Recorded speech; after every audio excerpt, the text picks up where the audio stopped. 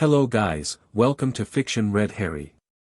So in this video, we will see, what if Harry found Salazar Slytherin's portrait at age 8 and learned Parselmagic to protect himself. If you enjoy these kinds of stories, don't forget to show us some love by hitting the like button and subscribing to the channel.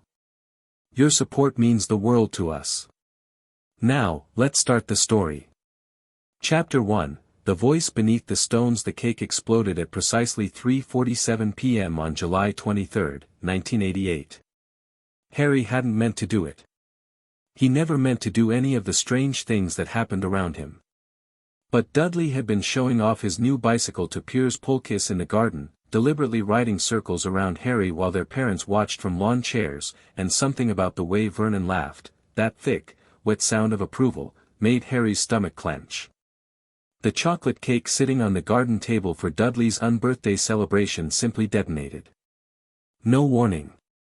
No build-up.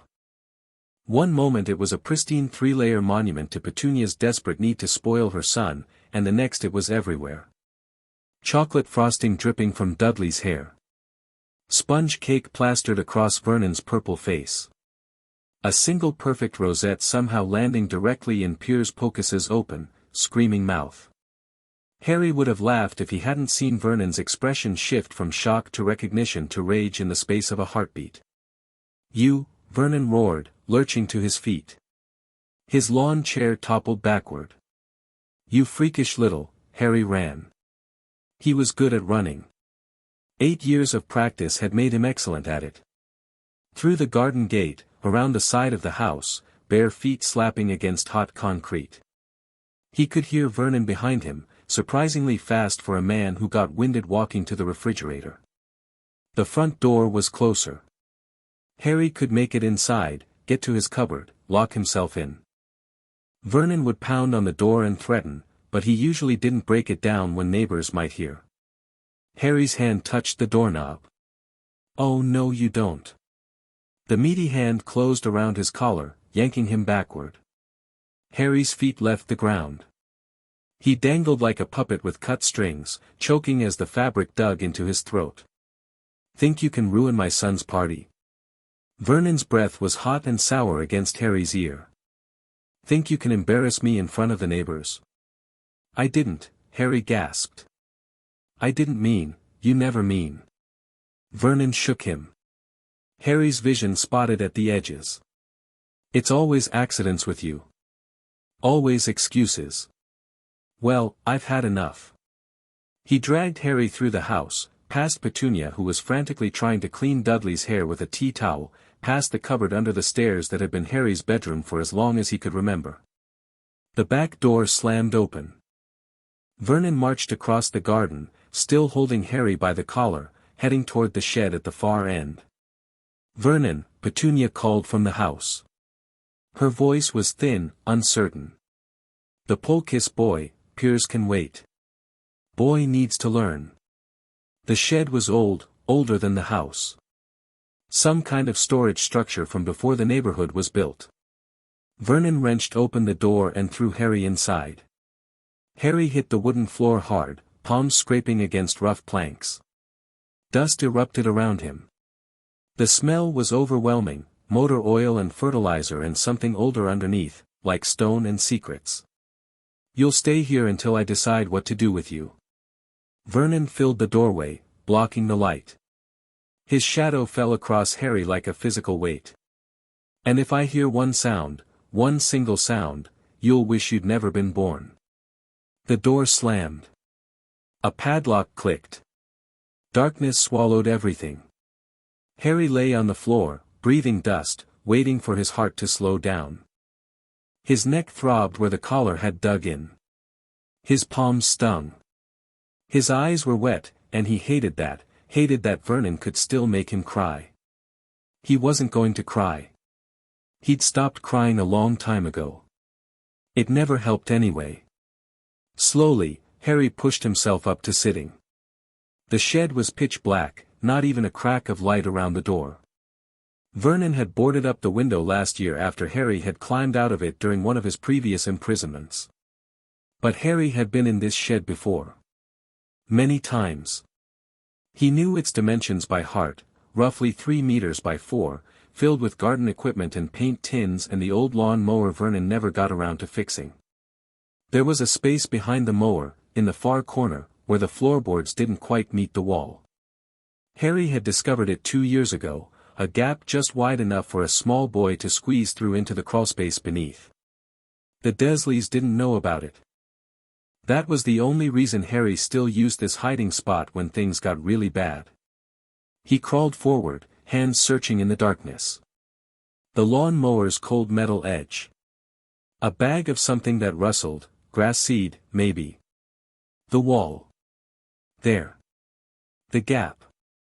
Harry lowered himself down, sliding through the opening with the ease of long practice. The crawlspace was cramped and dirty, maybe half a meter of clearance between the shed's floor and the hard-packed earth beneath. Pipes ran along one side, the irrigation system Vernon had installed and then never used. It smelled like soil and old water and something else Harry had never been able to identify. He wriggled forward until he reached his usual spot, a slight depression in the earth where his body had worn a groove over dozens of visits. Here, he was invisible. Here, not even Vernon's rage could find him. Harry curled onto his side, wrapping his arms around his knees. The darkness was absolute. He could hear his own breathing, his own heartbeat, the distant muffled sounds of Vernon shouting something in the garden. He closed his eyes. Not that it made any difference. Sleep would come eventually. It always did when he hid down here. The darkness and the quiet and the feeling of being completely alone, it should have been frightening, but instead it felt like safety. Like being invisible wasn't just a wish but reality. Harry's breathing slowed. His muscles unclenched. The sounds from outside faded to nothing. He was almost asleep when his hand, shifting in the dirt, touched something that wasn't earth or stone or pipe. Something smooth. Something carved.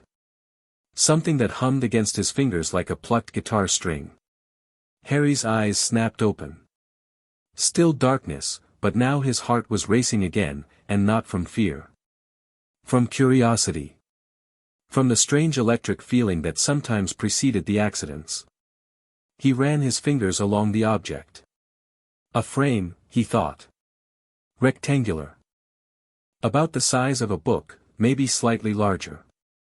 The edges were ornate, he could feel intricate patterns under his fingertips, serpentine curves and angular shapes that seemed almost like letters. It was buried in the dirt. Only one corner protruding. Harry hadn't found it in his previous visits because he'd never dug in exactly this spot before. He should leave it alone. He knew he should. Strange objects and Harry had a bad history. Every unexplainable thing in his life had started with something that seemed harmless, a snake at the zoo, a glass that moved on its own, a teacher's wig that turned blue.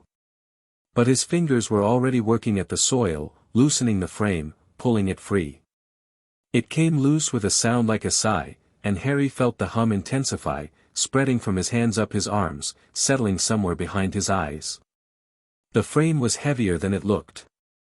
Gold, Harry thought, though he couldn't see it. The patterns were definitely serpents, he could feel their scales, their heads, their tiny carved fangs. And in the center, where a picture would normally be, there was something else. Not glass. Not canvas. Something that felt like looking at the sky on a clear night, if sky could be touched. Harry's thumb brushed across that surface. Light. Soft, green gold, emanating from the frame itself. Harry flinched back, nearly dropping it, but the light wasn't harsh. It was warm. Inviting. It illuminated the cramped crawlspace in gentle pulses, revealing dirt walls and pipe fixtures and a small boy with messy black hair and wide green eyes staring at the most beautiful painting he'd ever seen. It wasn't a photograph. It wasn't quite a painting either. The man in the frame looked three-dimensional, like Harry could reach in and touch him. He had sharp features and silver-streaked dark hair and a beard that came to a neat point. His eyes were the same green gold as the light, and they were focused directly on Harry with an intensity that made the boy want to look away. He didn't look away. The man in the portrait smiled. It was not a kind smile. It was the smile of someone who had just discovered something valuable in an unexpected place. "Well," the man said. "What have we here?" Harry scrambled backward, hitting his head on a pipe, but he didn't drop the portrait. The man's voice wasn't English. It was something else, something that curled and hissed and somehow made perfect sense to Harry's ears. "A child," the man continued, studying Harry with those unsettling eyes. "And not just any child. One who can hear me. One who can understand." His smile widened. How delightful. Harry's mouth opened. Closed. Opened again. The words that came out weren't English either, but he didn't realize that. To him, they sounded completely normal. "Who are you?" The man in the portrait raised one elegant eyebrow. "Direct." "Good. I despise timidity." He shifted in his frame, actually moved, like a person in a window rather than a painting, and seemed to study Harry more closely. "I am Salazar Slytherin, child. And you are speaking my tongue. Which means you are either my heir, or a very interesting anomaly." Harry didn't recognize the name. He didn't know why he should. But something about the way the man said it, with that casual certainty, made him feel like he should bow or run or both. "I'm Harry," he said instead. "Harry Potter. I live here." "Well. Up there." He gestured vaguely at the floor of the shed above them. "Potter." Salazar's expression flickered, surprise, recognition, something darker, before smoothing back to amused interest. "An old name. Old blood. Though I confess, I did not expect to find a Potter with the serpent's tongue. Your family was always so tediously noble." "I don't have a family." The words came out harder than Harry intended. "I live with my aunt and uncle. They're not magical." Salazar's eyes narrowed. For a long moment, he simply looked at Harry, at his too large clothes, his thin frame, the bruises visible on his arms where the sleeves had ridden up, the dirt on his face and the tear tracks he hadn't realized were there. "I see." The two words carried more weight than Harry understood. "And why, young Potter, are you hiding in the dirt beneath this structure?" Harry's jaw clenched. He didn't want to answer.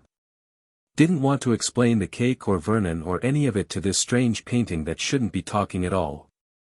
But Salazar just waited. Patient. Ancient. Like he had all the time in the world, which Harry supposed he did. "I did something," Harry finally said. "Something I didn't mean to. Things happen around me sometimes. Impossible things.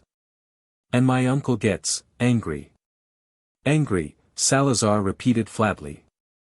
"Yes. And when he gets angry, what happens to you?" Harry looked away. The light from the portrait cast shadows across the crawlspace, making the ordinary pipes and dirt seem alien and strange. "It doesn't matter," he said. "It's always been like this. I'm a freak. That's what they call me. I do freakish things and then I get punished for them. It's just how it is." "No." The single word cracked through the crawlspace like a whip. Harry's head snapped back toward the portrait, startled by the sudden venom in Salazar's voice. "That is not how it is." Salazar's eyes were blazing now, that green-gold light flickering with what looked like actual flames. "You are not a freak, child. You are a wizard. What you call accidents are magic. You're magic. The birthright of your blood that those Muggles have tried to beat out of you." Harry stared at him. "I'm what?" "A wizard. A magical being. One of my kind." Salazar's anger was still there, simmering beneath the surface, but his voice softened slightly. "Those strange occurrences you mentioned, the things that happen when you are frightened or upset, that is accidental magic. All magical children experience it. It is as natural as breathing. Magic isn't real. Harry said it automatically, because that's what he'd been told his whole life. Even as he said it, he knew how ridiculous it sounded. He was having a conversation with a talking painting. In a language he'd never learned. Salazar's expression shifted to something that might have been pity. What have they done to you, child? What lies have they filled your head with? He leaned forward in his frame, and somehow the movement made the portrait seem larger, more present, like Salazar was pushing against the barrier between paint and reality. Magic is real. I am proof of it. You are proof of it. That language you're speaking, do you know what it is? It is Parseltongue, the tongue of serpents, spoken only by those with the gift. You are not speaking English right now, Harry Potter. You are speaking the language of snakes. Harry's mind went blank.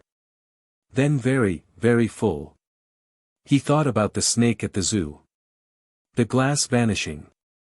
The conversation he'd had with the boa constrictor while Dudley screamed and Piers ran and his aunt and uncle looked at him with that familiar expression of horror. He'd talked to the snake. Actually talked to it. And it had answered. The zoo, Harry breathed. The snake at the zoo. I set it free. I spoke to it and, yes. Salazar nodded slowly. The ability manifests early in those who have it. Often in childhood, when encountering serpents. It is rare. Extraordinarily rare. I am one of the few in recorded history to possess it. And now, it seems, there is another. His eyes locked onto Harry's with an intensity that should have been terrifying. Instead, Harry felt something else. Something like recognition. Like being seen for the first time in his entire life. How long have you been down here? Harry asked. Under the shed, I mean. Salazar's expression flickered. I do not know. Time is strange for portraits. We do not experience it as the living do. He looked around the crawlspace, though of course he couldn't see anything beyond his frame. The last I remember, I was in the possession of a wizard. One of my descendants, I suppose, those centuries removed. He was fleeing. Fleeing from what? From those who would destroy anything connected to me. Salazar's voice went cold. I was not well loved, child. Even in my own time. My beliefs, my methods, they made enemies. Many enemies. After my death, those enemies hunted my legacy. My writings. My artifacts. My portraits. He smiled, but there was nothing pleasant in it. This is the last of me, I suspect.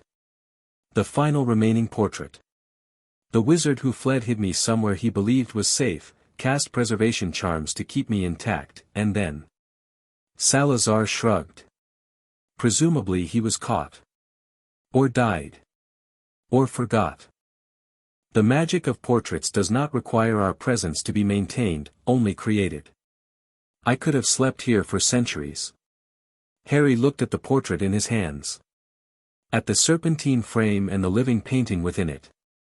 At Salazar Slytherin, whoever that was, watching him with those ancient, knowing eyes. Why me? Harry asked. Why can I understand you? You said it's rare. You said, I said it is extraordinarily rare. Salazar interrupted him smoothly. And I do not know why you possess it. The ability usually runs in families. My descendants carry it, though it often skips generations. The Potters, as far as I know, never had it. He paused, considering. But bloodlines mix in unexpected ways. 1,000 years is a long time. Perhaps somewhere in your family tree, my blood crosses yours. Or perhaps. His eyes narrowed. How did your parents die, Harry Potter? The question hit Harry like a physical blow. He rocked back, suddenly aware of the cramped space, the dirt under his fingers, the darkness pressing in from all sides. Car crash, he said. It came out hoarse. They died in a car crash when I was a baby. That's what my aunt told me. Salazar stared at him for a long moment. Then he laughed. It wasn't a nice laugh. A car crash, he repeated. Your Muggle relatives told you that your wizard parents died in a car crash. Oh, child. The lies you've been fed. What's that supposed to mean? It means I know the name Potter. I knew it when I lived, and I have heard it since. The Potters are an ancient magical family, not one of my favored bloodlines, but powerful nonetheless. And wizards of their caliber do not die in car crashes. Harry's hands were shaking. The portrait trembled in his grip. Then how did they die? Salazar's expression softened, just slightly. I do not know the specifics, child. Remember, I have been buried in dirt for, however long it has been. But I know this, whatever happened to your parents, it was magical. And if your relatives have lied to you about their death, they have likely lied to you about everything else. Harry sat in silence, processing. His parents were wizards. Magic was real. He could talk to snakes. Everything he'd ever been told about himself was wrong. It should have felt overwhelming. It should have felt like too much. Instead, it felt like something clicking into place. Like a puzzle piece he hadn't even known he was missing. What was it like, he asked quietly. Being a wizard, I mean. Before. Salazar's eyes grew distant. It was magnificent. And terrible. Magic is power, child. The power to reshape reality, to bend the world to your will. But power attracts conflict. Always. In my time, we were hunted by those without magic, muggles who feared what they could not understand. We hid in shadows, practiced in secret, watched our families burn. His voice hardened. I tried to change that. Myself and 3 others, we built a school. A place where magical children could learn safely, away from Muggle persecution. We called it Hogwarts. Hogwarts. Harry tested the word. It felt strange on his tongue, even in Parseltongue. The finest magical institution in the world. Or it was, in my time. Salazar's expression darkened. I left before it was finished. Disagreements with my fellow founders. Philosophical differences that could not be reconciled. About what? For a moment, Harry thought Salazar wouldn't answer. Then the portrait sighed, an actual sigh, breath moving through painted lungs. About who deserved to learn magic. I believed. I still believe, that magical education should be reserved for those of magical blood. Those born to Muggles may possess the ability, but they carry their parents' prejudices, their parents' fears. They infiltrate our world and try to reshape it in their image. I wanted to protect our culture. My colleagues called it bigotry. He met Harry's eyes directly. I will not lie to you, child. I am not a kind man. I am not a gentle one. History has painted me as a monster, and I will not pretend they were entirely wrong. But I am honest. That is more than most can say. Harry absorbed this. He thought about the Dursleys, Muggles, Salazar called them, and how they treated him. How they treated anything different from themselves. How Vernon's face twisted at the mere suggestion of abnormality. My aunt and uncle aren't like that because they're Muggles, Harry said slowly. They're like that because they're cruel. Salazar raised an eyebrow. Perhaps. I have known cruel wizards as well. Cruelty is not limited to any one group. He paused. But fear is. Muggles fear what they do not understand. Your relatives fear you, child, because you represent something beyond their comprehension. And that fear has made them. He trailed off, looking at Harry's arms again. At the bruises. Dangerous, he finished quietly. Harry instinctively pulled his sleeves down. It's not that bad. Usually. Do not minimize your pain to me. Salazar's voice was sharp. I have seen what cruelty does to children. I have watched it break them, twist them, destroy everything they might have become. Do not tell me it is not that bad when your eyes say otherwise. The silence stretched between them. Harry felt something burning behind his eyes again, not tears, he told himself, just dust, and he looked away. Why do you care? He asked finally. You don't know me. I'm just some kid who found you in the dirt. Why does it matter to you what they do to me? Salazar was quiet for a long moment. Because you are one of mine, he said at last. Not by blood, perhaps. But by gift. The tongue of serpents has not been heard in. I cannot even say how long. Centuries, at minimum. And here you are, a child, alone, unaware of what you are, suffering at the hands of those who should protect you. His eyes blazed. I was a teacher once, Harry Potter. Whatever else I was, whatever crimes history assigns to my name, I was a teacher. And you need teaching. You need protection. You need someone to show you what you truly are. Harry's heart was pounding. He didn't trust this. He didn't trust anyone.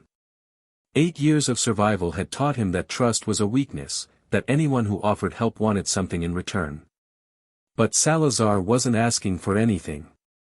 He was a painting. He couldn't even leave his frame. You can't help me, Harry said. You're stuck in there. You can't do anything. I can teach you. Salazar leaned forward, and his presence filled the frame like a living thing. I may be confined to this portrait, but my knowledge is not. 1,000 years of magical study, child. Secrets that have been lost to time. Abilities that the modern wizarding world has forgotten ever existed. His voice dropped to a hiss that resonated in Harry's bones. Parselmagic. The magic of serpents. My magic. It does not require a wand. It does not require anything but your voice and your will. I could teach you to defend yourself, to protect yourself, to become something your relatives would never dare to touch. Harry's breath caught. You could teach me magic. I could teach you more than magic. Salazar's smile was sharp and dangerous and somehow exactly what Harry needed to see. I could teach you power. Real power. The kind that makes men kneel and monsters flee. The kind that transforms a frightened child hiding in the dirt into something magnificent. He extended one painted hand, pressing it flat against the inside of the frame. All you have to do is say yes. Harry looked at the hand. At the portrait. At this fragment of a man who'd been dead for 1,000 years, offering him something no one had ever offered before. Knowledge. Protection. Power.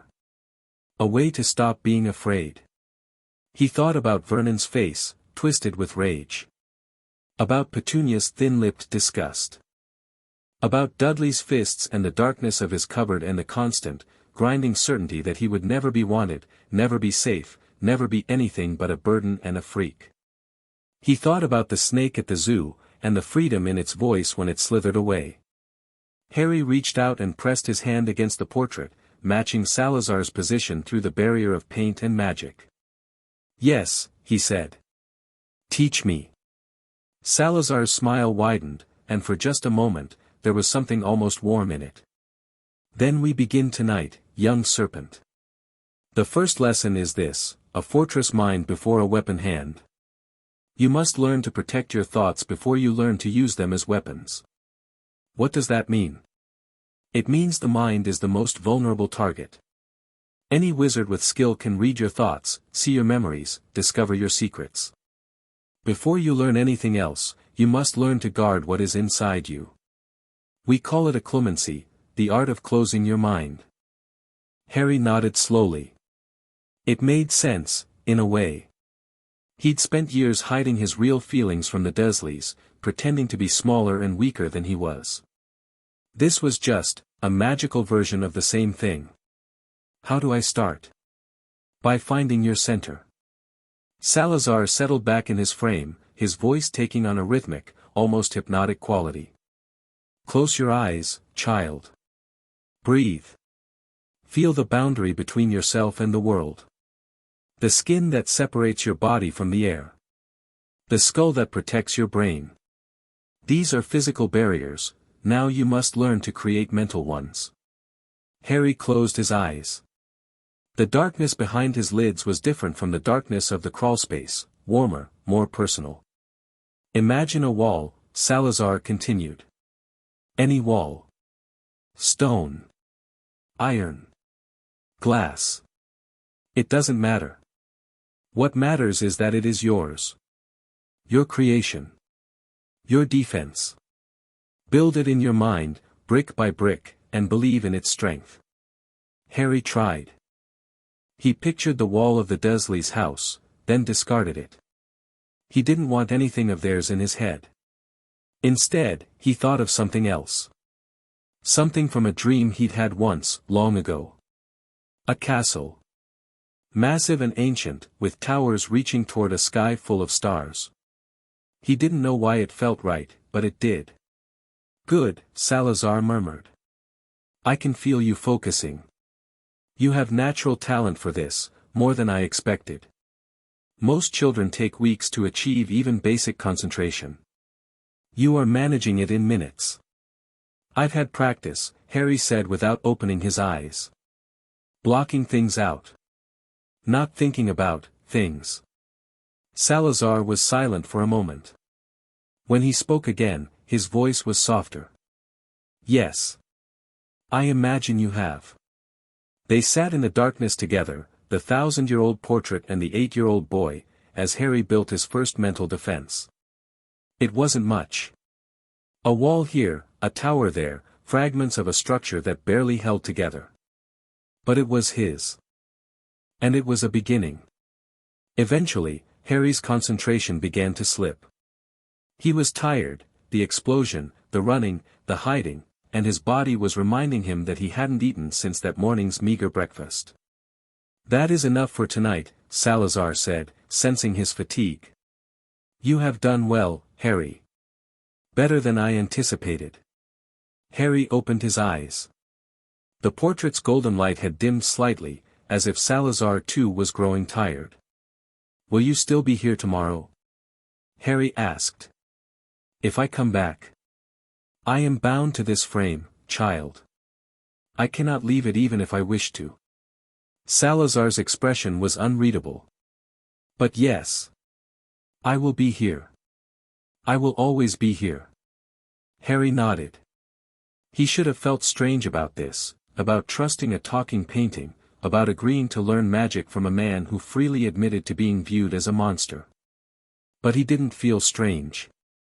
He felt, for the first time he could remember, like something had gone right. I have to go back, he said. My uncle will come looking eventually. He'll unlock the shed when he calms down. And when he does? Harry's jaw tightened. I'll go back to my cupboard. I'll be quiet. I'll let them think they've won. That's how it works. Salazar studied him with those ancient, knowing eyes. You have learned survival, he said finally. That is not a weakness, child. It is strength. The ability to endure, to wait, to bide your time, these are the traits of a true Slytherin. A what? Never mind. We will discuss it another time. Salazar gestured at the crawlspace around them. Can you hide me here? Keep me somewhere your relatives will not find. Harry looked around. There was a loose stone in the foundation, near the back corner. He'd found it last year, had used it to hide small things, a marble Dudley had thrown at him, a book he'd stolen from the library, small treasures that would have been destroyed if the Dursleys found them. Yes, he said. I have a place. Good. Then hide me there. Come back when you can. Salazar's voice dropped to a whisper. And remember what I told you, you are not a freak, Harry Potter. You are a wizard. Never forget that. Never let them convince you otherwise. Harry wrapped the portrait carefully in his overlarge shirt, cushioning it against his chest. The warmth of the magic pulsed through the fabric, a steady heartbeat against his own. "I won't forget," he said. He crawled to the loose stone, pried it free, and placed the portrait inside. It fit perfectly, as if the space had been waiting for it. Harry replaced the stone, memorizing its exact position, then crawled back toward the gap leading up to the shed. The world above was dark now, night had fallen while he'd been in the crawlspace. Vernon would have calmed down by now, would have moved on to dinner and television and forgetting that Harry existed. Good. That made things easier. Harry emerged into the shed, dusted himself off as best he could, and waited. An hour later, the padlock clicked. Vernon's bulk filled the doorway, backlit by the lights from the house. "Get inside," Vernon growled. "No dinner. And if I hear one word about what happened today, to anyone, you'll regret it. Understand?" "Yes, Uncle Vernon," Harry said quietly. He kept his head down, his shoulders hunched, his entire posture screaming submission. It was easy. He'd had years of practice. But as he walked past Vernon into the house, as he shuffled toward his cupboard like the beaten-down child they expected him to be, something was different. He didn't feel defeated anymore. He felt like he was waiting. Harry climbed into his cupboard and pulled the door shut behind him. The darkness was familiar, but now it felt different. Safer. Like a cocoon rather than a cage. He lay on his thin mattress and stared at the ceiling he couldn't see. "I am a wizard." The thought blazed through him like fire. "Magic is real. I can talk to snakes. There's a whole world out there that I belong to. And someone is going to teach me how to use it." For the first time in his memory, Harry Potter fell asleep with a smile on his face. The next morning dawned grey and drizzly, typical English summer weather. Harry was awake before anyone else, as usual. His internal clock had learned long ago that being conscious when the Dursleys were meant being ready to dodge whatever they might throw his way. He slipped out of his cupboard and started making breakfast. Bacon and eggs for Vernon, toast and jam for Petunia, an obscene pile of everything for Dudley. For himself, he'd sneak whatever was left, usually a piece of burnt toast or the scrapings from the pan. But today, even the meager meal tasted different. Better. Like his whole body was celebrating something his stomach didn't understand. "Boy." Vernon's voice was cold as he descended the stairs. Harry didn't look up from the eggs. "Yes, Uncle Vernon. You're going to clean out the shed today. Every bit of it. I want it spotless by dinner." Harry's heart nearly stopped. The shed. Where Salazar was hidden. Where his secret, no. Calm down. Think. "Yes, Uncle Vernon," he said evenly. Vernon grunted and sat down at the table. He hadn't noticed Harry's momentary panic. Of course he hadn't. To Vernon, Harry was barely worth noticing at all.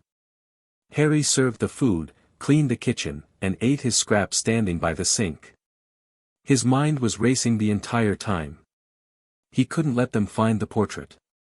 But Vernon would want to supervise, would want to make sure Harry actually worked instead of lazing about like the burden he was.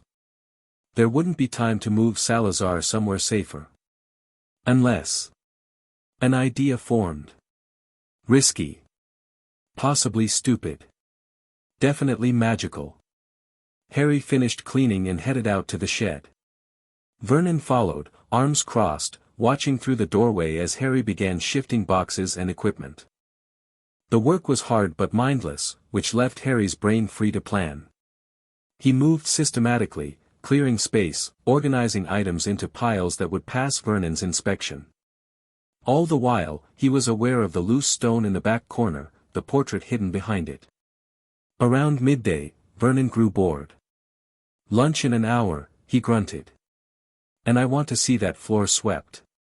He retreated into the house, leaving Harry alone. Harry waited. Counted to 100. Then he dropped to his knees and crawled to the back corner. The stone came away easily. Salazar's portrait gleamed in the dim light, and as Harry lifted it free, the painting stirred. "You came back," Salazar said. There was something in his voice, surprise, maybe, or something softer. "My uncle wants me to clean in here.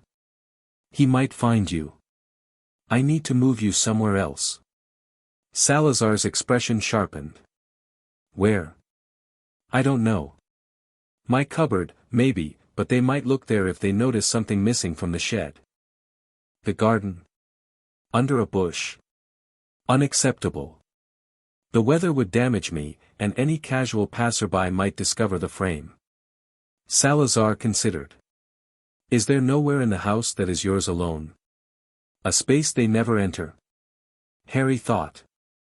His cupboard was technically his, but the Dursleys opened it whenever they wanted. His bathroom breaks were supervised. He had no belongings, no private spaces, no, wait. The loose floorboard, he breathed. "In Dudley's second bedroom." "Explain." "There's a room upstairs. It's supposed to be for Dudley's extra toys, but he never goes in there anymore. He got bored with the stuff. There's a loose floorboard under the old wardrobe. I found it once when I was cleaning. I could hide you there. Would the Muggles notice the board's displacement? They never go in that room either. It's just for storage now. Broken things and outgrown clothes." Salazar nodded slowly. "Then we move me there. But carefully. If you are seen, I know." Harry's jaw set. "I won't be seen." He wrapped the portrait in an old rag from the shed's cleaning supplies, tucked it under his shirt, and emerged into the garden. The house loomed ahead of him, windows like watchful eyes. Harry moved along the fence, staying low, using the bushes as cover. He'd done this before, sneaking in and out of places he wasn't supposed to be, but never with something so important at stake. The kitchen door was unlocked. He could hear the television from the living room, some mindless program Dudley was watching. Vernon's snores echoed from the armchair. Harry slipped inside. The stairs were the dangerous part. They creaked if you stepped wrong. But Harry knew each one intimately, knew which boards to avoid, which edges to use, how to distribute his weight so nothing made a sound. He ascended like a ghost. The second bedroom's door was ajar. Harry pushed it open, wincing at the slight squeak of the hinges, and stepped inside. The room was dim and dusty, filled with broken electronics and outgrown clothes. Dudley's cast-offs, junked and forgotten. Harry felt a familiar pulse of resentment at the waste of it all. Dudley had more than he could ever use while Harry had almost nothing, but he pushed it aside. The wardrobe was in the corner. Heavy, old, too much trouble for the Dursleys to move. Harry dropped to his knees and felt along the floor until he found it. The loose board. It came up with a creak that made Harry freeze. He held his breath, listening for footsteps, for questions, for Vernon's roar. Nothing. Just the distant sound of the television. Harry lowered the portrait into the space beneath the floor. It fit perfectly, with room to spare. The gap was larger than he remembered. "Can you see?" he whispered. "Is there enough light?" "I am a portrait, child. I do not require light to function." But Salazar's voice was warm despite the correction. "This will serve admirably. You have done well. I'll come back tonight. After they're asleep. I will be here." Harry replaced the board, positioned the wardrobe's leg to cover the loose section, and retreated from the room. Back down the creaking stairs. Through the kitchen. Out into the garden. No one had seen. No one had heard. He was getting better at this. The rest of the day passed in a blur of cleaning and chores. Harry scrubbed the shed floor until it shone, organized Vernon's tools with military precision, and even weeded the garden without being asked. By evening, Vernon was almost pleasant, which for him meant grunting approval instead of insults. Harry took his meager dinner to his cupboard and ate in silence, counting down the hours until the house went dark. Finally, midnight arrived.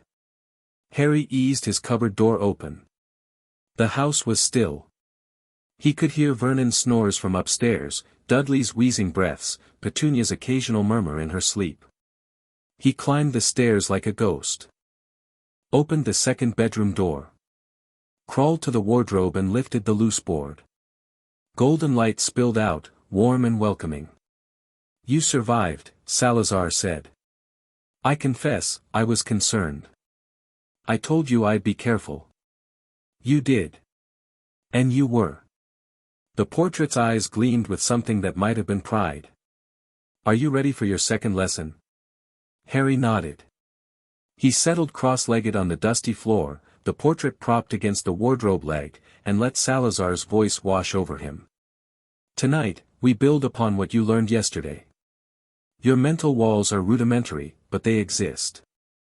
Now we must strengthen them." For hours, Harry worked. He visualized his castle, adding details, a drawbridge, a moat, battlements where imaginary guards stood watch. Salazar guided him through each addition, correcting his technique, suggesting improvements, pushing him to do more. By the time dawn began to lighten the windows, Harry's mental fortress was solid. Not impenetrable, Salazar warned him, that would take years, but strong enough to resist casual intrusion. "Remarkable," Salazar murmured as Harry finally opened his eyes. "You have accomplished in 2 sessions what takes most students months. Your natural talent is extraordinary." Harry blinked away the mental fog. "I've had practice blocking things out." "So you've said." Salazar studied him. "Pain can be a teacher, child. It is not a good teacher, it is brutal and indiscriminate, but it does produce results. You have learned to survive by hiding your true self from those who would hurt you.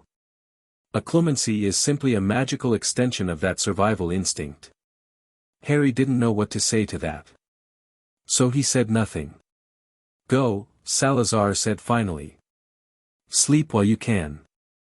We will continue tomorrow." Harry replaced the board, crept back to his cupboard, and collapsed onto his mattress. He was asleep within seconds.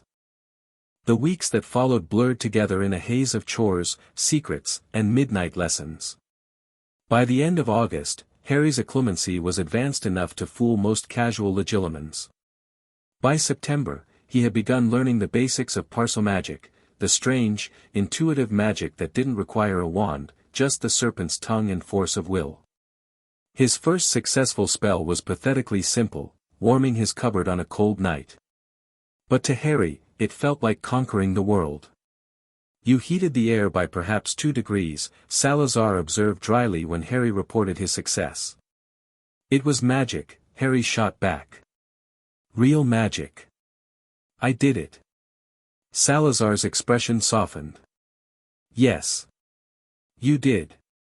By October, Harry could extinguish candles with a hissed word. By November, he could summon small objects across short distances. By December, he had learned to muffle sounds around himself, creating a bubble of silence that let him move without being heard. The Dursleys noticed nothing. To them, Harry was the same beaten-down burden he'd always been, quiet, compliant, invisible. They didn't see the way he watched them now. The calculation in his eyes.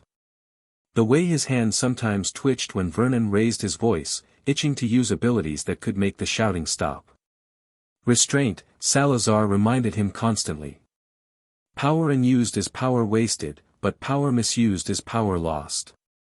If you reveal yourself to them, they will destroy you. Or try to. And that will force consequences neither of us wants. Like what? Like the Ministry of Magic learning of your abilities. Like being taken from this place before you are ready. Like losing the only advantage you have, surprise. So Harry restrained himself. He endured Vernon's casual cruelty, Petunia's cold disdain, Dudley's fists and taunts. He endured, and he waited, and he grew stronger. Winter turned to spring. Harry's 9th birthday came and went unmarked, as always. He didn't mention it to Salazar. But Salazar noticed anyway. "You are 9 today," the the portrait said during their midnight session. Is that correct? Harry blinked. How did you know? You mentioned your age when we first met. I calculated. Salazar's expression was unreadable. Do the Muggles celebrate your birthday? No. I see. A long pause. Then allow me to give you a gift. He gestured within his frame, and suddenly the golden light brightened, shifting and shimmering. Harry watched, mesmerized, as the light coalesced into shapes that resolved into serpents, dozens of them, dancing and weaving through the air inside the portrait. This is a parlor trick, Salazar admitted. Nothing more. But it is the best I can offer from within this frame. Harry watched the serpents dance. Something warm and painful bloomed in his chest. It's beautiful, he said quietly. It is a poor substitute for the celebration you deserve. Salazar's voice was gruff. But you are 9 years old, Harry Potter. You have survived 9 years with those monsters. That is worth acknowledging. Harry didn't trust himself to speak. He just watched the serpents until the light faded and the portrait returned to normal. Thank you, he said finally. Salazar nodded. Now. Let us continue your training. By summer, Harry was unrecognizable, internally, at least. Outwardly, he remained the same scrawny, bespectacled boy the Dursleys expected. But inside, behind his carefully constructed mental walls, he was becoming something else. Something dangerous. You are ready for the next phase, Salazar announced one night. Your mind is defended. Your basic Parselmagic is adequate. Now you must learn to apply these skills in ways that matter. Like what? Like sensing magical intent. Salazar's eyes gleamed. The ability to know when someone is lying, when they mean you harm, when their words do not match their thoughts. It is not true mind reading, that requires direct legitimacy, but it is invaluable nonetheless. Harry straightened. This was new. This was practical. How do I learn? By practicing on the only test subjects available, your relatives. Salazar's smile was thin and cold. They lie to you constantly, do they not? Tell you things that are untrue. Now you will learn to see through those lies. It took weeks. Harry would sit at the dinner table, half listening to Vernon's boasts and Petunia's complaints, and focus on the feeling behind their words. At first, he sensed nothing. Then, gradually, he began to notice patterns, a certain tension when Vernon lied about his work accomplishments, a flicker of guilt when Petunia exaggerated Dudley's grades. By the end of summer, Harry could tell when someone was lying to him about 70% of the time. Not perfect, but better than nothing. Adequate, Salazar pronounced. Your instincts will sharpen with practice. Now we move to the final skill I can teach you at this stage. What is it? Salazar's smile widened. Shadow stepping. The ability to move through darkness itself. My greatest contribution to magical theory, and the reason I was never caught by those who hunted me. Harry leaned forward, eager. Show me. I cannot show you, I am confined to this frame. But I can guide you. Salazar's voice dropped to a hypnotic hiss. Close your eyes. Feel the darkness around you. It is not empty, child. It is full. Full of paths and passages that exist between the light. You simply need to learn how to walk them. The first time Harry's shadow stepped, he nearly screamed. One moment he was crouched by the wardrobe, focusing on the darkness in the corner of the room. The next, he was in the corner, his whole body tingling with cold electricity, his stomach lurching like he'd fallen from a great height. I did it, he gasped. I actually, quietly, Salazar hissed. The Muggles. Harry clamped his mouth shut, but he was grinning so hard his cheeks hurt. He'd teleported. Actually teleported. Across the room, sure, but still, again, Salazar commanded. Focus. Control. The distance was pathetic, but the principle was sound. Now refine it. Harry practiced until dawn, appearing and disappearing around the room like a ghost. By the time he had to sneak back to his cupboard, he could cover the entire second bedroom in a single step. "This is incredible," he breathed during their next session. "Why doesn't everyone learn this?" "Because it requires Parseltongue," Salazar replied. "The serpent's gift is the key that unlocks this magic. Without it, shadow stepping is impossible. And since I am the only one who ever developed the technique, and my teachings were suppressed after my death, the knowledge was lost." "Exactly." Salazar's expression darkened. "1,000 years of magical progress, and the wizarding world still uses the same crude methods of transportation I watched them develop in my lifetime. Brooms. Fireplaces. Twisting through the space between spaces. All of it loud, obvious, traceable. Shadow stepping leaves no trace. Makes no sound. Cannot be detected or blocked. It's perfect for hiding," Harry murmured. "It is perfect for many things." Salazar's eyes met his. "Hiding. Escaping. Attacking. In my time, I used it to evade my enemies, to strike without warning, to disappear before they could react. It is the magic of serpents, child, silent, swift, deadly." Harry thought about Vernon. About the times he'd been cornered, trapped, unable to escape. "Teach me more," he said. "I intend to. But carefully. Power without control is chaos, and chaos draws attention. You must learn to use these abilities sparingly, strategically, only when no other option exists." "I understand. Do you?" Salazar leaned forward in his frame. "Power is seductive, Harry. It whispers that you can solve any problem, defeat any enemy, bend the world to your will. But power misused creates more problems than it solves.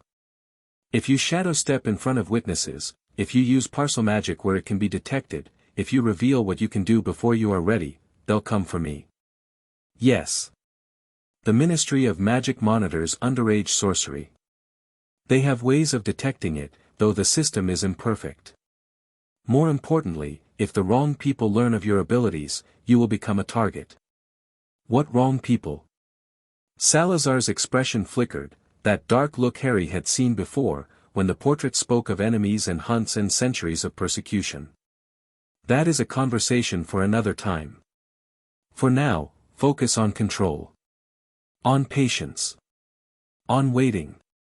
Harry nodded. He didn't like it, didn't like secrets being kept from him, even by someone he trusted, but he understood. Salazar was protecting him. That was more than anyone else had ever done. The months continued to pass. Harry turned 10, then began approaching 11. His abilities grew steadily, refined by nightly practice and Salazar's relentless instruction. He learned to sense magic in the air around him, a tingling awareness that warned of spells being cast nearby. He learned to summon small serpents from the shadows, temporary constructs of magic and will that dissolved after a few minutes. He learned to move through darkness with increasing confidence, covering greater distances, appearing and disappearing with hardly a sound. Through it all, he maintained his cover. The Dursleys saw only what they expected to see. Harry cooked their meals, cleaned their house, endured their cruelty with apparent meekness. But now, when Vernon raised his hand, Harry saw the blow coming before it landed. He could dodge, deflect, position himself to minimize the impact. The bruises still came, but less frequently, less severely. And sometimes, rarely, carefully, Harry pushed back. It happened for the first time in March, a few months before his 11th birthday. Dudley and his gang had cornered Harry behind the school, intent on their favorite pastime of Harry hunting. There were 5 of them. Harry was alone. "Patience," Salazar's voice echoed in his memory. "Power unused is power wasted, but power misused is power lost." Harry watched them approach. Piers Polkiss. Dennis. Malcolm. Gordon. And Dudley in the center, fists already clenched. Nowhere to run, freak, Dudley sneered. You're gonna get it today. Harry said nothing. He felt the familiar cold wash of danger sense, the tingling awareness of violence approaching. Restraint, Salazar would say. Unless there is no other choice. There was no other choice. The wall behind him was solid. The gaps between the boys too narrow to slip through. They would beat him bloody if he let them. So Harry didn't let them.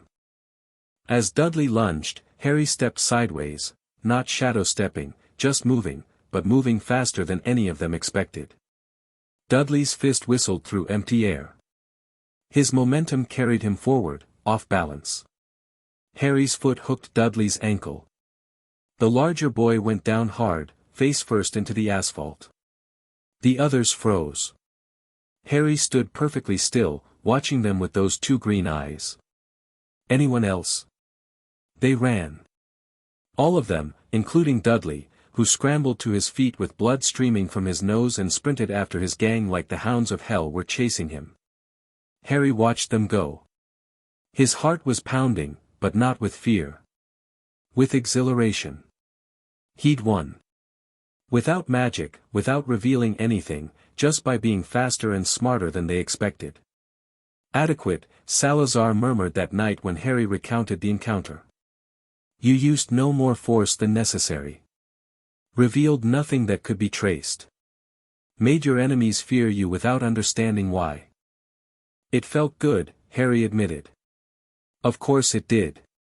Victory always feels good. Salazar's eyes were thoughtful. But be careful, child. The taste of victory is addictive. It makes you want more. And wanting more leads to taking risks, and risks lead to exposure, and exposure leads to destruction. I'll be careful. See that you are. But Harry could tell Salazar was pleased. More than pleased, proud, in his gruff, reluctant way. It was the first time anyone had ever been proud of Harry. April passed. May followed. The weather warmed, the days lengthened, and Harry felt time accelerating towards something inevitable. When will it come? He asked one night. The letter. Salazar didn't need to ask which letter. They'd discussed Hogwarts many times, the school's history, its houses, what Harry could expect when he finally arrived. On your 11th birthday, or shortly after, Salazar replied. That is the traditional time for magical children to receive their invitations. Assuming, of course, that the school still operates as it did in my era. What if they don't want me? Salazar snorted. You are the heir of the Potter family, with abilities that haven't been seen in centuries. They will want you. But what if, they will want you, Harry? Salazar's voice was firm. The question is not whether Hogwarts will accept you. The question is what you will do when you arrive. What do you mean? Salazar was quiet for a long moment. When he spoke again, his voice was distant, almost melancholy. Hogwarts will try to shape you, child. It will teach you their magic, their history, their version of how the world works. And much of what they teach will be true, and valuable, and worth learning. But they will also try to make you one of them. To fit you into their boxes, their categories, their expectations. They will judge you based on your family name, your house placement, your willingness to conform. His eyes met Harry's. You must not let them. I don't understand. You will. When you arrive at Hogwarts, you will be presented with a choice, several choices, actually, that will define how the wizarding world sees you. The choice of house. The choice of friends. The choice of which mask to wear. Mask? Everyone wears masks, child. You wear one with the Dursleys, the mask of the beaten-down orphan, the compliant burden. It is a useful mask, one that has protected you for years. But at Hogwarts, you will need different masks. The question is which ones you choose. Harry thought about this. About the masks he already wore. About the person he pretended to be versus the person he was becoming. "What mask did you wear?" he asked. Salazar's expression shifted, something complicated, painful. "Many. Too many. I wore the mask of the noble founder while plotting to expel students I deemed unworthy. I wore the mask of the educator while building weapons of war beneath the school. I wore the mask of the friend while keeping secrets from those closest to me. And which one was real?" Salazar laughed. It wasn't a happy sound. "I still don't know, child. Perhaps that is why I am trapped in a painting instead of remembered as a hero. I wore so many masks that I forgot which one was my face." Harry absorbed this. He didn't know what to say. "Promise me something," Salazar said suddenly. "What?" "When you go to Hogwarts, when you enter that world, do not lose yourself. Learn their magic, play their games, wear whatever masks you must. But never forget who you really are. Never let them make you into something you despise." "I promise," Harry said. He meant it.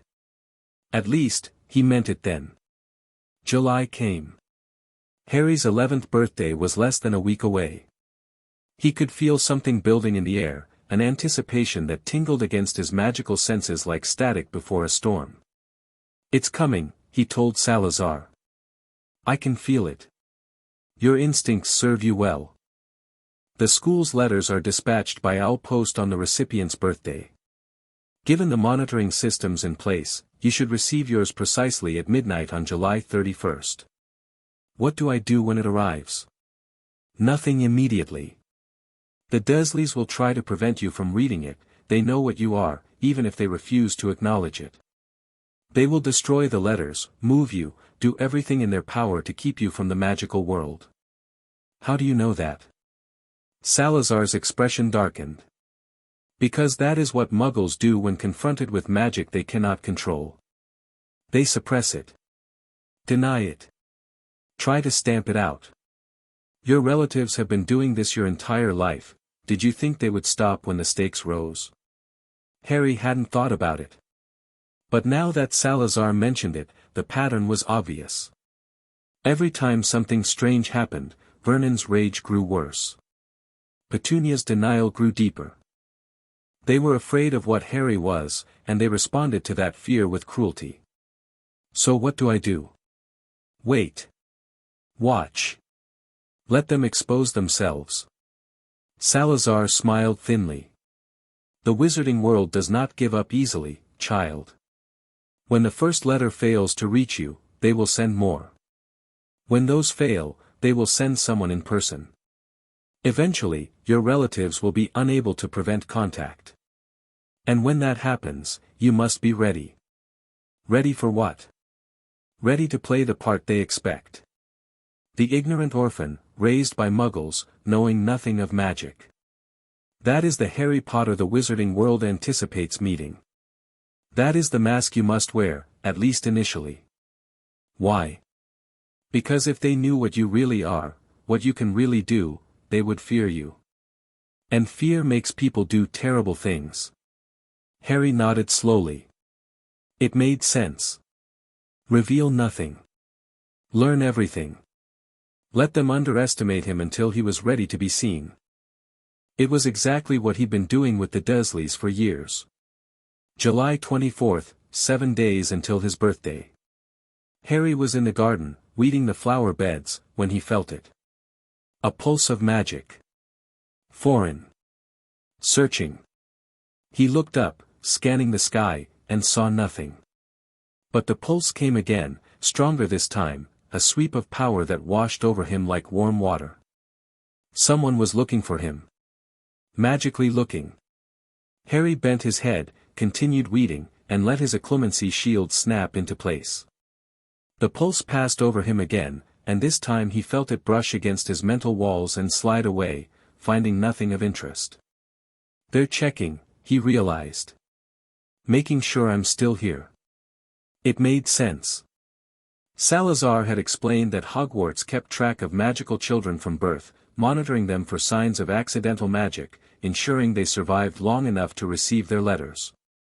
Of course they would verify his location before sending the invitation. The sweep you felt was likely from the school's tracking system, Salazar confirmed that night. Standard procedure before letter dispatch. They are making certain you are where their records say you should be. Will they notice my shields? No. Tracking magic is rudimentary, designed to locate, not to probe. Your occlumency would only be relevant if someone actively tried to enter your mind, which the tracking system does not do. Harry relaxed slightly. Good. But be warned, when you enter the wizarding world, you will encounter those who can probe. Legilimens. Mind readers. They will want to know your secrets, and they will have the skill to take them. What do I do? Avoid them when possible. Deceive them when necessary. Your shields are strong for someone your age, but they will not withstand a determined assault by a master legilimens. Harry filed this away. Another danger to prepare for. Another reason to stay hidden until he was ready. July 30th. 1 day to go. The Dursleys were acting strange. Vernon kept glancing at the calendar, his face growing purpler with each passing hour. Petunia was sharp and nervous, snapping at everyone for minor infractions. Even Dudley seemed to sense something wrong, stuffing his face with even more food than usual as if trying to armor himself against approaching doom. They knew. Maybe not the specifics, but they knew something was coming. Harry watched them with carefully concealed interest. How would they react when the letter arrived? Would Vernon try to destroy it? Would Petunia claim it was some kind of mistake? Would they try to send him away before the magical world could claim him? Be ready for anything, Salazar advised.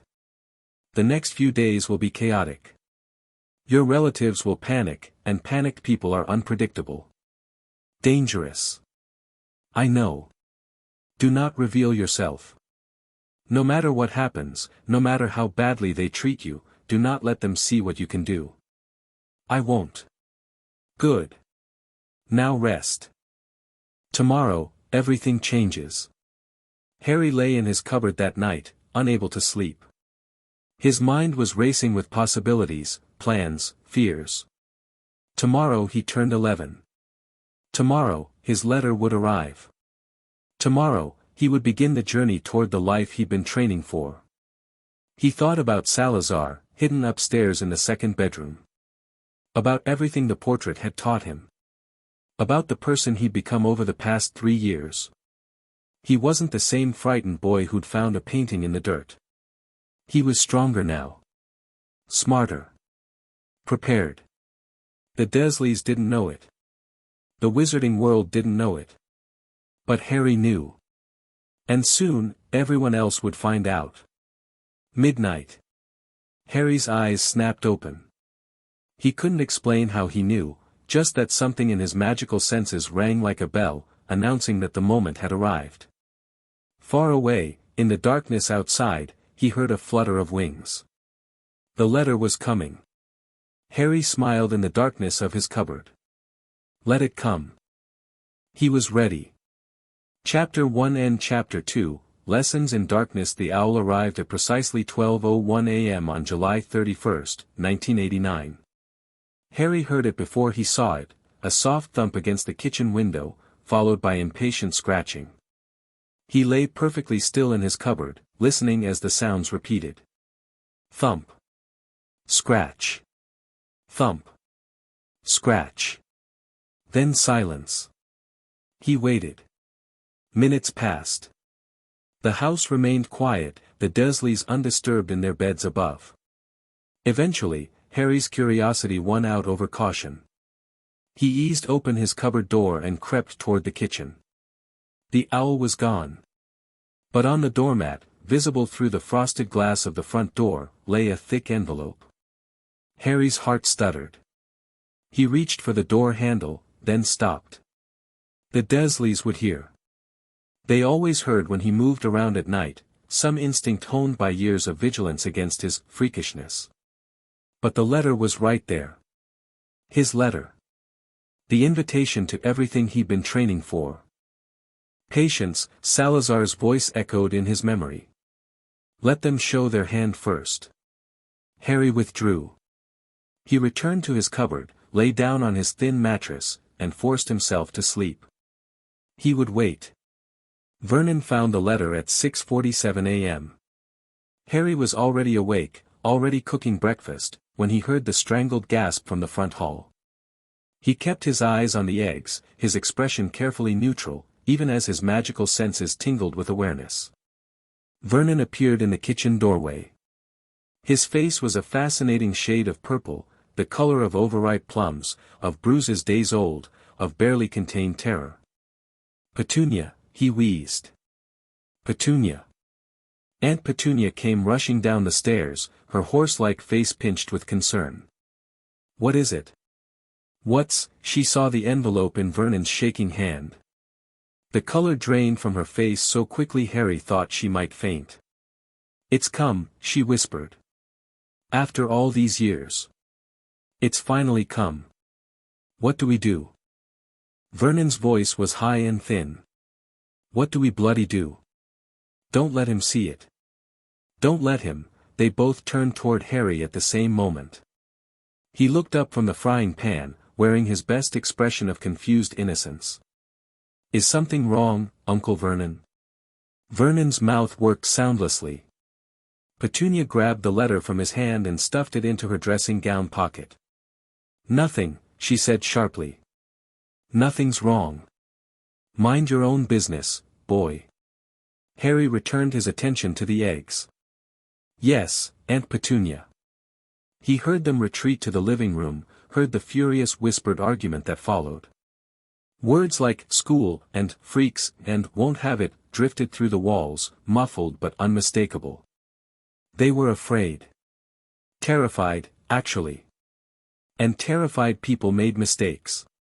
Harry smiled into the frying pan. The day passed in tense silence. Vernon went to work but came home early, claiming a headache. Petunia spent hours on the phone with someone, Harry couldn't tell who, speaking in hushed, urgent tones. Dudley, sensing the atmosphere, retreated to his room with a stack of video games. No one mentioned the letter. No one acknowledged its existence. But Harry knew it was there. Could feel it, almost, a pulse of magic hidden somewhere in the house, calling to him like a beacon. That night, after the Dursleys were asleep, Harry crept upstairs to the second bedroom. It arrived, he reported, lifting the loose floorboard. They destroyed it, I think. Or hid it. But they know. Salazar's portrait glowed softly in the darkness. As expected. What was their reaction? Terror. Pure terror.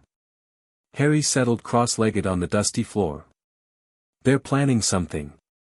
I could feel it. Muggles often react to magic with flight or fight.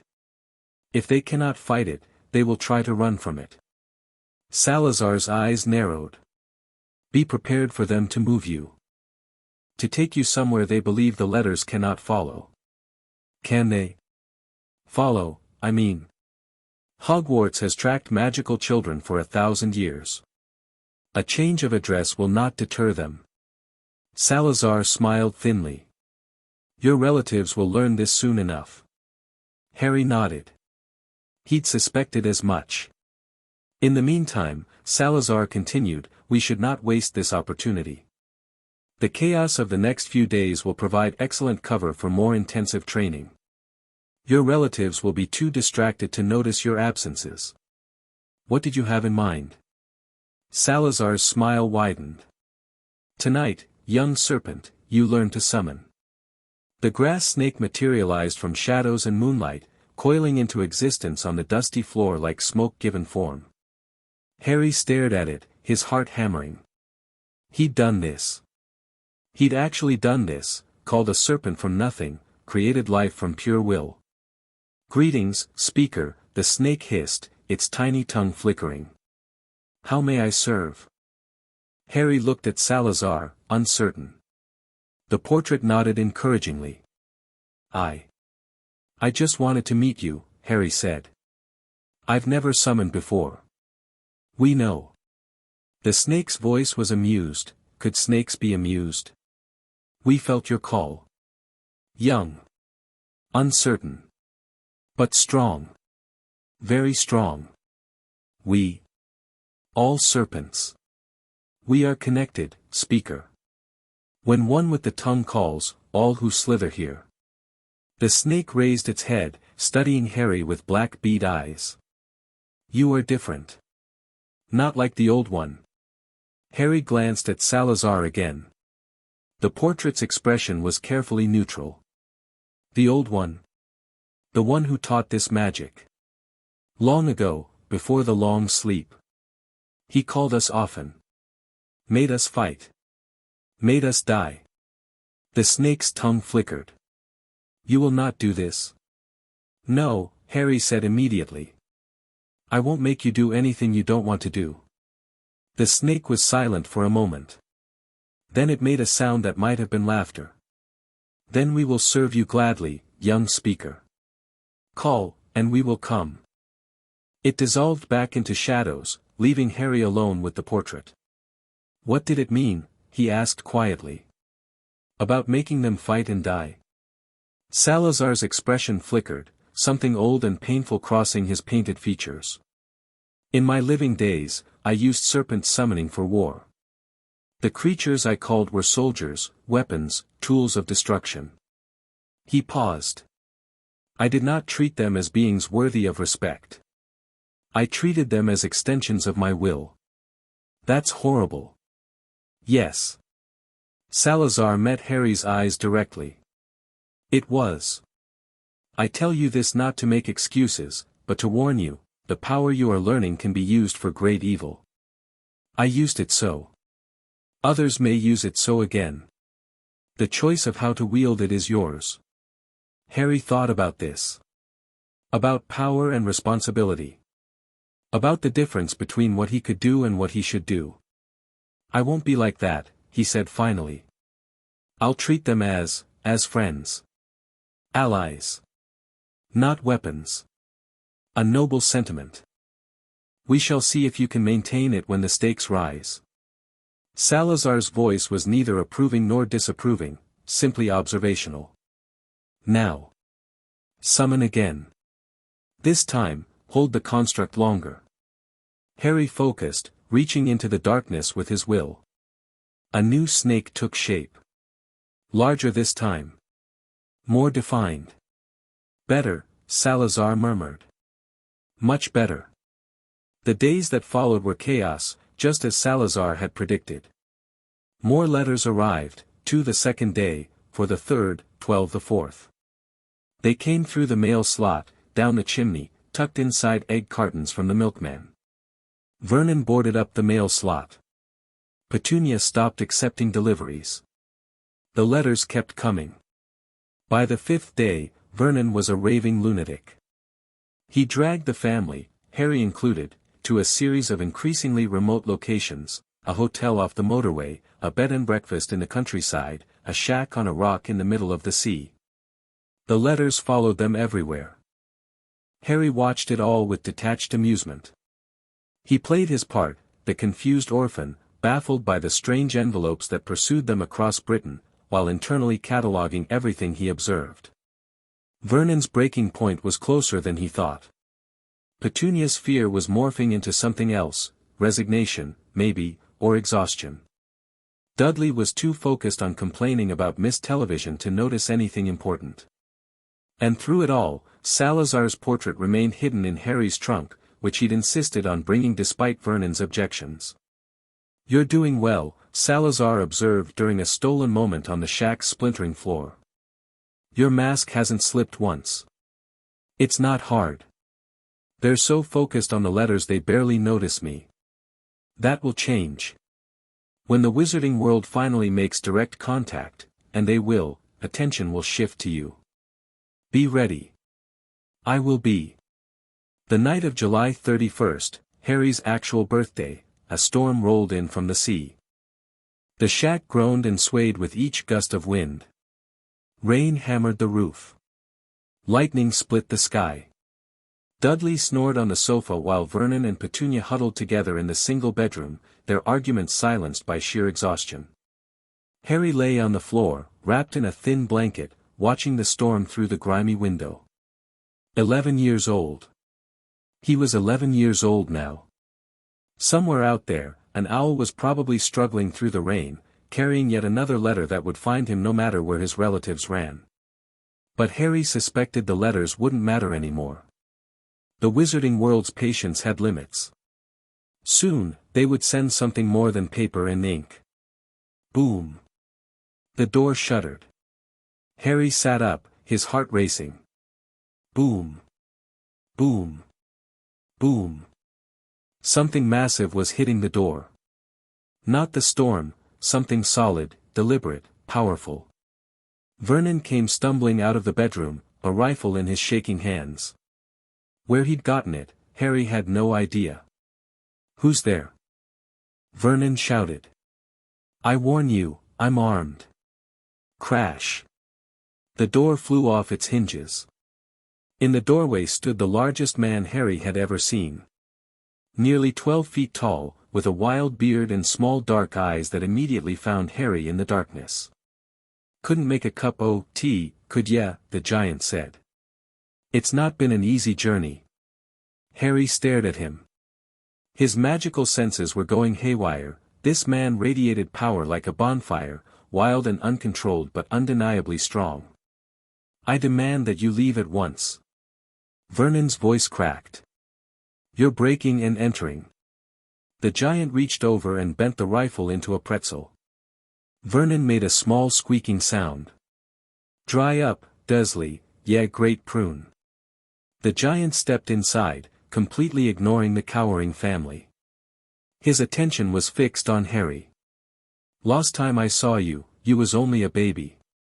Yeah, look a lot like your dad, but you've got your mum's eyes." Harry's breath caught. His parents. This giant knew his parents. "I'm sorry," Harry said carefully, "but who are you?" The giant blinked, as if the question surprised him. "True, I haven't introduced myself.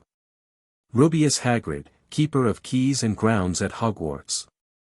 He pulled an envelope from his massive coat, slightly squashed, but intact. "And I've got something, fair yeah. Happy birthday, Harry." Harry took the envelope with steady hands. Even though he'd known it was coming, even though he'd prepared for this moment for 3 years, actually holding the letter felt surreal. "Mr. H. Potter, the floor hut on the rock the sea." He opened it slowly, savoring the moment, letting his carefully constructed mask of wonder slide into place. "Hogwarts School of Witchcraft and Wizardry Headmaster, Albus Dumbledore, Order of Merlin, First Class, Grand Source, CHF, Warlock, Supreme Mugwump, International Confide, of Wizards. Dear Mr. Potter, we are pleased to inform you that you have been accepted at Hogwarts School of Witchcraft and Wizardry." "What is this?" Harry asked, looking up at Hagrid. "What's Hogwarts?" Hagrid's face went through several expressions: confusion, disbelief, and finally, dawning horror. "You don't know. You don't know about any of it." He turned to the Dursleys with murder in his eyes. "Do you mean to tell me that this boy, knows nothing about anything? We swore when we took him in we'd stamp out that dangerous nonsense," Vernon blustered, though he was backing away. "Swore we'd put a stop to it." "Stop what?" Hagrid was trembling now, his massive fists clenched. "How could ye not tell him about Lily and James? About his own parents? They know about my parents." Harry let genuine surprise color his voice, not surprised that his relatives had lied, but surprised that Hagrid expected anything different. "What do they know?" Hagrid turned back to Harry, and his expression softened. "Harry, you're a wizard." Harry let his eyes go wide. Let his mouth fall open.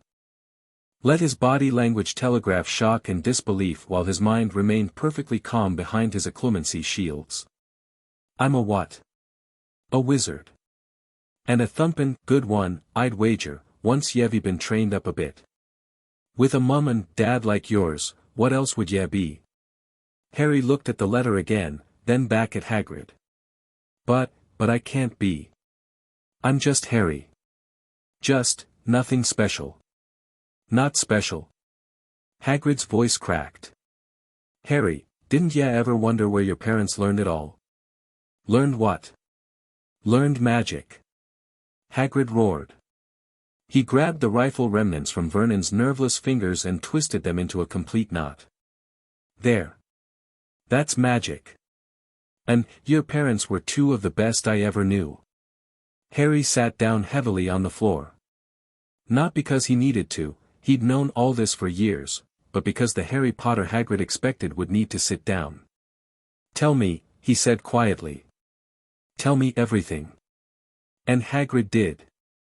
The story spilled out of him like water from a broken dam. Voldemort, the darkest wizard in a century, maybe ever. The war that had terrorized magical Britain. The Halloween night when James and Lily Potter had died protecting their son. And Harry, little baby Harry, somehow surviving the killing curse, destroying Voldemort's body, becoming the most famous person in the wizarding world. Yeah, didn't know, Hagrid kept saying. Yeah, didn't even know. Harry let the revelations wash over him, sorting each one against what Salazar had already told him. Some of it was new. The specific details of his parents' deaths. The prophecy that Hagrid hinted at but refused to explain. The sheer scope of Voldemort's evil. But most of it confirmed what he'd already suspected. His parents had been murdered by magic. The wizarding world knew his name. And somewhere out there, Voldemort, or whatever remained of him, still existed. He is not dead, Salazar had warned him once. A wizard of that power does not simply cease to exist. He is diminished, perhaps. Weakened. But not dead. Never assume your enemies are truly gone. Harry had taken the lesson to heart. What happens now? He asked Hagrid. Do I go to this school? Course ye do. Greatest school of magic in the world, Hogwarts is. Ye'll learn everything, spells, potions, how to ride broomsticks, enough. Vernon surged forward, purple-faced and spitting. I won't have it. I won't have some freaks taking him away to learn there, they're unnatural. Hagrid rose to his full height. In the cramped shack, he seemed to fill the entire space. Never, insult, Albus, Dumbledore, in front of me. He produced a pink umbrella from somewhere inside his coat and pointed it at Dudley, who was trying to edge toward the leftover birthday cake. A flash of light. A squeal of pain. Dudley was clutching his backside, where a curly pig's tail now sprouted through his pajamas. Meant to turn him into a pig, Hagrid muttered. But I suppose he was already so much like one, there wasn't much left to do. Harry bit down on a laugh. The mask, he had to maintain the mask, but gods, that was satisfying. We'll be going now, Hagrid announced. Come on, Harry. We've got lots to buy. Going? Going where? Diagon Alley. It's where ya get all your school things. Wands, robes, books, the lot. Harry stood, clutching his letter. He glanced at the Dursleys, Vernon purple with rage, Petunia white with fear, Dudley whimpering as he examined his new tail. Can I get my trunk? He asked. I have things I want to bring. Hagrid's expression softened. Oh, course ye can. Take your time. Harry climbed the stairs to the tiny loft where he'd stashed his belongings. His trunk was there, battered and old, containing the few possessions he'd managed to accumulate.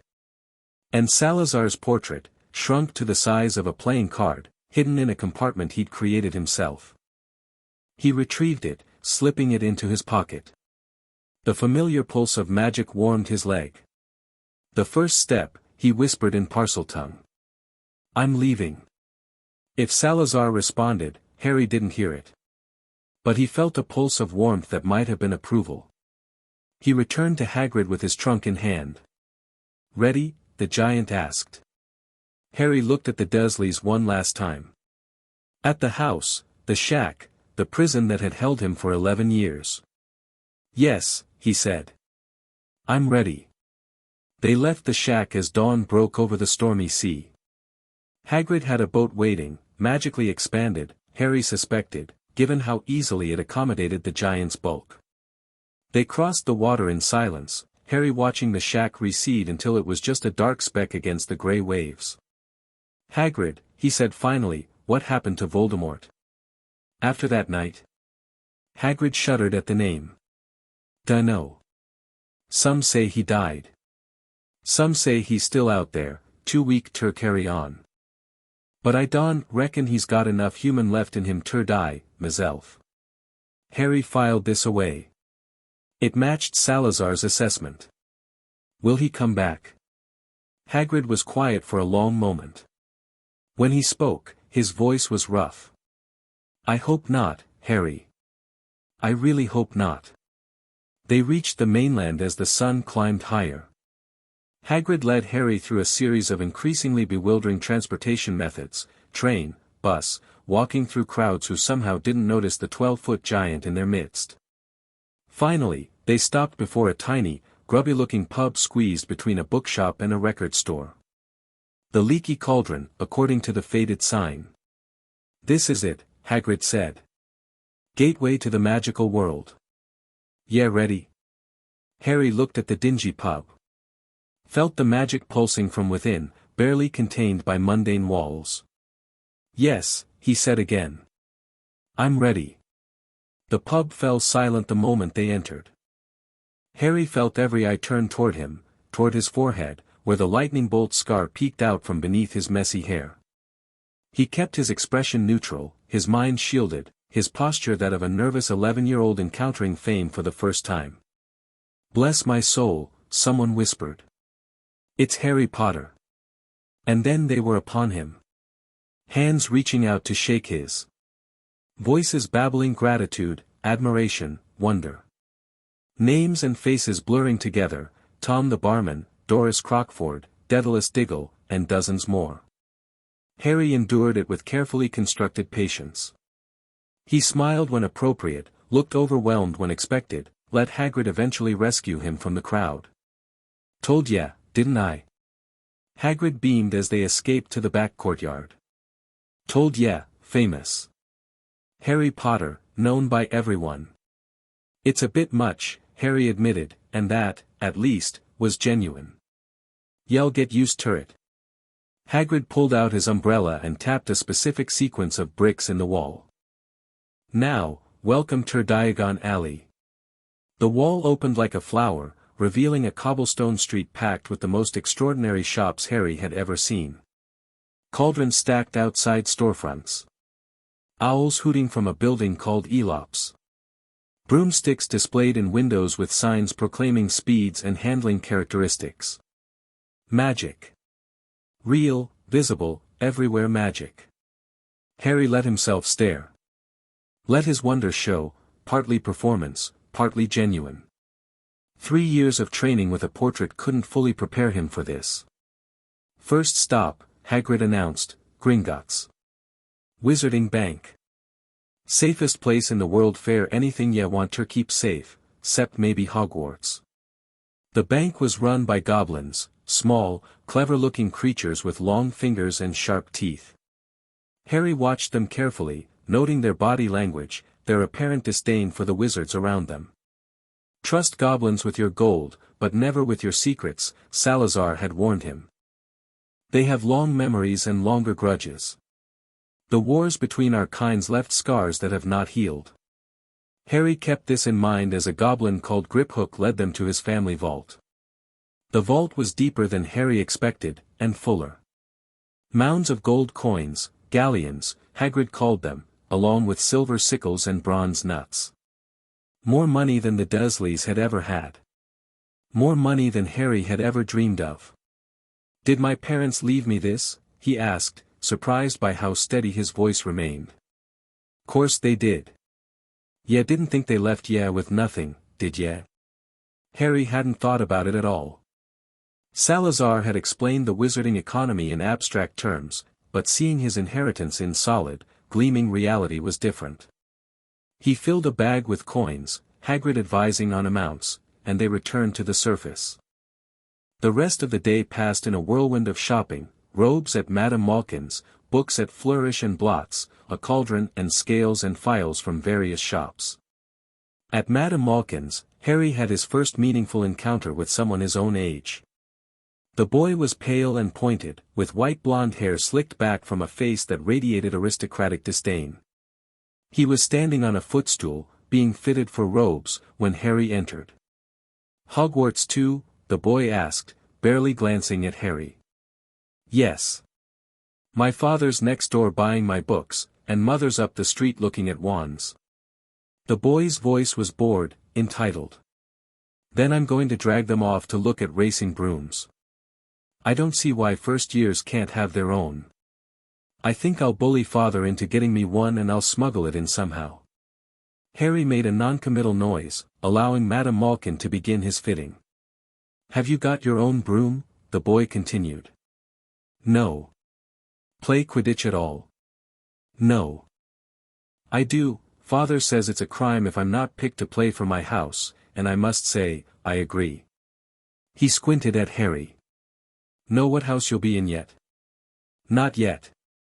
"Well, no one really knows until they get there, do they? But I know I'll be in Slytherin, all our family have been. Imagine being in Hufflepuff. I think I'd leave, wouldn't you?" Harry felt a flicker of irritation behind his shields. This boy radiated entitlement like a furnace radiated heat. "I suppose it depends on the person," he said mildly. The boy finally looked at him properly. His eyes swept over Harry's second-hand clothes, his messy hair, his general air of not belonging to the upper classes. "What's your family name?" "Potter." The boy's expression transformed. Shock, recognition, calculation, all flickering across his pointed face in rapid succession. "Potter? Harry Potter?" "That's right. I'm Malfoy. Draco Malfoy." He extended his hand, his entire demeanor shifting from dismissive to intensely interested. Harry looked at the hand. Thought about what Salazar had told him about the Malfoy family, old blood, old money, old darkness. Thought about the choice being offered. He shook it. Briefly, politely, without committing to anything. "Nice to meet you." Draco's smile was sharp. "Likewise. I think you'll find that some wizarding families are better than others, Potter. You don't want to go making friends with the wrong sort. I can help you there. I'll keep that in mind." Madame Malkin finished Harry's fitting and he escaped the shop before Draco could press further. But he filed the encounter away, adding it to the growing picture of the world he was entering. The Malfoys are dangerous, Salazar had warned. Not because they are powerful, they are merely wealthy, but because they are ambitious. They will ally with whatever force seems ascendant. In my time, they supported me. When I fell from favor, they disavowed me without hesitation. Harry would remember this. The final stop was Ollivander's. The shop was narrow and dusty, packed floor to ceiling with narrow boxes. Harry felt the magic here more strongly than anywhere else, thousands of wands, each pulsing with potential energy, waiting for their masters. "Good afternoon," said a soft voice. Harry didn't jump. His danger sense had warned him of Ollivander's approach before the old man spoke. But he pretended to startle, maintaining his mask of the nervous first high. "Hello," he said. Ollivander emerged from the shadows, an old man with pale, moon-like eyes that seemed to see straight through Harry's defenses. "Ah yes," Ollivander breathed. "Yes, yes. I thought I'd be seeing you soon. Harry Potter." His gaze lingered on Harry's scar. "You have your mother's eyes. So I've been told. It seems only yesterday she was in here herself, buying her first wand. 10¼ inches long, swishy, made of willow. Nice wand for charm work." Ollivander moved closer, his eyes never leaving Harry's face. "Your father, on the other hand, favored a mahogany wand. 11 inches. Pliable. A little more power and excellent for transfiguration. Well, I say your father favored it, it's really the wand that chooses the wizard, of course. Harry nodded, waiting. And that's where. Ollivander touched Harry's scar with a long, pale finger. Harry resisted the urge to recoil. I'm sorry to say I sold the wand that did it. 13.5 inches. You. Powerful wand, very powerful, and in the wrong hands, well, if I'd known what that wand was going out into the world to do. He shook his head and stepped back. Well, now, Mr. Potter. Let me see. The fitting took longer than Harry expected. Wand after wand was pressed into his hand. Beechwood and dragon heartstring. Maple and phoenix feather. Ebony and unicorn hair. Each one Ollivander snatched back after only a moment, muttering about wrong matches and misaligned energies. Tricky customer, eh? The old man's eyes gleamed. Not to worry, we'll find the perfect match here somewhere. He paused, something flickering across his face. I wonder, now, yes, why not, unusual combination, holly and phoenix feather, 11 inches, nice and supple. Harry took the wand. Heat surged through his fingers. The air around him crackled. Red and gold sparks shot from the wand's tip, showering the dusty shop in celebration. Oh, bravo! Ollivander cried. Yes, indeed, oh, very good. Well, well, well, how curious, how very curious. Harry lowered the wand. Sorry, but what's curious? Ollivander fixed him with those pale, penetrating eyes. I remember every wand I've ever sold, Mr. Potter. Every single wand. It so happens that the phoenix whose tail feather is in your wand, gave another feather, just one other. It is very curious indeed that you should be destined for this wand when its brother, why, its brother gave you that scar. The shop went very quiet. Harry felt the warmth of the wand in his hand. The brother to Voldemort's wand. The twin to the weapon that had murdered his parents. Yes, 13.5 inches. You. Curious indeed how these things happen. The wand chooses the wizard, remember. I think we must expect great things from you, Mr. Potter. After all, he who must not be named did great things, terrible, yes, but great. Harry met Ollivander's gaze directly. Behind his occlumency shields, his mind was racing. The wand chooses the wizard. What did it mean that his wand shared a core with Voldemort's? Was it coincidence? Fate? Something more sinister? There are no coincidences in magic, Salazar had told him once. Only patterns too complex to perceive. When something seems coincidental, look deeper. The truth is always there, waiting to be found. Harry paid for his wand and left the shop in silence. That night, in a room at the Leaky Cauldron, Harry finally had a chance to speak with Salazar properly. He'd enlarged the portrait and propped it against the headboard, casting privacy spells, wandless, Parseltongue-based, to prevent eavesdropping. Tell me about the wand connection, he demanded without preamble. Salazar's expression was thoughtful. Brother wands. I have encountered the concept before, though rarely. When two wands share a core from the same source, they recognize each other. They resist being used against each other. What does it mean that I have Voldemort's brother wand? It could mean several things.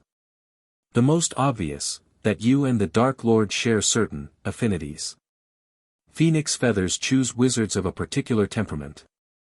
The fact that you both attracted the same phoenix's gift suggests fundamental similarities. Harry didn't like that. I'm nothing like him. Are you certain? Salazar's voice was soft. You are a Parselmouth. You have learned to kill with words. You possess power that most wizards cannot comprehend. In what ways, precisely, do you differ from what the Dark Lord was at your age? Harry opened his mouth to argue, then stopped. He thought about it. Really thought. I don't want to hurt people, he said finally. I want to protect myself. Protect others. I don't want power for its own sake. A worthy distinction. But be warned, child, intent is not immutable. What you want today may not be what you want tomorrow. The path you walk is dangerous. It has claimed better souls than yours. You think I'll become like him? I think you could become like him. Whether you will depends entirely on the choices you make. Salazar leaned forward in his frame. Today you learned that your wand is connected to the Dark Lords. That connection is not merely physical, it is magical, perhaps even spiritual. You must consider what this means. What do you think it means? Salazar was quiet for a long moment. I think, he said slowly, that something bound you to the Dark Lord the night your parents died. Something more than a scar. Something that persists even now, years later, influencing the magic around you in ways you cannot perceive. Harry touched his scar unconsciously. The connection. You've mentioned it before. I have. And I still do not fully understand it. Salazar's eyes were troubled, a rare expression for the ancient portrait. When you arrive at Hogwarts, you will be in closer proximity to powerful magical artifacts and individuals. Pay attention to how your scar reacts. Note any instances of pain, discomfort, or strange sensations. This information may be vital. You think Voldemort is at Hogwarts? I think Voldemort's influence is everywhere. The wards of the school, the artifacts within its walls, the very ground on which it stands, all of it was touched by the war. His presence lingers like a stain. Harry absorbed this. Added it to the growing list of dangers he would face. What else should I know? He asked. Before I go. Salazar considered. Several things. First, trust no one completely. Not even those who seem friendly. The wizarding world is full of factions and agendas, and you are a valuable piece on a board you cannot yet see. Who should I watch out for specifically? The headmaster, Albus Dumbledore. He is brilliant, powerful, and utterly convinced of his own righteousness. He will see you as a tool to be shaped, a weapon to be wielded. He may have good intentions, but good intentions have justified great evils throughout history. Hagrid seemed to worship him. Hagrid is a simple soul. Loyal, kind, easily manipulated. He sees Dumbledore as a savior because Dumbledore once helped him when no one else would. This does not make Dumbledore trustworthy, it makes him skilled at cultivating loyalty. Harry nodded. He'd already sensed something similar, though he couldn't have articulated it so clearly. Second, Salazar continued, there is a professor at Hogwarts named Severus Snape. He will hate you on sight. This hatred is not personal, or rather, it is personal, but not directed at you. He hated your father, and he will see James Potter every time he looks at your face. Why did he hate my father? I do not know the specifics. But Snape is dangerous, skilled in potions, skilled in the mind arts, bitter and wounded in ways that make him unpredictable. Do not underestimate him. Anyone else? Salazar smiled grimly. Everyone else. You are entering a nest of vipers, child, and you are a snake yourself. Some will try to befriend you for your fame. Others will try to destroy you for the same reason. You must learn to tell the difference, and you must never let your guard down. That sounds exhausting. It is. But it is also necessary. The weak are devoured in this world. Only the strong survive. Salazar's expression softened, just slightly. You are strong, Harry. Stronger than you know. 3 years ago, you were a beaten child hiding in dirt. Now you are a wizard with abilities most adults cannot match.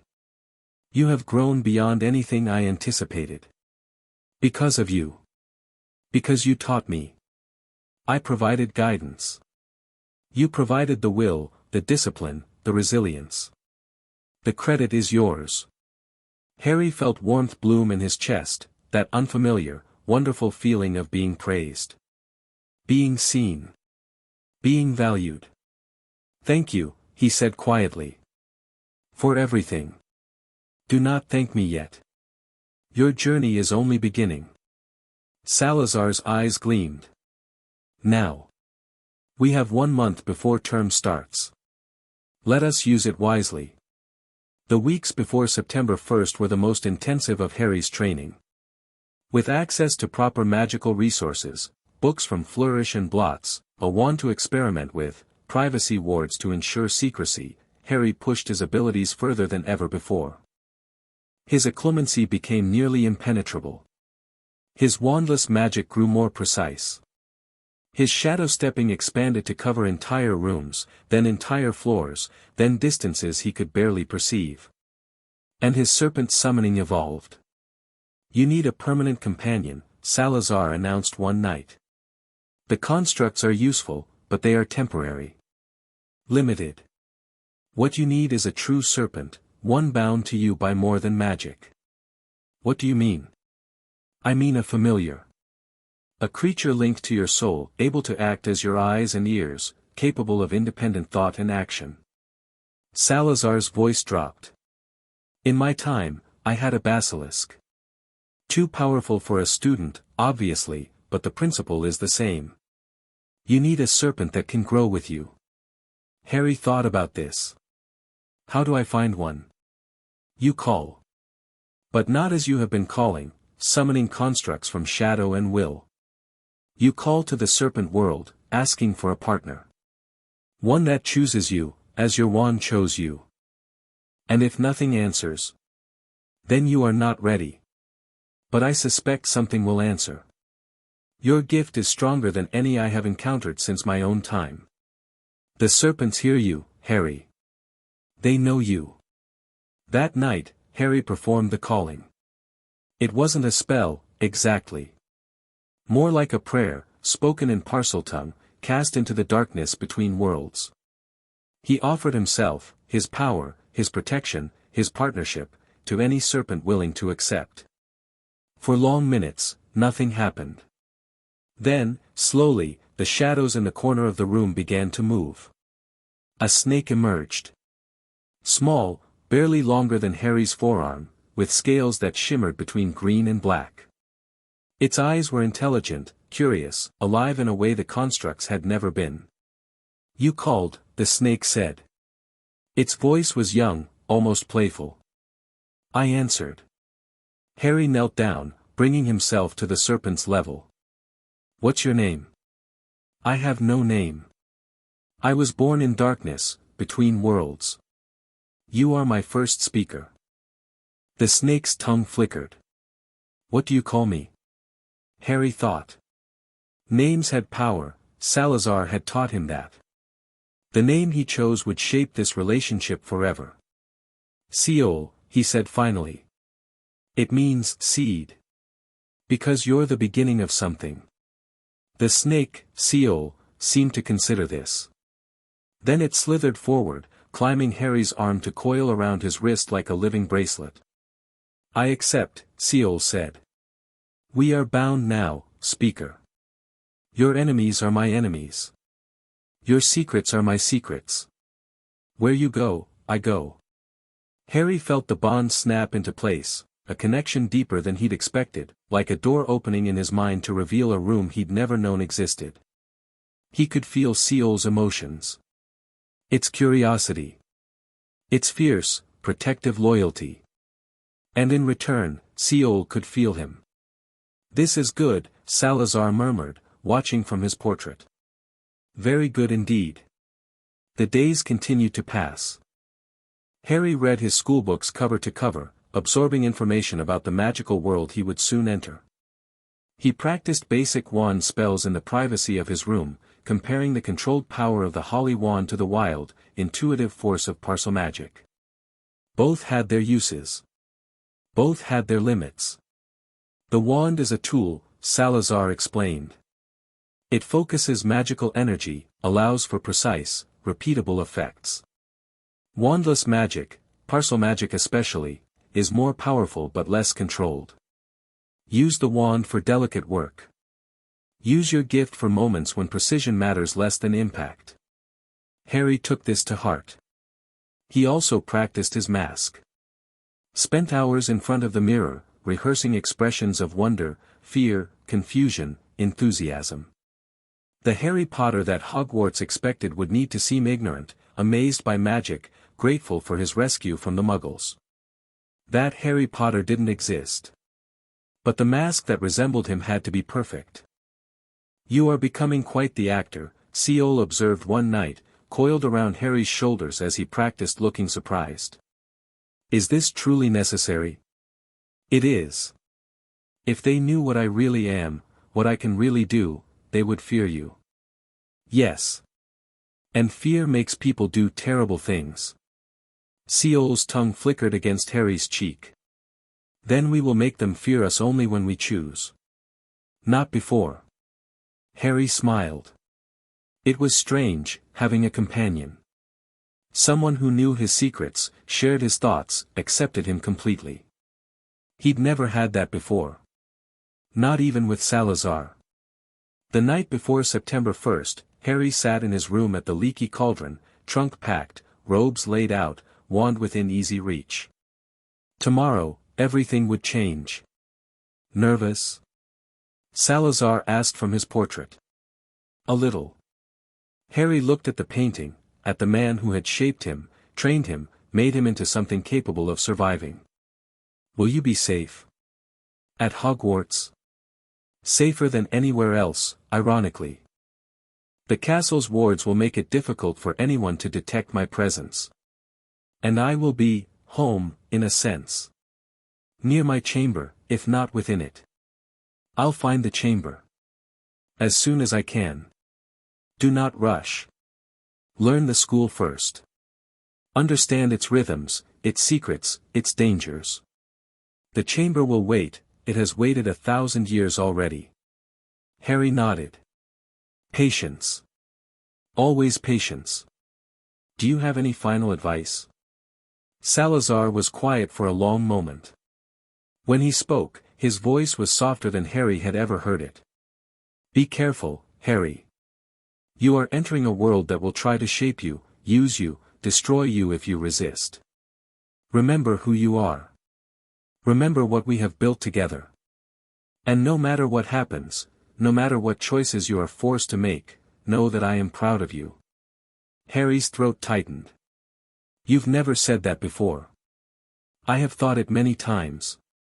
I simply did not wish to make you complacent." Salazar's painted lips curved into a rare, genuine smile. "You are not complacent.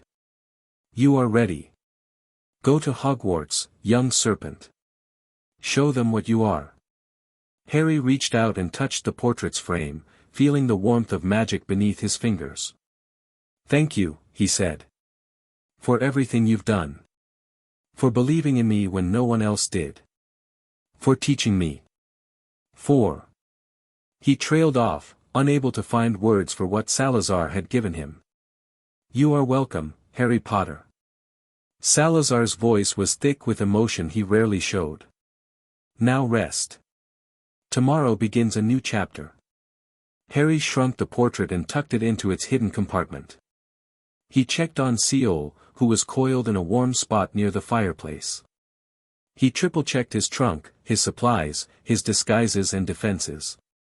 Then he climbed into bed and closed his eyes. Tomorrow, he would board the Hogwarts Express. Tomorrow, he would meet the people who would become his allies, his rivals, his enemies. Tomorrow, the boy who lived would begin his journey into a world that wasn't prepared for what he had become. Harry Potter smiled in the darkness. He was ready. Chapter 2 and Chapter 4, Letters and Lies. The Dursleys' reaction to the letter was everything Harry had anticipated and nothing he hadn't prepared for. Vernon's face cycled through colors like a malfunctioning traffic light, red to purple to an alarming shade of puce that suggested imminent cardiac failure. Petunia had gone the opposite direction, her already pale complexion draining to something approaching translucent. She clutched the kitchen counter like it was the only thing keeping her upright. "It's come," she whispered. "After all this time." It's finally come. Harry stood in the kitchen doorway, his own letter tucked safely in his back pocket, watching the performance unfold. He kept his expression carefully neutral, curious but confused, the look of a boy who had no idea what was happening. "What's come?" he asked.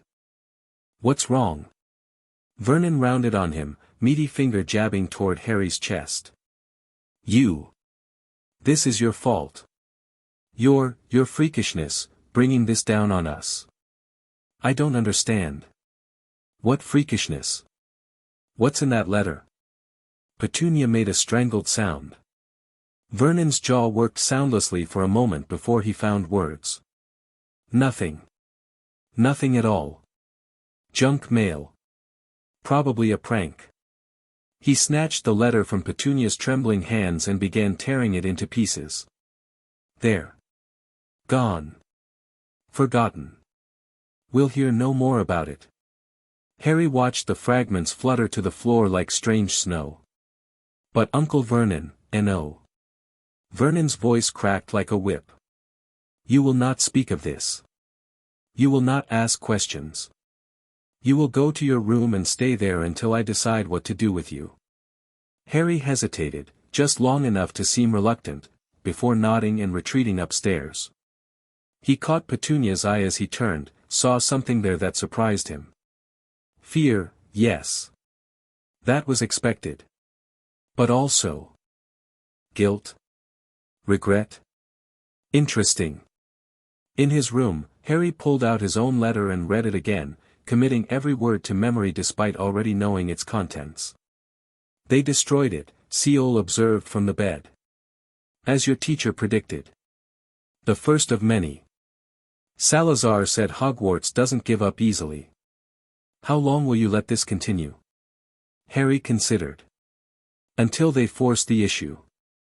I need the wizarding world to make contact directly, preferably through someone who can take me to Diagon Alley without raising suspicions. And if they send someone, problematic, then I adapt." Harry tucked the letter away and moved to the loose floorboard where Salazar's portrait was hidden. "For now, I play the confused orphan. Let them think I'm ignorant. Let them underestimate me." He lifted the board and pulled out the shrunken portrait, enlarging it with a whispered Parseltongue command. "It has begun," Salazar said without preamble. "I felt the magic of the letter's destruction. Crude work," the parchment screamed as it tore. "You can feel that? Hogwarts letters are enchanted. They carry a piece of the castle's magic, designed to ensure delivery despite obstacles. When your uncle destroyed it, that magic released.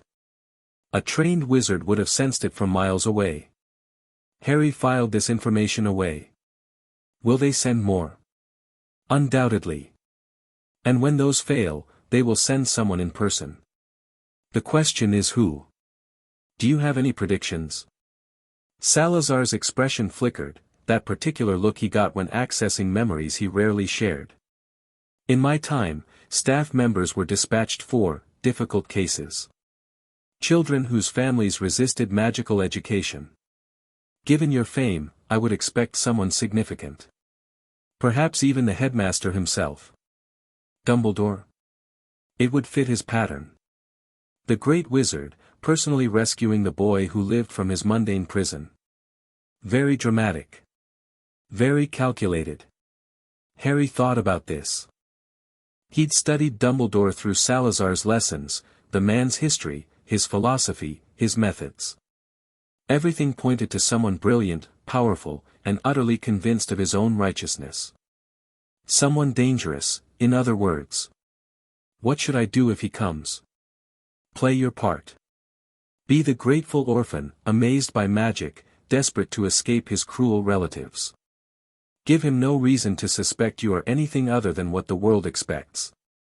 And if he uses legilimency? Salazar smiled thinly. Then your clemency will be tested.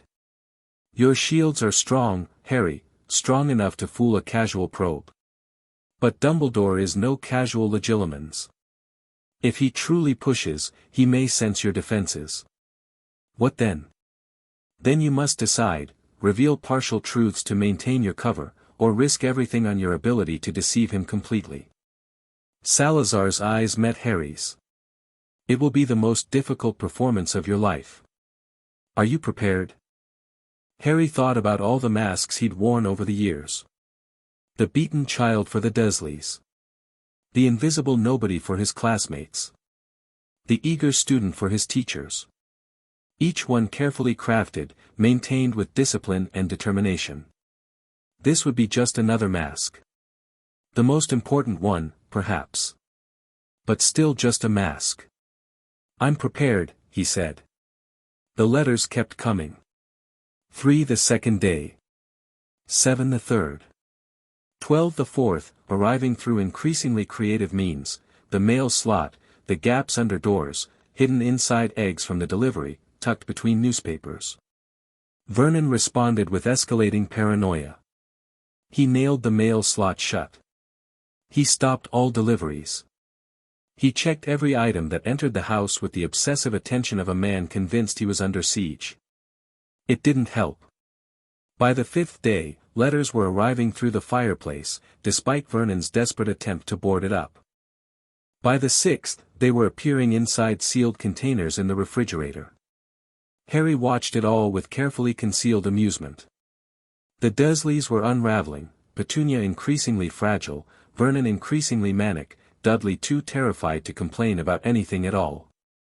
This is entertaining, Seal admitted during one of their private moments. Watching them suffer for their crimes against you. It's not about revenge. No.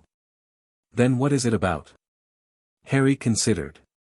Justice, maybe. Or just, balance. They've had power over me for so long. Now something else has power over them, and they can't do anything about it. That sounds like revenge with extra steps. Maybe it is. Harry stroked his familiar's head. Would that be so terrible? Not terrible. Just honest. Seal's tongue flickered. I prefer honest. On the 7th day, Vernon cracked.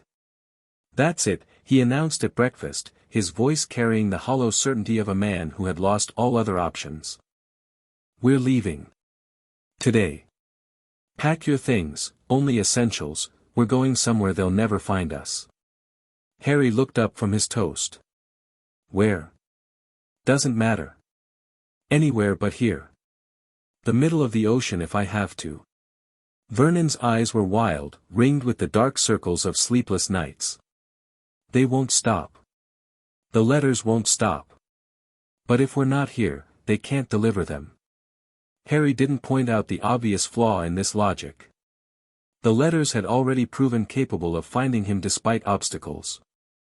Physical distance wouldn't stop them. But Vernon didn't know that. And watching him try would be instructive. Yes, Uncle Vernon, Harry said meekly. They left within the hour. The journey that followed was a masterclass in futile desperation. First, a hotel in a distant city. The letters found them within hours, delivered by the concierge with a puzzled expression. Then, a bed and breakfast in the countryside. The letters appeared in the breakfast basket, nestled between scones. Then, increasingly remote locations, a farmhouse, a cottage, a shack in the middle of a field. Each time, the letters followed, multiplying with each failed escape. Harry played his part throughout, confused, frightened, asking questions that Vernon refused to answer. He let himself be dragged from place to place, watching his relative's sanity erode with each passing hour. This is almost cruel, Seal observed during a quiet moment in yet another abandoned location. Almost. They deserve worse than humiliation. But this is satisfying in a way pure violence would not be. Harry couldn't argue with that. The shack on the rock was Vernon's final gambit. A tiny structure on a tiny island, accessible only by boat, surrounded by miles of churning sea. Vernon had found it through some combination of desperation and dumb luck, and he deposited his family there with the triumphant air of a man who believed he'd finally won. Let them try to find us here, he declared, settling onto the moldy sofa with a self-satisfied grunt. No address. No mailbox. No way in except by water. We're safe. Harry kept his expression carefully neutral as he surveyed their accommodations. The shack was miserable, cold, damp, barely habitable. But it was also isolated, which meant no witnesses when the wizarding world finally lost patience. He settled onto the floor, wrapped in a thin blanket, and began counting down the hours until midnight. Until his birthday. Until everything changed. The storm arrived with the darkness. Rain hammered the shack's fragile roof. Wind howled through gaps in the walls. The sea churned around them, waves crashing against the rock with rhythmic fury. Harry lay on the floor, pretending to sleep, tracking the passage of time through instinct and habit. Seol was coiled beneath his blanket, sharing warmth, silent but alert. 11:47 p.m. 13 minutes to midnight. 11:52 p.m. 8 minutes. 11:58 p.m. 2 minutes. The seconds crawled past like hours. Harry's magical senses tingled with anticipation, detecting something approaching through the storm, something powerful, something inevitable. 11:59 p.m. 1 minute. 12 a.m. Harry Potter turned 11 years old. And someone began pounding on the door. Boom. The shack shook. Dust rained from the rafters. Vernon jerked awake on the sofa, his face contorting with terror. Boom. Boom. Who's there? Vernon shrieked, scrambling for the rifle he'd somehow acquired along the way. I warn you, I'm armed. Boom. The door flew off its hinges. The man who stood in the doorway was, without exaggeration, the largest human being Harry had ever seen. Easily 12 feet tall, with a wild beard that obscured most of his face and small dark eyes that immediately found Harry in the gloom. Couldn't make a cup o' tea, could ya? The giant said, stepping inside as if doors flying off hinges were perfectly normal occurrences. It's not been an easy journey. Vernon raised the rifle with shaking hands. I demand that you leave at once, sir. You're breaking and entering. The giant reached over, plucked the rifle from Vernon's grip, and tied the barrel into a perfect knot. Vernon made a sound like a deflating balloon. Dry up, Dursley, yeah, great prune. The giant tossed the ruined weapon aside and turned his full attention to Harry. And here's the boy himself. Happy birthday, Harry. Harry allowed himself to look suitably shocked. I'm sorry, who are you? The giant beamed. True. Haven't introduced myself. Rubeus Hagrid, keeper of keys and grounds at Hogwarts. He produced an envelope from somewhere inside his massive coat. And here's your letter. Finally. Harry took the envelope with hands that trembled just enough to seem authentic. The parchment was warm against his fingers, humming with the same magic he'd felt in every previous letter.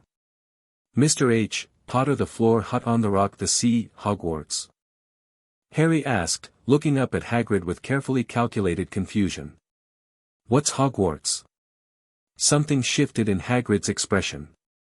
His beetle-black eyes moved from Harry to the Dursleys, and the warmth in his face transformed into something darker. Do you mean to tell me, he said slowly, that this boy, knows nothing, about anything? Vernon attempted to rally. We swore when we took him and we'd stamp out that dangerous nonsense. You kept him from his letter. Harry had never heard anyone bellow quite like Hagrid bellowed. The shack itself seemed to flinch from the sound. What letter? Harry interjected, playing his part perfectly. I've been getting letters all week, but Uncle Vernon keeps destroying them before I can read them. What's going on? Hagrid turned back to him, and the rage in his eyes softened to something like heartbreak. Harry, you're a wizard. Harry let his eyes go wide. Let his mouth fall open. Let his body language scream shock and disbelief while his mind remained perfectly composed behind its shields. I'm a what? A wizard. And a thumpin' good one, I'd wager, once you've been trained up a bit. Hagrid glared at the Dursleys. If these useless muggles hadn't kept ye hidden from your own heritage, our heritage. Harry interrupted, genuine curiosity bleeding through his mask. This was information he needed, the wizarding world's version of his history. My parents, they were wizards too. Hagrid's expression crumpled. Yeah, don't know. Yeah, really don't know. He sank onto the sofa, ignoring Vernon's squawk of protest as he was nearly crushed, and began to talk. The story spilled out of him in a torrent of emotion and revelation. A dark wizard named Voldemort. A war that had terrorized magical Britain for over a decade. Parents who had defied the Dark Lord 3 times and paid the ultimate price. And a baby boy who had somehow survived the killing curse, vanquishing Voldemort and becoming the most famous person in the wizarding world. Harry listened with apparent amazement, cataloguing every detail against what Salazar had already told him. Most of it matched. Some of it didn't. You say Voldemort is dead, Harry said when Hagrid finally paused for breath. But you don't sound certain. Hagrid shifted uncomfortably. Well, that's the thing, isn't it? Some say he died. Others say he's still out there, too weak to carry on. But I don't reckon he's got enough human left in him to die, myself. Harry filed this away. It matched Salazar's assessment exactly. What happens now? He asked. Do I have to go to this school? What about the Dursleys? Course ye go. Greatest school of magic in the world, Hogwarts is. Dumbledore's headmaster, greatest wizard who ever lived, Dumbledore is. Ye'll learn everything there, spells, potions, how to fly. He is not going. Vernon had finally recovered enough courage to speak. I won't have it. I won't have some freaks taking him away to learn their unnatural. Hagrid surged to his feet, and suddenly the shack felt very small indeed. Never insult Albus Dumbledore in front of me. He produced a pink umbrella from inside his coat, an incongruous accessory for such a massive man, and pointed it at Dudley, who had been trying to edge toward the door. A flash of light. A squeal of pain. Dudley was clutching his backside, where a curly pig's tail now protruded through his pajamas. Meant to turn him into a pig, Hagrid muttered, tucking the umbrella away. But I suppose he was already so much like one, there wasn't much left to do. Harry allowed himself a small smile. He'd spent years fantasizing about revenge against Dudley, and watching it happen through no action of his own was deeply satisfying. I'd appreciate it if ye didn't mention that to anyone at Hogwarts, Hagrid added, looking slightly embarrassed. I'm, not exactly supposed to do magic anymore. Why not? Long story. Tell ye later, maybe. Hagrid checked an enormous pocket watch. Blimey, look at the time. We should get goin', lots ter buy, long day tomorrow. Going where? Diagon Alley. It's where ye get all your school things. Hagrid beamed at Harry with genuine warmth. Welcome to the wizarding world, Harry Potter. Ye've got a lot ter learn, and I'm gonna enjoy teachin' ye. Harry let his expression shift to something like wonder, the look of a boy whose entire world had just opened up. Inside, behind his shields, he was already planning. They left the shack as dawn broke over the storm-tossed sea. Hagrid had procured a boat from somewhere, magically, Harry assumed, given how it appeared at the dock as if summoned, and they crossed the water in contemplative silence. Harry watched the shack recede into the distance, thinking about the Dursleys huddled inside, their world shattered by a giant with a pink umbrella. He didn't feel sorry for them. He wasn't sure he was capable of feeling sorry for them anymore. Hagrid, he said eventually, what was Professor Dumbledore's connection to my parents? Hagrid's face lit up at the question. Dumbledore? He was their headmaster when they was at school, years ago, mind, but they all loved him. Trusted him with their lives. His expression clouded. Dumbledore's the one who arranged fair yet to go to the Dursleys.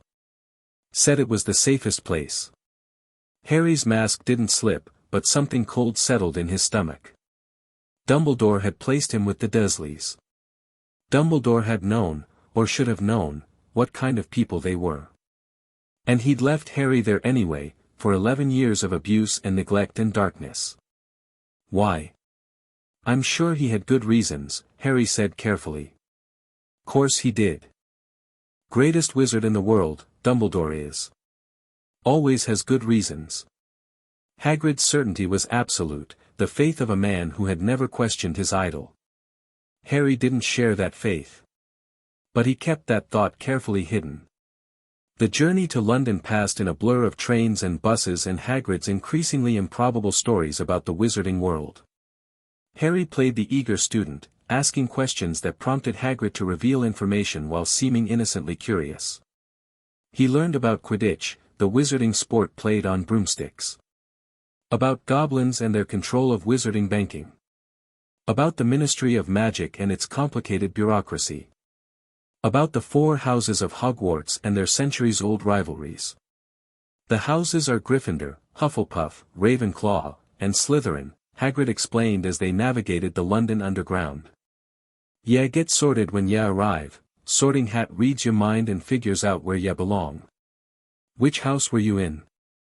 Gryffindor. Same as your mum and dad. Hagrid beamed with pride. Bravest house there is, Gryffindor. Dumbledore was in Gryffindor too. What about the other houses? Well, Hufflepuff's where the hard workers go. Good folk, Hufflepuffs. Ravenclaw's for the clever ones. And Slytherin. Hagrid's face darkened. There's not a single witch or wizard who went bad who wasn't in Slytherin. You know who was a Slytherin. Harry kept his expression neutral despite the spike of interest behind his shields. Voldemort had been in Slytherin. The house founded by Salazar himself, the man currently hidden in Harry's trunk, teaching him magic that the rest of the world had forgotten. Why do they let Slytherin continue if everyone who comes out of it turns evil? Hagrid shifted uncomfortably. Well, that's the thing, isn't it? Not everyone from Slytherin goes bad. Just, most of the bad ones were Slytherin. It's complicated. Harry let the subject drop, but his mind was racing. If he ended up in Slytherin, and given his abilities, that seemed likely, he would face immediate prejudice. Everyone would assume he was destined for darkness. That could be useful. Or it could be catastrophic. He would have to be careful. The leaky cauldron was exactly as Salazar had described, small, dingy, invisible to Muggle eyes, tucked between 2 mundane shops on Charing Cross Road. Harry felt the magic as they approached, a subtle pressure against his senses that marked the boundary between worlds. Here we are, Hagrid announced, pushing open the door. The Leaky Cauldron. Famous place. The pub fell silent the moment they entered. Harry felt every eye in the room turn toward him, toward the scar on his forehead, visible beneath his messy hair. He saw recognition spread through the crowd like ripples in a pond. Bless my soul, someone whispered. It's Harry Potter. And then they were upon him. The next few minutes were a blur of hands reaching out to shake his, voices babbling gratitude and admiration, names and faces blurring together in an overwhelming tide of attention. Harry endured it with carefully crafted patience, letting himself seem overwhelmed while cataloging everything he observed. Tom the barman, old, bald, looked like a walnut, seemed genuinely kind. Doris Crockford, elderly witch, kept shaking his hand repeatedly, possibly memory issues. Daedalus Diggle, small, excitable, claimed to have bowed to Harry once in a shop. And then, Professor Quirrell. Hagrid boomed, pushing through the crowd. Harry, Professor Quirrell will be one of your teachers at Hogwarts. Harry turned to face the man Hagrid indicated, and something in his magical senses screamed. Quirrell was young, younger than Harry expected for a professor, with a nervous expression and a large purple turban wrapped around his head. He stuttered when he spoke, his eyes darting everywhere except Harry's face. P.P. Potter, he stammered, extending a trembling hand. Can't tell you how pleased I am to meet you. Harry took the hand and felt cold. Wrong.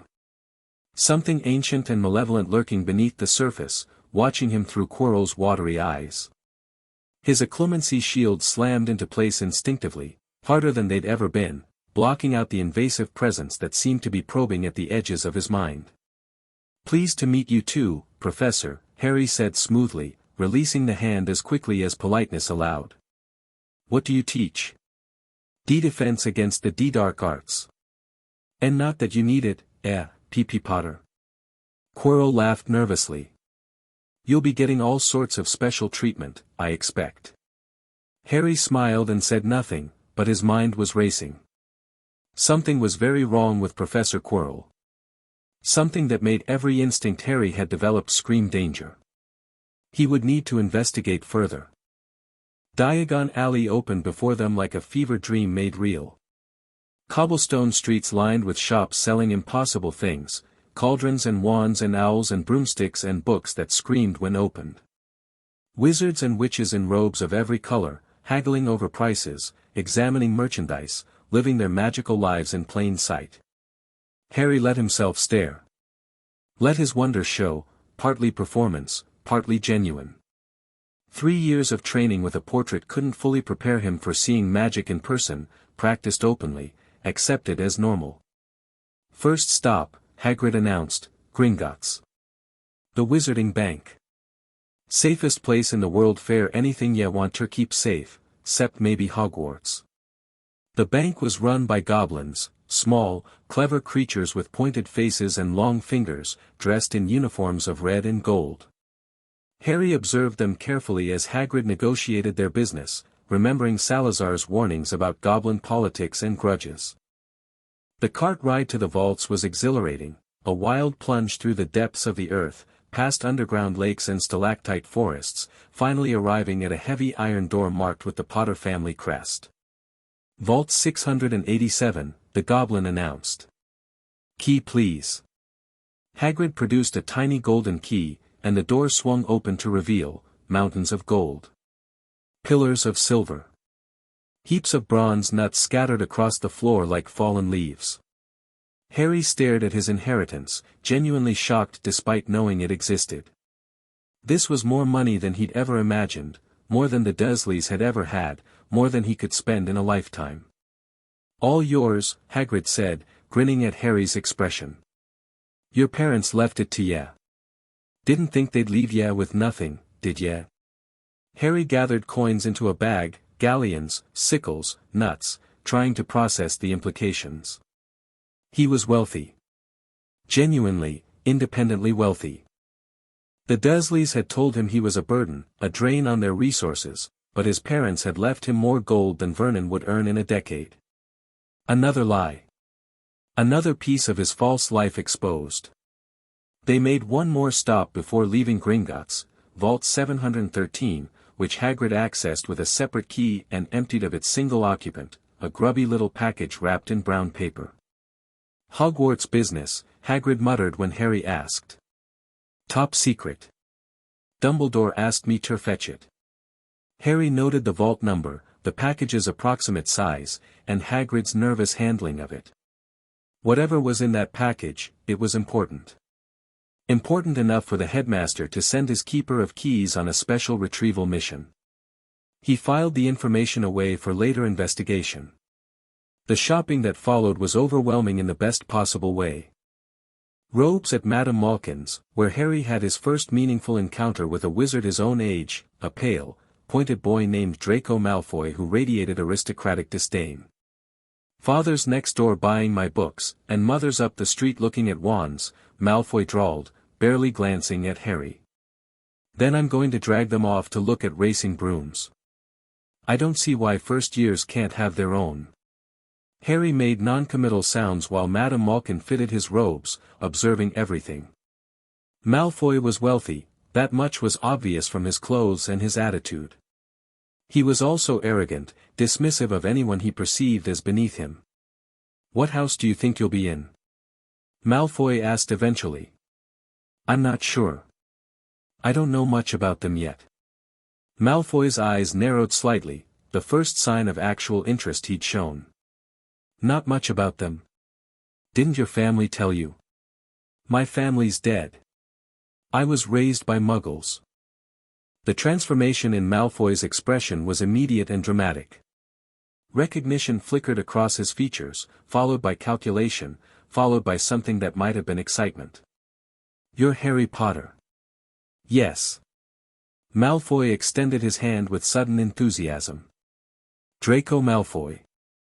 I can help you navigate the wizarding world, Potter. Show you which families are worth knowing, which ones to avoid. You'll find that some wizarding families are better than others. You don't want to go making friends with the wrong sort. Harry looked at the offered hand. Thought about Salazar's warnings regarding the Malfoy family, their ambition, their opportunism, their willingness to align with whatever power seemed ascendant. He shook it. Briefly, politely, committing to nothing. I'll keep that in mind. Malfoy's smile was sharp with satisfaction. See that you do. The rest of the shopping passed in a blur, books at Flourish and Blots, supplies at the apothecary, a trunk and scales and files from various vendors. Harry absorbed everything, comparing what he observed against Salazar's descriptions, noting what matched and what had changed in the centuries since the portrait's creation. The wizarding world was simultaneously more wonderful and more disappointing than he'd expected. More wonderful in its casual magic, its fantastic creatures, its vibrant impossible shops. More disappointing in its stagnation, its rigid hierarchies, its apparent inability to progress beyond ancient traditions. But the true test, the encounter Harry had been anticipating since morning, came at Ollivander's. The wand shop was narrow and dusty, crammed floor to ceiling with thousands of narrow boxes. The magic here was different from anywhere else in the alley, older, deeper, pulsing with contained potential. Good afternoon, said a soft voice. Harry didn't startle, his danger sense had warned him of Ollivander's approach, but he let himself seem surprised. The old wandmaker emerged from the shadows like a ghost, his pale eyes fixing on Harry with unsettling intensity. Ah yes, Ollivander breathed. Yes, yes. I thought I'd be seeing you soon. Harry Potter. He reached out and touched Harry's scar with one long finger. I'm sorry to say I sold the wand that did it. 13.5 inches. You. Powerful wand, very powerful, and in the wrong hands, well, if I'd known what that wand was going out into the world to do. His voice trailed off, laden with regret and something darker. Now, Mr. Potter. Let's see. Ollivander produced a measuring tape that began taking measurements on its own. Which is your wand arm? I'm right-handed. Hold out your arm. Yes. That's it. The tape measured everything, Harry's arm, his fingers, the distance between his nostrils, the circumference of his head. Harry endured it with patience, his occlumency shields firmly in place against Ollivander's probing gaze. Every Ollivander wand has a core of a powerful magical substance, Mr. Potter. We use unicorn hairs, phoenix tail feathers, and the heartstrings of dragons. No two Ollivander wands are the same, just as no two unicorns, dragons, or phoenixes are quite the same. And of course, you will never get such good results with another wizard's wand. Harry nodded, watching as Ollivander retrieved box after box from the towering shelves. The first wand, beechwood and dragon heartstring, felt wrong in his hand, like wearing someone else's clothes. Ollivander snatched it back almost immediately. The second, maple and phoenix feather, was better, but still incomplete. A near miss rather than a match. The third, fourth, fifth, 10th, 20th, all failures, all wrong, all leaving Harry feeling increasingly certain that something was different about him. Tricky customer, eh? Ollivander's eyes were gleaming now with academic interest. Not to worry, we'll find the perfect match. It's here somewhere. He disappeared into the depths of the shop, returning with a dusty box that he handled with unusual care. I wonder, now. Yes, why not? Unusual combination, holly and phoenix feather, 11 inches, nice and supple. Harry took the wand. And the world exploded into light. Warmth surged through his fingers, up his arm, filling his entire body with a sense of rightness he'd never experienced. Red and gold sparks shot from the wand's tip, cascading through the dusty shop like celebration. "Oh, bravo!" Ollivander cried. "Yes, indeed, oh, very good. Well, well, well, how curious, how very curious." Harry lowered the wand, his heart racing despite his careful control. "What's curious?" Ollivander fixed him with those pale, penetrating eyes. "I remember every wand I've ever sold, Mr. Potter. Every single wand. It so happens that the phoenix whose tail feather is in your wand, gave another feather, just one other. It is very curious indeed that you should be destined for this wand when its brother, why, its brother gave you that scar." The shop went silent. Harry felt the warmth of the wand in his hand, the brother to Voldemort's wand. The twin to the weapon that had murdered his parents, marked him forever, made him famous for surviving what no one else ever had. Yes, 13.5 inches.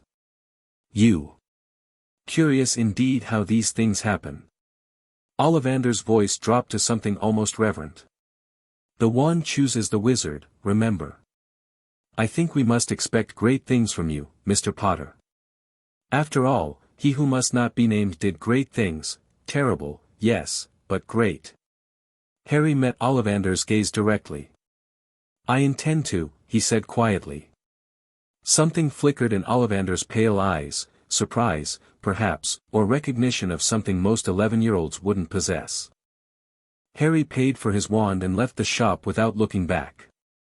The sun was setting over Diagon Alley when Harry and Hagrid finally returned to the Leaky Cauldron. Hagrid was cheerfully oblivious to Harry's contemplative mood, chattering about Hogwarts and Quidditch and the wonders Harry would soon experience. Harry responded at appropriate intervals, maintaining his mask of eager innocence, while his mind churned with everything he'd learned. The brother wands. Quirrell's wrongness.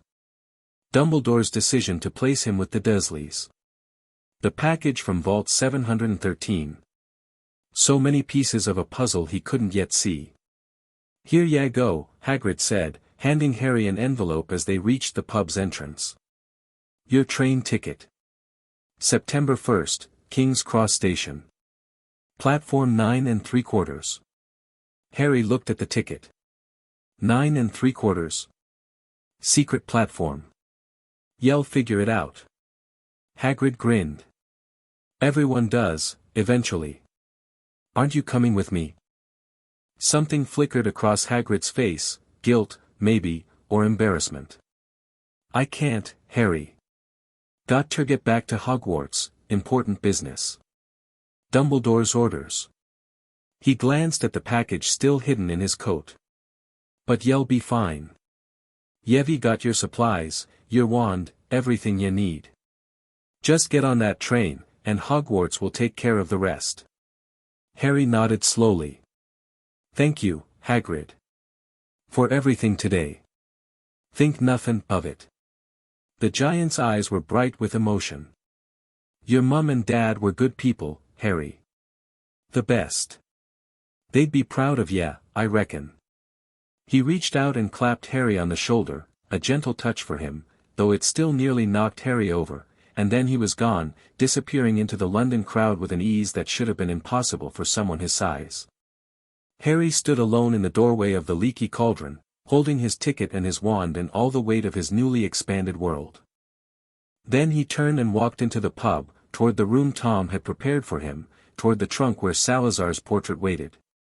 He had a lot to report. "Brother Wands," Salazar repeated, his painted expression unreadable. "You are certain?" Ollivander was explicit. "The phoenix that provided my wand's core gave only 2 feathers. The other is in Voldemort's wand." Harry had spent the last hour recounting his day in exhaustive detail, every conversation, every observation, every instinct and impression. Salazar had listened in silence, his questions sharp and precise when he chose to speak. "This is significant," Salazar said finally. "Brother wands have unique properties. They resist being used against each other. In battle, they can create effects neither wand could achieve alone. What kind of effects? I do not know the specifics. Brother wand pairings are extraordinarily rare. I encountered only one in my entire lifetime, and the circumstances were not suited to experimentation. Salazar's eyes narrowed thoughtfully. But the connection between you and the Dark Lord deepens. First your scar, now your wand. The pattern suggests something more than coincidence. Hagrid said Voldemort might not be truly dead. I have suspected as much. A wizard of his power does not simply cease to exist. He has found some way to anchor himself, some dark magic that prevents his complete destruction. Salazar's voice dropped.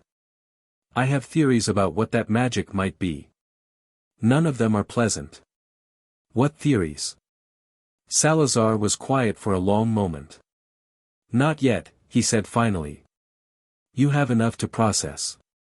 When you are more established at Hogwarts, when you have access to certain resources, we will discuss it further. Harry wanted to push, but he recognized the look on Salazar's face. The portrait would not be moved.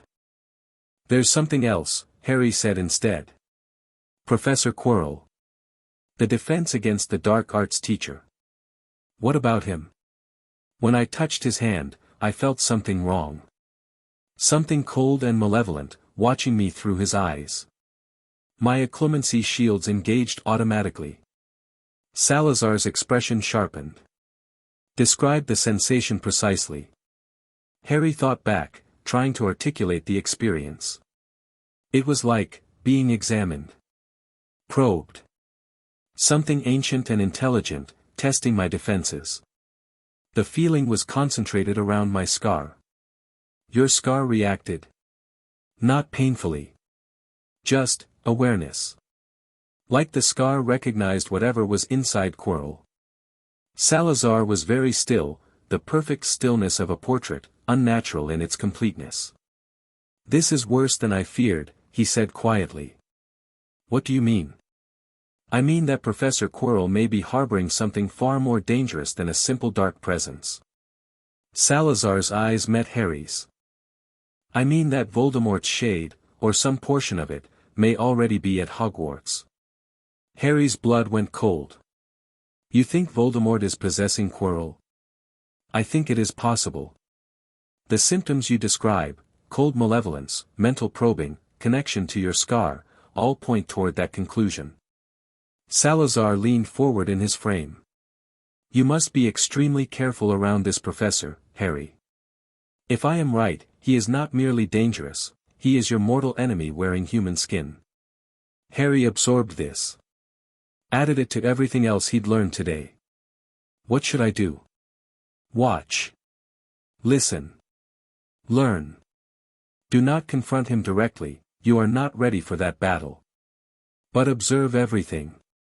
Note his movements, his associates, his interests. If he is truly harboring the Dark Lord, he will have a purpose at Hogwarts.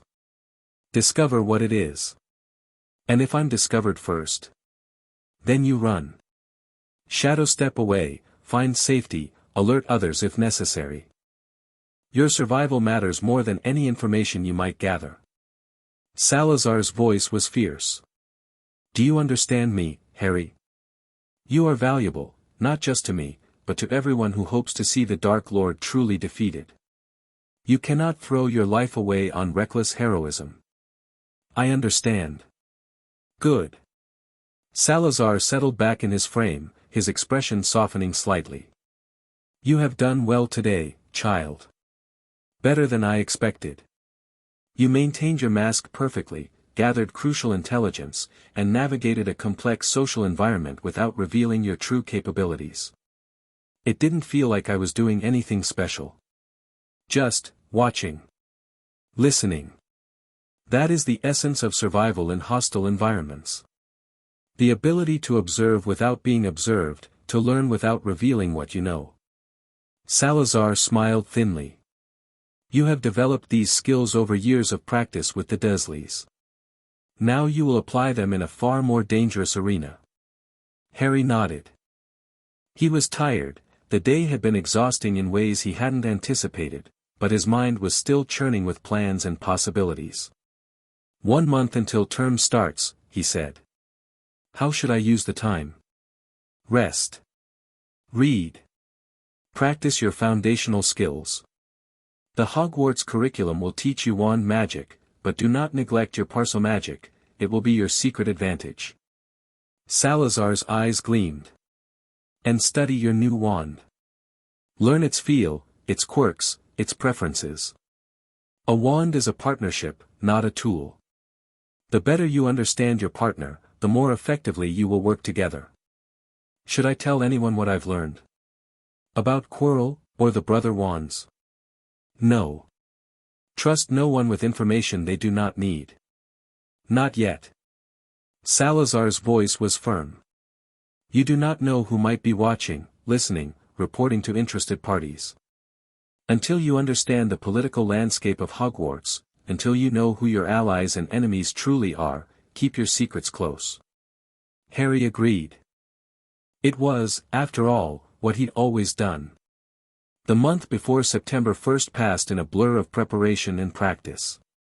Harry read his textbooks cover to cover, absorbing the theoretical foundations of magical education while comparing them to Salazar's teachings. The differences were illuminating. Modern magical theory had diverged significantly from ancient practice, losing subtlety in exchange for standardization. He practiced his wand magic in secret, discovering that the Holly wand responded to his intentions with an eagerness that bordered on enthusiasm. The wand wanted to be used, wanted to demonstrate its capabilities, and Harry had to consciously restrain it from amplifying his spells beyond his control. An unusual relationship, Salazar observed during one of their sessions. Most wands are passive instruments, responding to the wizard's will without adding their own. Yours seems to anticipate your intentions, sometimes acting before you consciously direct it. Is that dangerous? Potentially. A wand that acts independently can betray you in critical moments. But it can also enhance your capabilities, making you faster and more powerful than your skill alone would allow. Salazar considered. For now, focus on control. Learn to work with the wand rather than against it. The partnership will develop naturally over time. Harry practiced Parselmagic as well, refining techniques he developed over the years while exploring new applications. Seol served as his partner in these exercises, the familiar's feedback helping Harry understand exactly how his abilities affected the serpent world. You are different now, Seol observed one evening, coiled on Harry's pillow as he practiced shadow stepping across the room. Stronger. More focused. The wand has changed something in you. Good change or bad change? I cannot say. Change is simply change. What matters is how you direct it. Harry thought about this often in the days that followed. He was changing, had been changing for years, ever since he found Salazar's portrait in the dirt beneath the garden shed. Each new skill, each new understanding, each new capability reshaped him into something different from the boy he'd been. Was he becoming someone better? Or just someone more dangerous? He didn't know. He suspected the answer depended entirely on the choices he made. The night before September 1st, Harry lay in his room at the leaky cauldron, staring at the ceiling. Tomorrow, everything would change. Tomorrow, he would board the Hogwarts Express and begin his transformation from the boy who lived into whatever he was destined to become. Nervous? Seol asked from beneath his pillow. A little. That is wise. Nervousness keeps you alert. Complacency kills. Harry smiled despite himself. You sound like Salazar. I was shaped by your magic, which was shaped by his teaching. Some transference is inevitable. Harry reached beneath the pillow and stroked his familiar's scales. The touch was grounding, a reminder that he wasn't truly alone, despite everything. What do you think will happen? I think you will be tested in ways neither of us can anticipate. I think you will face challenges that strain your abilities to their limits. I think you will discover truths that change everything you believe about yourself and your world. Seol's tongue flickered against Harry's skin. And I think you will survive. Because that is what you do. Harry closed his eyes, letting his familiar certainty wash over him. Tomorrow, the boy who lived would go to Hogwarts. Tomorrow, a new chapter of his story would begin. And no one, not even he, knew how it would end. Chapter 4 and Chapter 5, the Sorting's Choice King's Cross Station thrummed with the chaos of 1,000 ordinary journeys. Harry stood in the middle of the crowded concourse, trunk at his feet, watching the flow of humanity swirl around him like water around a stone. Families saying goodbye. Businessmen rushing to catch trains. Children dragging reluctant parents toward platform signs. None of them noticed the boy with the lightning scar. None of them sensed the magic coiled beneath his skin, waiting. Platform 9 3/4, Seol murmured from inside Harry's sleeve. The ticket says it exists. But I see no such designation. Harry had already scanned the visible platforms. 9. 10. Nothing between them but a solid brick barrier that looked as mundane as anything in the station. Magic hidden in plain sight, he replied. There must be an entrance somewhere. He could feel it now that he was looking, a subtle wrongness in the air near the barrier, a shimmer that ordinary eyes would dismiss as a trick of light. His magical senses tingled with recognition. But before he could investigate further, a voice cut through the station noise. Packed with muggles, of course, Harry turned. A family was approaching the barrier, a plump woman with red hair, surrounded by children of varying ages, all pushing trolleys laden with trunks and caged owls. Wizards. Obviously wizards, despite their attempt at muggle clothing. Come on, platform 9 3/4 this way, Harry watched as one of the older boys, tall, with horn-rimmed glasses, broke into a run and vanished straight through the solid brick wall. So that was how it worked. He waited until the family had finished their passage, then approached the barrier himself. Up close, the magic was unmistakable, a ward that bent space, creating a pocket dimension accessible only to those with magical blood. Harry took a breath, adjusted his grip on his trolley, and walked through. The transformation was instantaneous. One moment, Muggle London. The next, a hidden world. Platform 9 3/4 stretched before him, a gleaming scarlet steam engine dominating the space. The Hogwarts Express, according to the brass plate on its side. Students milled everywhere, robed figures saying goodbye to parents, loading trunks, shouting to friends across the crowded platform. Harry absorbed it all with carefully concealed wonder. He'd expected something impressive. This exceeded his expectations. Remarkable, Seol breathed. An entire station hidden within a station. The magic required must be immense. Hogwarts has 1,000 years of accumulated power. This is probably trivial by comparison.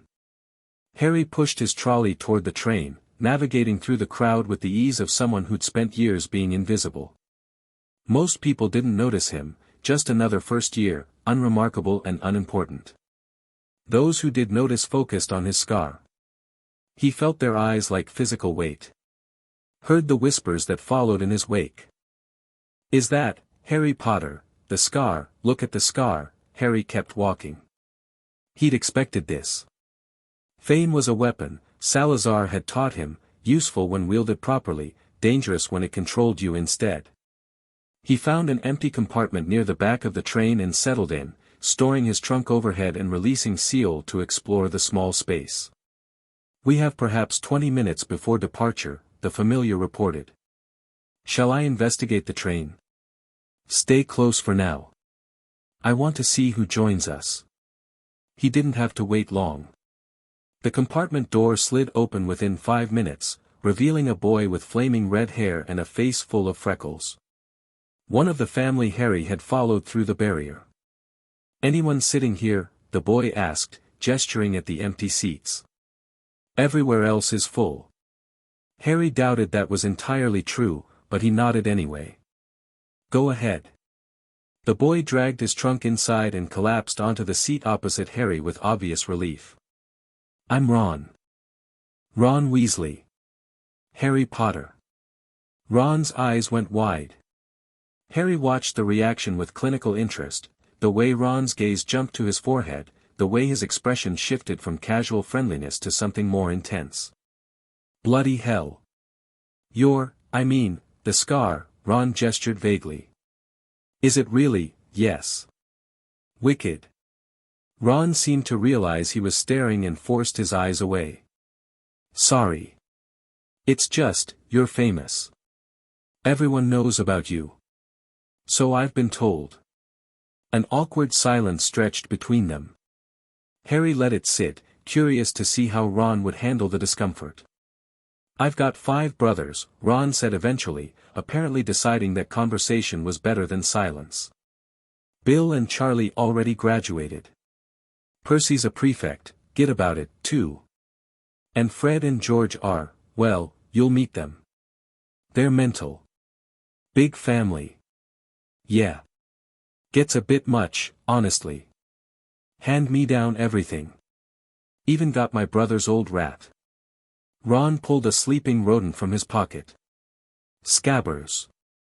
Useless, really. Does nothing but sleep and eat. Harry looked at the rat. Something about it made his instincts prickle, a wrongness he couldn't quite identify. But the sensation was faint, easily dismissed as paranoia. He filed it away for later consideration. What house do you think you'll be in? Ron asked. I'm not sure. I don't know much about them yet. Well, my whole family's been in Gryffindor. I'll probably be there too, I hope so. Can you imagine if I was sorted into Slytherin? Ron shuddered. My mum would have kittens. What's wrong with Slytherin? Ron stared at him like he'd grown a second head.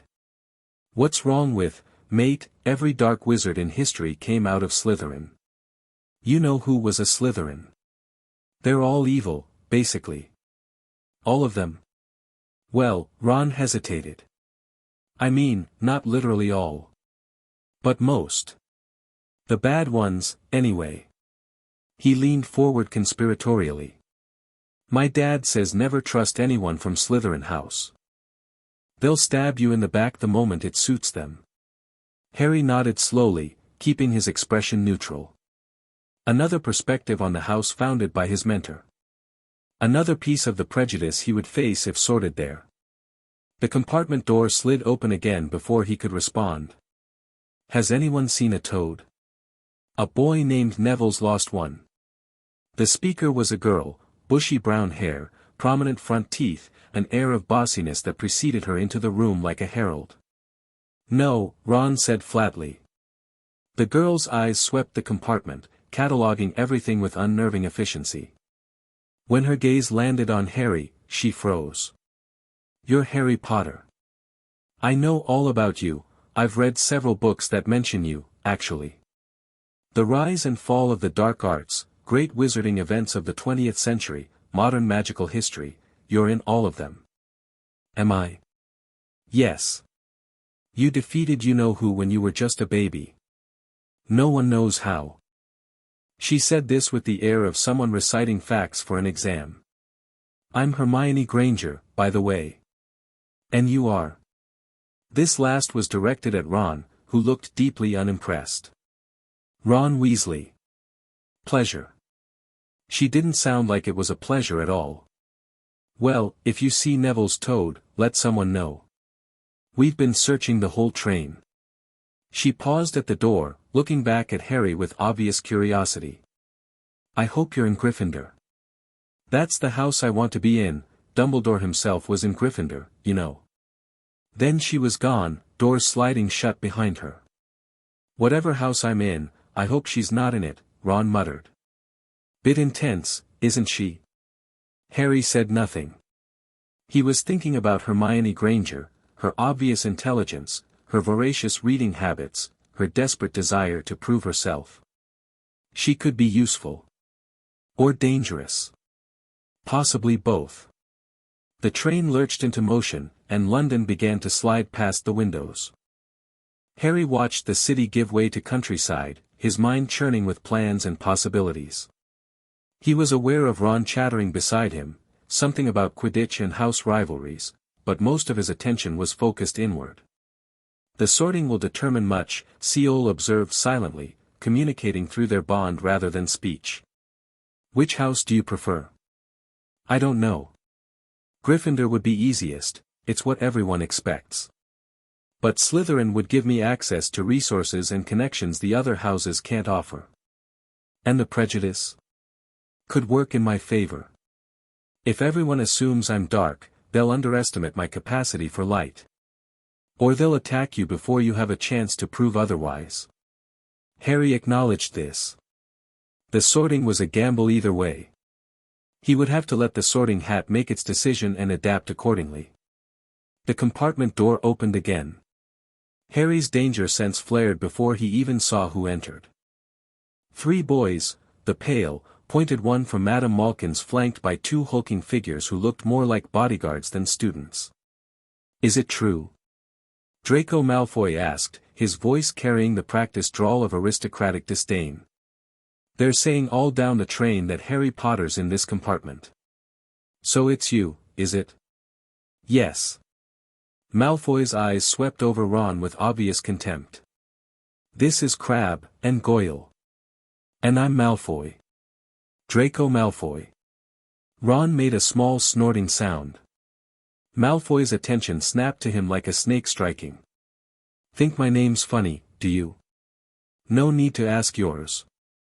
Red hair and a hand-me-down robe? You must be a Weasley. He turned back to Harry.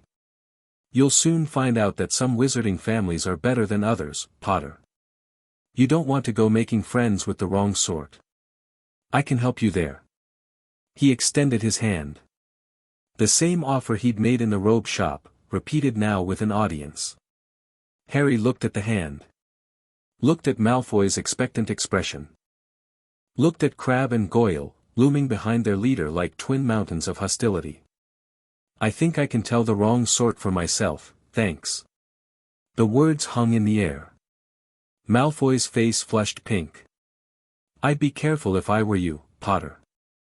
Unless you're a bit politer you'll go the same way as your parents. They didn't know what was good for them either. You hang around with riffraff like the Weasleys and that Hagrid, and it'll rub off on you. Ron surged to his feet. Say that again, going to fight us, are you? Malfoy sneered. Unless you get out now. For a moment, Harry thought the confrontation would escalate. Then Malfoy's eyes flicked to something over Ron's shoulder, to Harry's hand, which had moved very slightly toward his wand, and something in his expression shifted. Come on, he told Crabbe and Goyle. Let's go. They retreated, the compartment door slamming behind them. Git, Ron spat, still red-faced. Can you believe him? Coming in here, insulting your parents, I've met worse. Ron blinked at the flat delivery. Have you? Harry didn't elaborate. He was thinking about Malfoy, about the calculation behind those grey eyes, the way he'd backed down when he sensed genuine danger. Draco Malfoy was a bully, but he wasn't stupid. He understood power dynamics, could recognize when he was outmatched. That made him more dangerous than a simple thug. And potentially more useful. You're considering making an ally of him, Seal observed through their bond. I'm considering keeping my options open. An enemy you understand is better than one who surprises you. And if he proves irredeemable, then I'll deal with him.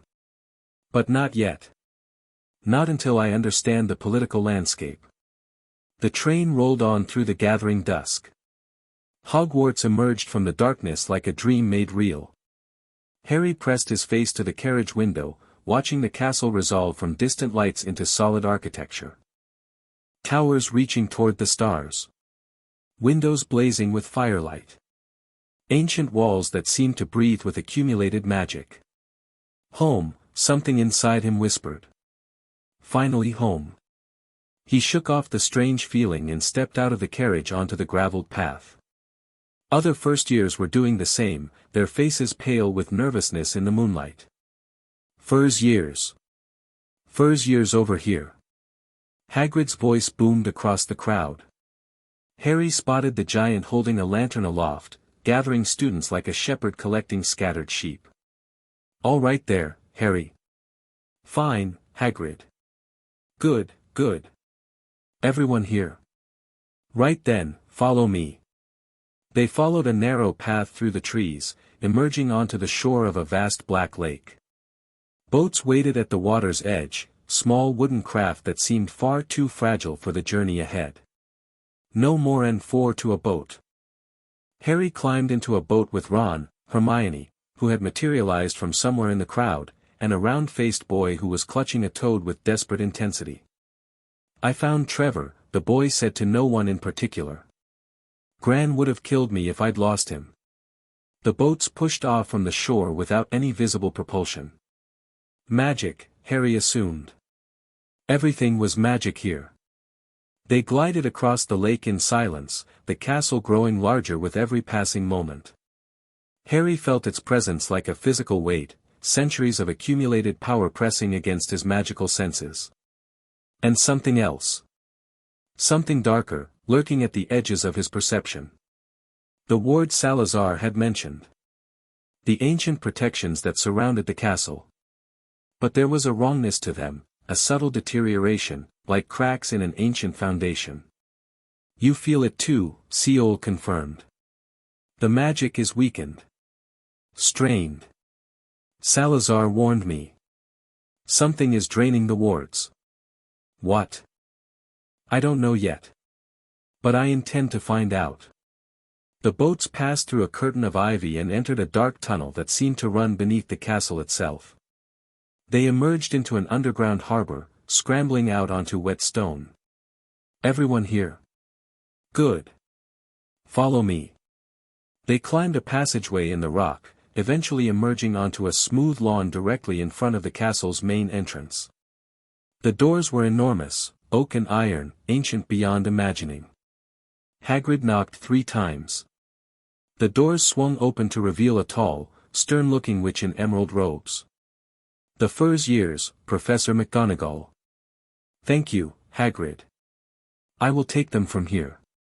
She led them into an entrance hall so large it could have contained the entire Dursley house. Torches blazed on the walls. Marble stairs led upward into darkness. And everywhere, in the stone, in the air, in the very atmosphere, magic pulsed with ancient power. Welcome to Hogwarts, Professor McGonagall said, her voice carrying easily despite the hall's vastness. The start-of-term banquet will begin shortly, but before you take your seats, you must be sorted into your houses. The sorting is a very important ceremony because, while you are here, your house will be something like your family within Hogwarts. She explained the houses, Gryffindor, Hufflepuff, Ravenclaw, Slytherin, and the point system that would determine the house cup. Harry listened with half an ear, already familiar with most of the information from Salazar's teachings. His attention was focused elsewhere. On the magical currents flowing through the castle. On the subtle wrongness in the wards he'd detected at the lake. On the implications of everything he sensed but couldn't yet understand. The sorting ceremony will take place in a few minutes in front of the rest of the school. I suggest you all smarten yourselves up while you're waiting. McGonagall's eyes lingered on Ron's smudged nose and Neville's askew cloak before she departed. How exactly do they sort us? Harry asked Ron. Some sort of test, I think. Fred said it hurts a lot, but I think he was joking. Harry doubted a test was involved.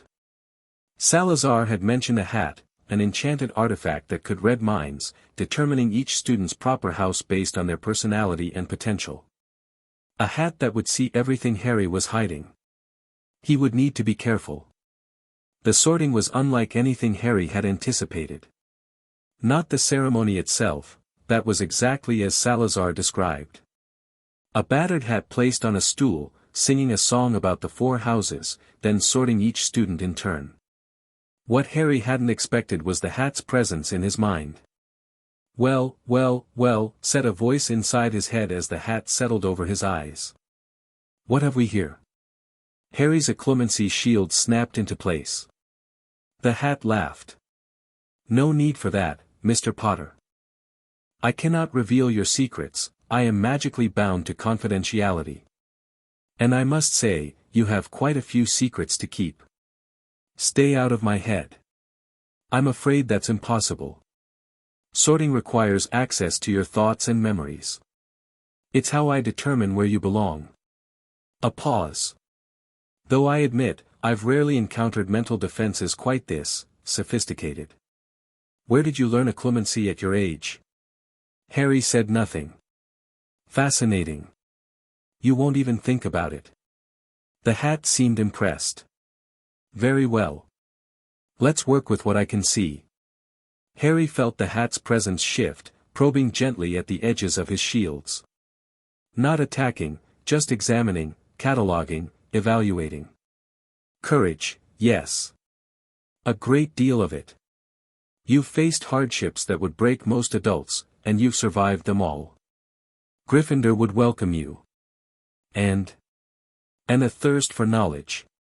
Not academic curiosity, something deeper. A need to understand your world, to uncover secrets, to master the forces that shape reality. Ravenclaw would nurture that. What else? Loyalty. Hidden deep, protected by walls within walls, but present nonetheless. You would die for those you care about, even if the list is currently very short. Hufflepuff values such devotion. The hat paused. Harry felt its attention sharpen, focus intensifying. But underneath it all, ambition. Not petty ambition, not the desire for wealth or fame or power for its own sake. Something purer.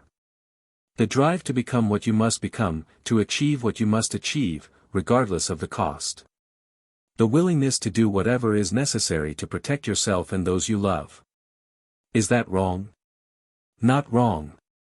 Simply. Slytherin. Harry felt the word settle into him like a key into a lock. You're suggesting Slytherin. I'm observing that Slytherin fits you best. Your secrets, your training, your capabilities, they align with the Founder's vision. You would thrive there. Everyone says Slytherin is evil. Everyone is wrong. The hat's voice carried unexpected vehemence. Slytherin produces dark wizards because the world treats Slytherins as dark wizards. The prejudice becomes self-fulfilling. But the house itself, the values it represents, ambition, cunning, self-preservation, those are not inherently evil. They are tools, like any others. Harry considered this. It matched what Salazar had told him, but hearing it from the Sorting Hat, an artifact that had seen 1,000 years of students, carried different weight. If you put me in Slytherin, everyone will assume I'm destined for darkness. Yes. Is that a problem? It could be. Or it could be useful. Ah. The hat's tone shifted to something like satisfaction. Now you're thinking like a true Slytherin. Using others' assumptions against them. Wearing their expectations as armor. So you've decided? I've considered. But the choice is yours, Mr. Potter. I can put you in Gryffindor if you prefer, you have the qualities for it. You would be accepted, welcomed, celebrated as the boy who lived following in his parents' footsteps. But it would be a lie. A mask worn so long you might forget it isn't your face. You are many things, Harry Potter, but you are not your parents. You have been shaped by forces they never knew, taught by teachers they would have feared. Pretending otherwise would be a disservice to both your potential and their memory. Harry sat in darkness, the weight of the hat pressing against his skull, and thought about who he wanted to be. Gryffindor was the easy choice. The expected choice. The choice that would make everything simpler. But simple wasn't the same as right. Slytherin, he said. You're certain? I'm certain. Then better be, Slytherin. The hat's shout echoed through the suddenly silent great hall. Harry removed the hat and opened his eyes. Every face in the room was staring at him with expressions ranging from shock to horror to something that might have been anticipation. The Gryffindor table looked like they'd witnessed a death. The Slytherin table looked like they'd won the lottery without buying a ticket. Harry Potter, the boy who lived, the chosen one, the symbol of everything good and light in the wizarding world, had just been sorted into the House of Darkness. He handed the hat back to Professor McGonagall, whose lips had compressed into a thin line, and walked toward the Slytherin table with his head held high. The silence stretched until he sat down. Then the Slytherin table exploded into applause. Harry allowed himself a small smile as hands reached out to shake his, as voices competed to welcome him, as the entire house celebrated their impossible victory. He was exactly where he needed to be. The feast passed in a blur of rich food and strategic conversation. Harry found himself seated between an older student named Marcus Flint, a thick-necked boy with the build of a troll and the conversational skills to match, and a first-year girl with sharp features and sharper eyes. Daphne Greengrass, she introduced herself, extending a hand with aristocratic precision. "A pleasure to meet you, Potter." "Harry, please."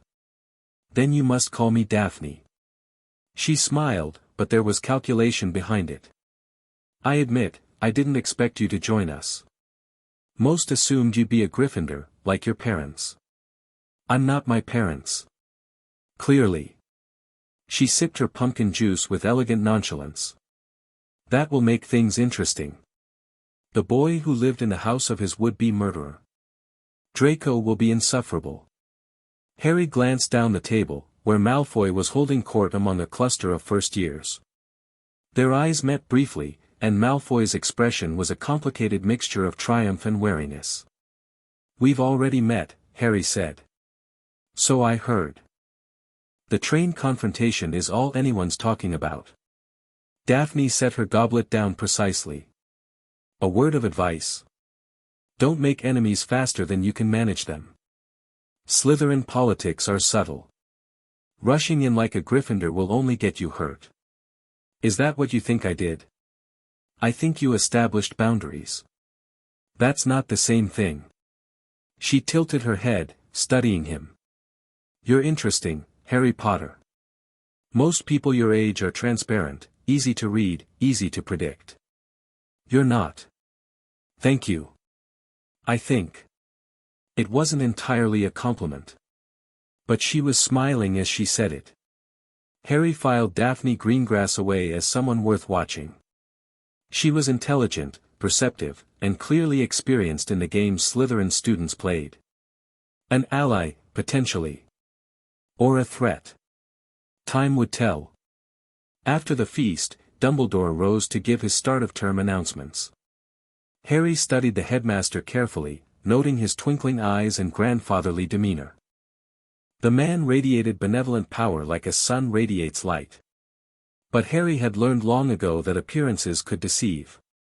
The third-floor corridor on the right-hand side is out of bounds to everyone who does not wish to die a very painful death. Harry's attention sharpened. A death threat in a start-of-term speech? That was unusual, even by wizarding standards. The package from Gringotts, he thought. Whatever Hagrid retrieved, it must be here. Hidden in that corridor. A trap? Seal asked through their bond. Possibly. Or a test. Or both. The announcements continued, something about Quidditch tryouts, something about a forest being forbidden, but Harry's mind was elsewhere. Planning. Calculating. He would need to investigate that corridor.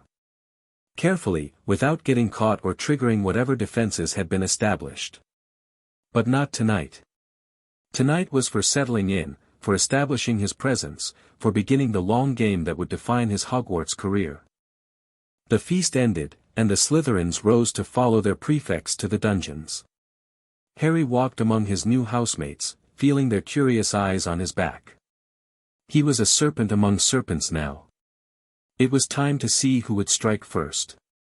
The Slytherin common room was everything Harry had imagined and nothing like he expected. The space was vast, carved from the living stone beneath the lake, its ceiling lost in shadows that seemed to breathe with their own dark life. Green light filtered through windows that looked out into the lake's depths, casting everything in an eerie underwater glow. But it wasn't cold. Despite the stone walls and subterranean location, the room was warm, magically heated, Harry assumed, with fireplaces crackling in strategic alcoves. And it felt like home. Harry wasn't sure why that was. He had no history with this place, no memories to trigger the sensation. Yet walking into the Slytherin common room felt like returning to somewhere he'd always belonged. The Founder's Mark, Seol suggested. Salazar's magic permeates this space. Perhaps your training has attuned you to it. Perhaps. The prefects delivered the standard warnings: don't get caught breaking rules, don't embarrass the house, present a united front to outsiders, before directing the first years to their dormitories. Harry found himself sharing a room with 4 other boys, Draco Malfoy, Vincent Crabbe, Gregory Goyle, and a thin, quiet boy named Theodore Nott. Well, well. Draco settled onto his bed with proprietary confidence. Harry Potter in Slytherin. I admit, I didn't see that coming. Neither did most people. Including you. Harry met Draco's gaze directly. The hat wanted to put me here. I didn't argue. The hat wanted. Draco's eyes widened. You had a choice. And you chose Slytherin. I chose to be where I belong. Silence fell over the room. The other boys were watching the exchange with varying degrees of interest, Crabbe and Goyle blank-faced, not calculating. Father will be pleased, Draco said eventually. He always said you'd be wasted in Gryffindor. Your father knows me. Father knows everyone worth knowing. And you, Potter, are definitely worth knowing. Draco's smile was sharp. I think we got off on the wrong foot earlier. Perhaps we could start over. Harry considered his options. Draco Malfoy was ambitious, prejudiced, and deeply insecure beneath his aristocratic mask. He was also connected, his father's influence stretched throughout the ministry and beyond. A useful ally. A dangerous enemy. The choice depended on what Harry wanted. Perhaps we could, Harry said. Draco's smile widened. Excellent. I think you'll find that friendship with the right people opens many doors in our world. I'm sure it does. They didn't shake hands, that would be too formal, too transactional, but something shifted in the air between them. An understanding, tentative and fragile, that could become either alliance or enmity depending on what came next. Harry lay in his bed that night, staring at the green-tinged ceiling, and thought about the days to come. He was in Slytherin. The house of his mentor, the house of his enemy, the house everyone assumed would corrupt him. But Harry had no intention of being corrupted. He intended to do the corrupting. Sleep came slowly, and when it did, Harry dreamed of serpents in the darkness, coiling and waiting, patient as stone. The first week of classes established several important truths. First, Hogwarts education was significantly less rigorous than Harry had expected. The curriculum focused on basics, simple spells, elementary theory, the absolute foundations of magical practice. For someone who had spent 3 years studying advanced Parselmagic with an ancient portrait, it was almost insultingly easy. Second, the professors were a mixed bag. Flitwick was enthusiastic and knowledgeable, his charms class actually teaching something useful. McGonagall was strict but fair, her transfiguration lessons demanding the kind of precision Harry appreciated. Sprout was warm and practical. Binns was literally dead, and his history classes were correspondingly lifeless. And then there was Snape.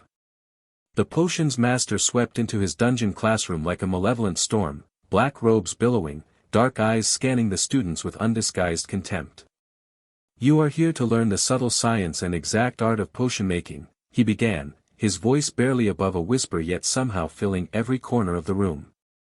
As there is little foolish wand-waving here, many of you will hardly believe this is magic. I don't expect you will really understand the beauty of the softly simmering cauldron with its shimmering fumes, the delicate power of liquids that creep through human veins, bewitching the mind, and snaring the senses. I can teach you how to bottle fame, brew glory, even stopper death, if you aren't as big a bunch of dunderheads as I usually have to teach. His eyes found Harry in the crowd of students. Potter.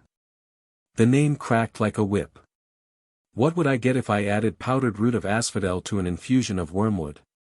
Harry met Snape's gaze without flinching. The question was advanced, far beyond first-year curriculum, clearly designed to humiliate. The draught of living death, sir. A powerful sleeping potion. Something flickered in Snape's dark eyes. Where would you look if I told you to find me a bezoar? The stomach of a goat, sir. It's a stone that will protect against most poisons. What is the difference between monkshood and wolfsbane? They're the same plant, sir. Also known as aconite. Silence. The entire class was staring, at Harry, at Snape, at the impossible sight of an 11-year-old answering questions that had stumped 7th years. Well? Snape's voice was soft, dangerous. Why aren't the rest of you copying this down? Quills scratched frantically against parchment. Snape continued to stare at Harry for a long moment, his expression unreadable. 5 points to Slytherin, he said finally, for a student who actually bothered to open his textbook before arriving. It was the first and only time Harry saw Snape award points willingly. After class, as students filed out, Snape's voice stopped Harry at the door. Potter. Stay. Harry waited while the room emptied. He was aware of Draco lingering in the hallway, trying to eavesdrop, but eventually even he departed. Close the door. Harry obeyed. The dungeon suddenly felt smaller, more intimate. Snape studied him from behind his desk, dark eyes calculating. Where did you learn those answers? The textbook, sir. As you said. The textbook does not cover the draught of living death until 6th year. Bezoars are mentioned in passing, at best. And the aconite question is typically reserved for NEWT students. Snape's voice dropped to a dangerous hiss. I will ask you once more, Potter, where did you learn those answers? Harry considered his options. Lying would be possible but risky. Snape was clearly suspicious, and getting caught in a deception would only make things worse. Telling the truth was equally dangerous, but for different reasons. He chose a middle path. I read ahead, sir. When I learned I was a wizard, I wanted to understand everything about this world. I may have acquired some supplementary texts. Snape's eyes narrowed. Supplementary texts. At age 11. With no prior magical education. I learn quickly. Indeed. Snape rose from his desk and circled around to lean against its front edge, arms crossed. You are not what I expected, Potter. What did you expect? Your father. Arrogant, reckless, convinced of his own magnificence. Snape's lip curled. But you are not James Potter, are you? You have his face, but your eyes. He stopped abruptly, something painful flickering across his features. My mother's eyes, Harry finished quietly. People keep telling me that. Do they? It wasn't a question. Snape was silent for a long moment, then, I knew your mother. We were friends, once. Before everything went wrong. Harry filed this information away. Salazar had warned him about Snape, about his hatred for James Potter, his complex history with the Death Eaters, his unclear loyalties. But he'd said nothing about a connection to Lily. What went wrong?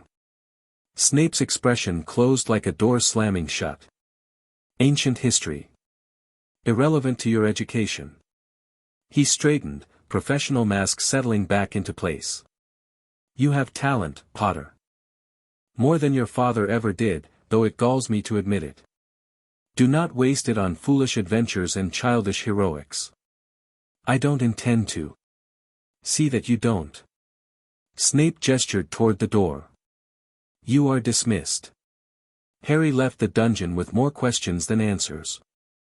But one thing was certain, Severus Snape was far more complicated than anyone had suggested. The rest of the week passed in a blur of classes, observations, and careful political maneuvering.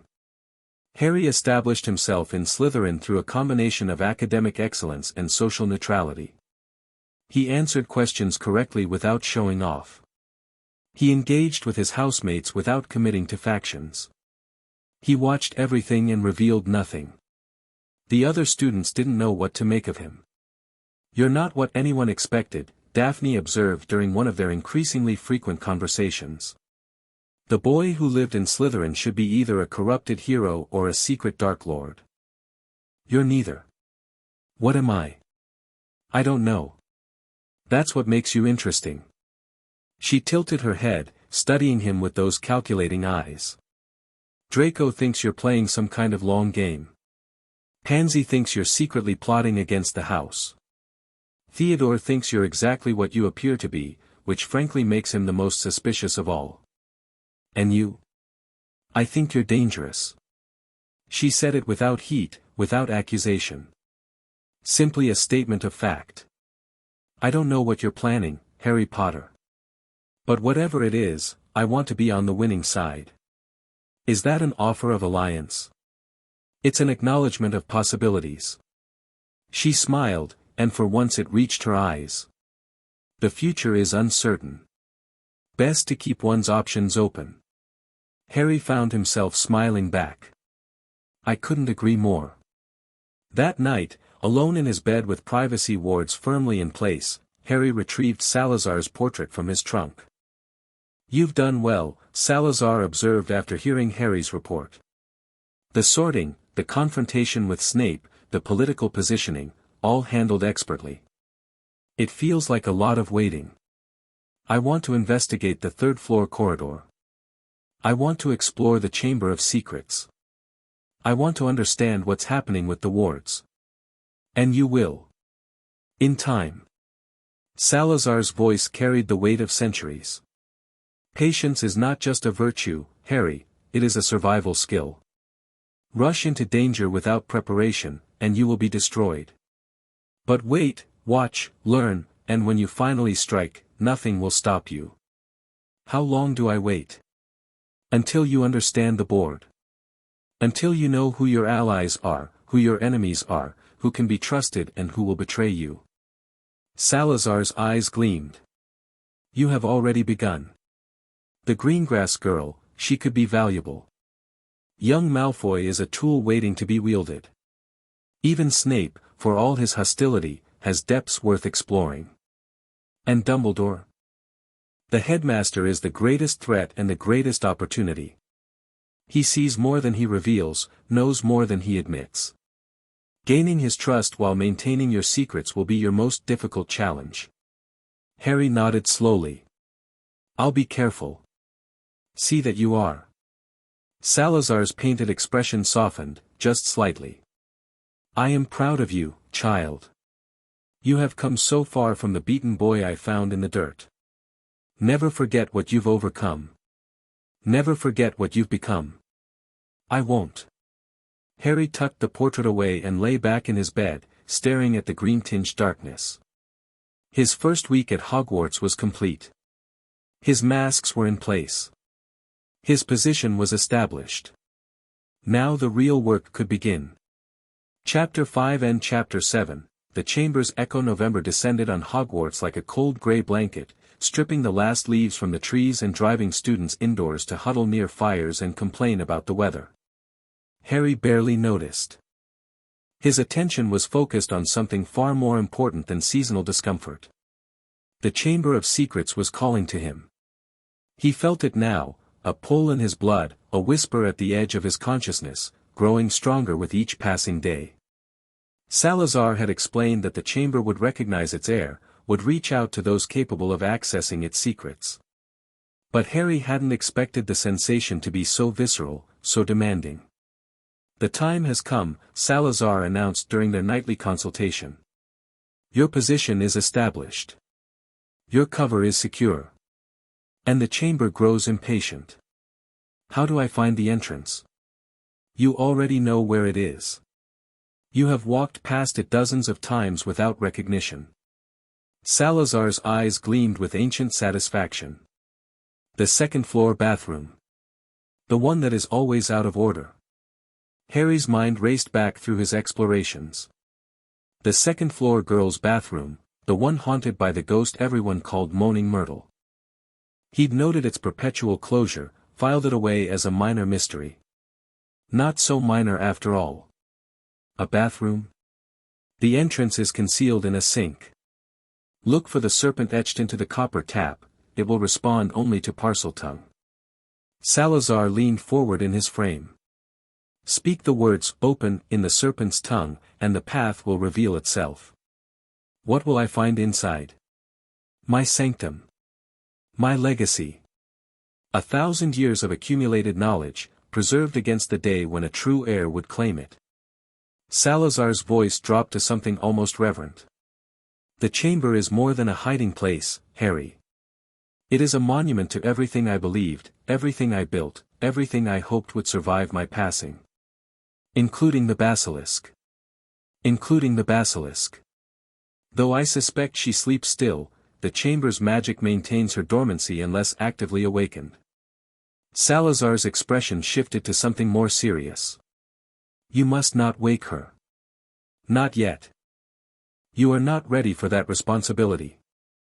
I understand. See that you do. The basilisk is not a pet to be commanded on a whim. She is a weapon of terrible power, the ultimate guardian of Slytherin's legacy. Disturbing her sleep without adequate preparation would be catastrophic. Harry nodded. He had no intention of awakening a 60-foot magical serpent until he understood exactly what that entailed. But the chamber itself, that was different. That was necessary. Harry chose his moment carefully. A Saturday night in mid-November, when most students were occupied with homework or socializing, when the teachers were distracted by staff meetings, when the castle's rhythms were at their most predictable. He slipped out of the Slytherin common room using a shadow step that deposited him in an unused classroom 3 floors up. From there, he navigated to the second floor through passages he'd mapped weeks ago, avoiding the main corridors where prefects patrolled. The bathroom was exactly where Salazar had described, a door marked "out of order," that had apparently been out of order for decades. Harry pushed it open and stepped inside. The space was gloomy and damp, illuminated only by candles that guttered in unseen drafts. Cracked mirrors lined the walls. Broken sinks dripped water onto already flooded floors. And hovering near a window, translucent and miserable, was the ghost of a teenage girl. Moaning Myrtle. Harry had researched her after learning about the bathroom. A Muggle-born student who had died in this very room 50 years ago, the victim, according to official records, of an accident. But Harry suspected the truth was darker. Who's there? Myrtle turned, her spectral face twisting with suspicion. Come to throw something at me? Come to laugh at miserable, ugly, moaning Myrtle? I haven't come to throw anything. I'm just looking for something. Looking for what? There's nothing here but broken toilets and a dead girl nobody cares about. She sniffled dramatically. Nobody ever comes to visit Myrtle. They just come to use the bathroom or make fun of me or, I care about what happened to you. Myrtle froze. What? The night you died. I've been reading about it. The official story says it was an accident, but that doesn't make sense. Accidents don't kill healthy teenagers in school bathrooms. Harry met her translucent eyes directly. What really happened, Myrtle? The ghost was silent for a long moment. Something shifted in her expression, the self-pity giving way to something older, darker. I don't remember much, she said finally. I was crying. Olive Hornby had been teasing me about my glasses again. I heard someone come in, a boy, speaking a language I didn't understand. A language? Hissing. Like snakes. Myrtle shuddered. I came out to tell him to go away, and then I saw, eyes. Yellow eyes. So big. And then I was dead. Harry absorbed this. 50 years ago, someone had opened the chamber and released the basilisk. The creature had killed Myrtle, killed her with nothing more than a glance. Thank you for telling me, he said quietly. I know it's not easy to remember. No one's ever asked before. Myrtle's voice was small, surprised. They all just accept the official story. Nobody cares about the truth. I care. And I promise you, whatever happened to you, I'll find out why. Myrtle stared at him with an expression he couldn't quite read. Then she nodded, once, and drifted away through a wall. Harry waited until she was gone before approaching the sinks. The serpent was there, a tiny snake etched into the copper tap of the center basin, so small it would be invisible to anyone not specifically looking for it. Harry leaned close and spoke the word Salazar had taught him. Open. The effect was immediate and dramatic. The sink began to move, shifting and sliding, transforming from mundane plumbing into a portal to another world. A large pipe opened in the floor, wide enough for a person to slide through, descending into darkness so complete it seemed to swallow light itself. Harry took a breath, steadied his nerves, and jumped. The slide carried him deep into the earth. Stone walls rushed past in darkness, the pipe twisting and turning through passages that must have been carved when the castle was first built. Harry extended his magical senses, feeling the ancient wards that surrounded him, protections designed to destroy any intruder who entered without the proper bloodline. The wards recognized him. Welcomed him. Parted before his passage like water around a stone. He emerged in a chamber that took his breath away. The space was vast, a cathedral carved from living rock, its ceiling lost in shadows hundreds of feet above. Pillars rose at regular intervals, each carved with serpents that seemed to move in the flickering light of torches that ignited at Harry's approach. And at the far end, dominating the chamber like a god surveying his domain, was an enormous stone face. Salazar Slytherin's face. Welcome home, young heir. The voice echoed from everywhere and nowhere, the chamber itself speaking, perhaps, or the accumulated magic of 1,000 years given voice. Harry walked forward, his footsteps echoing in the vast silence. The stone Salazar watched him approach with carved eyes that seemed almost alive. I am Harry Potter, he said in Parcel tongue. Heir to Salazar Slytherin by gift if not by blood. I claim this chamber by right of the serpent's tongue. The magic around him pulsed, evaluated, accepted. A door appeared in the base of the statue, a door that hadn't been there a moment before, outlined in green light that matched the torches. Harry pushed it open and stepped through.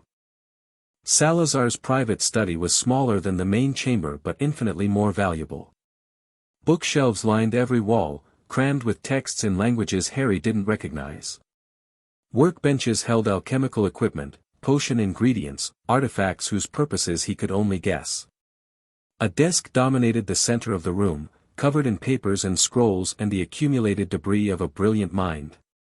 And in the corner, coiled upon itself in a sleep that had lasted a millennium, was the basilisk. Harry's breath caught. The creature was enormous, far larger than he'd imagined, its body thick as a tree trunk, its scales gleaming with deep green iridescence. Even dormant, even unconscious, it radiated power that made his magical senses sing with recognition. Do not approach her. Harry turned to find the portrait of Salazar had manifested on the study wall, a new frame, apparently connected to the original through magical means Harry didn't understand. She responds to blood, Salazar continued. Your blood, specifically. If you go too close, she may wake, and a basilisk waking from 1,000-year sleep is not something you want to experience unprepared. She's magnificent. She is. The greatest of my creations, though I would not call her a creation, she is a partner, a guardian, a friend. Salazar's voice carried ancient grief. I had to leave her when I left Hogwarts. Sealed her in sleep to await the day when my true heir would need her strength. Is that day coming? Perhaps. The wards are failing, Harry. Can you feel it? Harry extended his senses into the chamber's magic. Now that he was here, inside Slytherin's sanctum, he could feel the castle's energy more clearly than ever before. And something was very wrong. The wards that protected Hogwarts, layered defenses accumulated over centuries, were being drained. Slowly, steadily, something was siphoning their power, leaving the magical infrastructure weakened and vulnerable. What's causing it? That is what you must discover. The chamber's monitoring systems will show you the flow of magical energy through the castle. Find the drain. Trace it to its source. Harry moved to the workbench Salazar indicated. Crystalline instruments were arranged in precise patterns, their surfaces swirling with contained magic. These are ward stones, Salazar explained. Connected to the castle's foundational enchantments. Touch them and focus, they will show you what you need to see. Harry placed his hands on the central stone and opened his mind. The castle exploded into his consciousness. He could see everything, every ward, every protection, every magical current flowing through Hogwarts' ancient structure. The Founder's original enchantments, layered and reinforced over centuries. The additions made by subsequent headmasters, each contributing to the whole. The living magic of the castle itself, pulsing like a heartbeat. And there, a darkness at the edge of perception, drawing power away like a leech drawing blood. Harry followed the drain, tracing it through the castle's magical infrastructure. It led upward, through floors and walls and forgotten passages, until it arrived at the third-floor corridor. The Forbidden Corridor. The place where the Cerberus guarded its treasure. But that wasn't the true source. The darkness continued deeper, into the thing being guarded, the object that Hagrid had retrieved from Gringotts. Whatever was hidden in that corridor, it wasn't just valuable. It was hungry. The Philosopher's Stone, Salazar breathed when Harry reported his findings. It must be. There is no other artifact of sufficient power to cause this kind of drain. The Philosopher's Stone. The one that creates the elixir of life. Among other properties. The stone is perhaps the most powerful magical artifact ever created, capable of transmuting base metals to gold, of extending life indefinitely, of amplifying magical power beyond natural limits. Salazar's expression was troubled. But it should not be draining the wards. The stone is self-contained, its power comes from within, not from external sources. Unless something is using the stone to drain the wards. Or unless the stone itself has been corrupted. Salazar fell silent, calculating. Voldemort. If the Dark Lord's shade is seeking the stone, if he intends to use it for resurrection, he may have already begun influencing it. The connection between his malevolent will and the stone's immense power could create exactly the kind of parasitic drain you observed. Harry absorbed this. The pieces were falling into place, Quirrell's strange behavior, the forbidden corridor, the sense of wrongness he'd felt since arriving at Hogwarts. What do I do? Nothing immediately.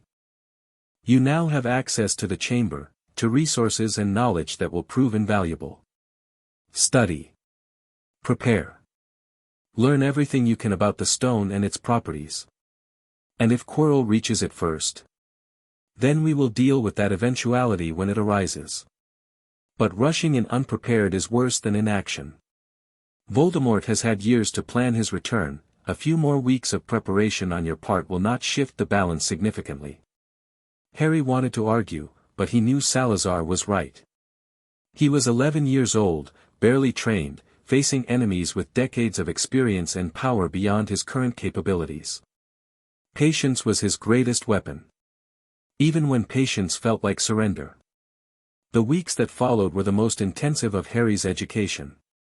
He returned to the chamber every night, accessing its resources with increasing confidence. Salazar's library contained texts on every subject imaginable, dark magic and light, ancient history and modern theory, secrets that had been lost to the world for centuries. Harry read voraciously. Practiced relentlessly. Pushed his abilities further than ever before. His occlumency reached new levels of sophistication, building layered defenses that could deceive even determined legilimens. His Parselmagic expanded to include combat techniques Salazar had developed during the wars of his era, deadly spells that had no wand equivalent, no ministry classification, no defense except overwhelming power. And his connection to the castle's magic deepened until he could feel Hogwarts' moods, sense its secrets, navigate its passages as easily as breathing. "You are becoming what I hoped you would become," Salazar observed one night as Harry completed a particularly complex exercise.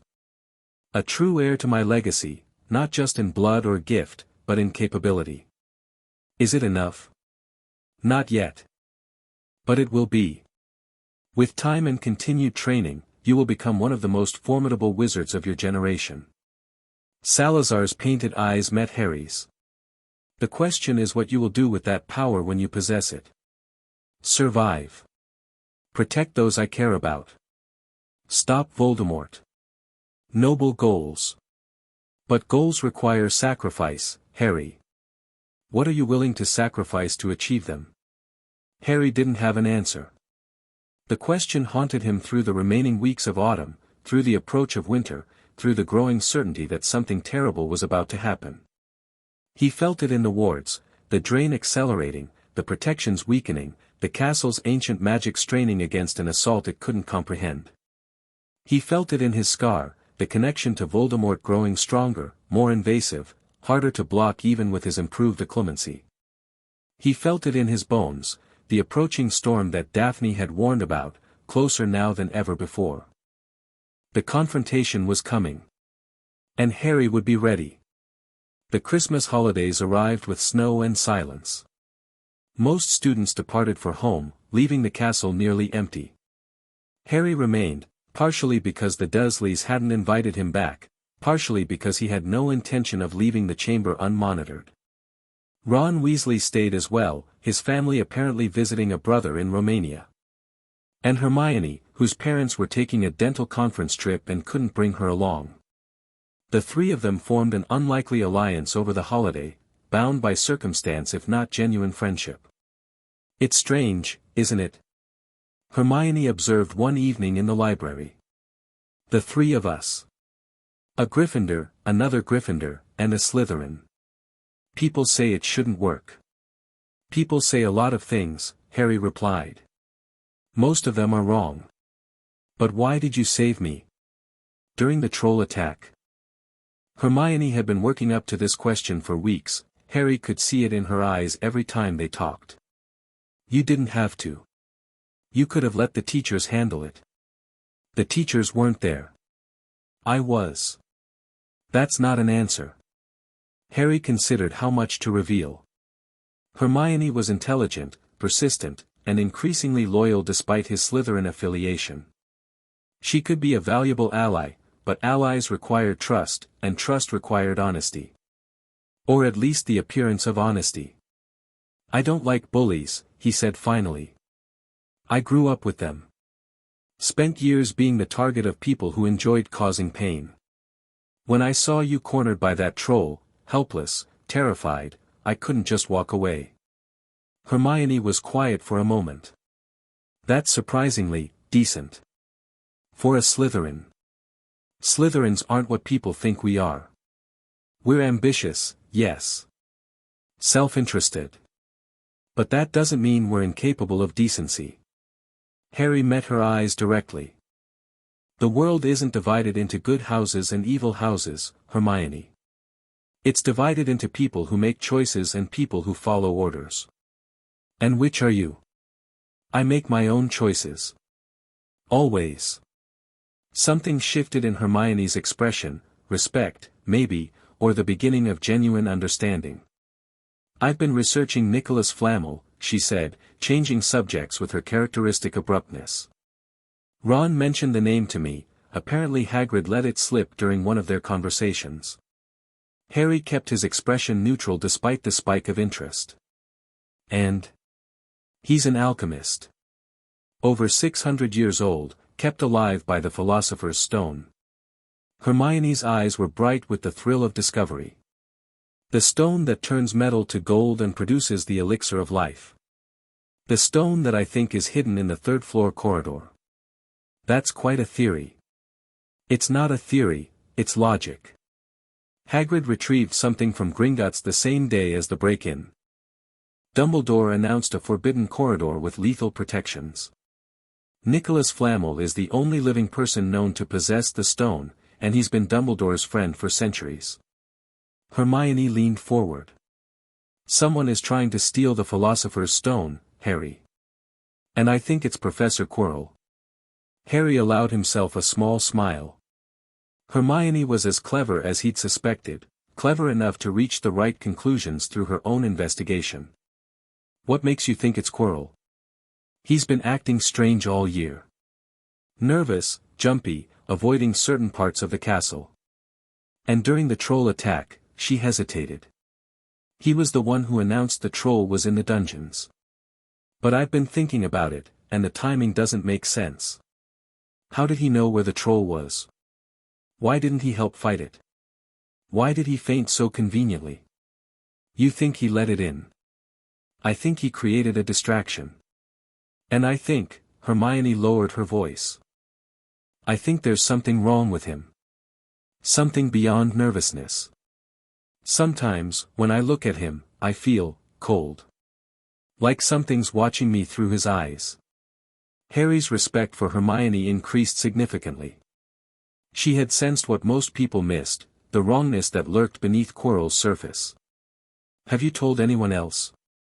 Who would believe me?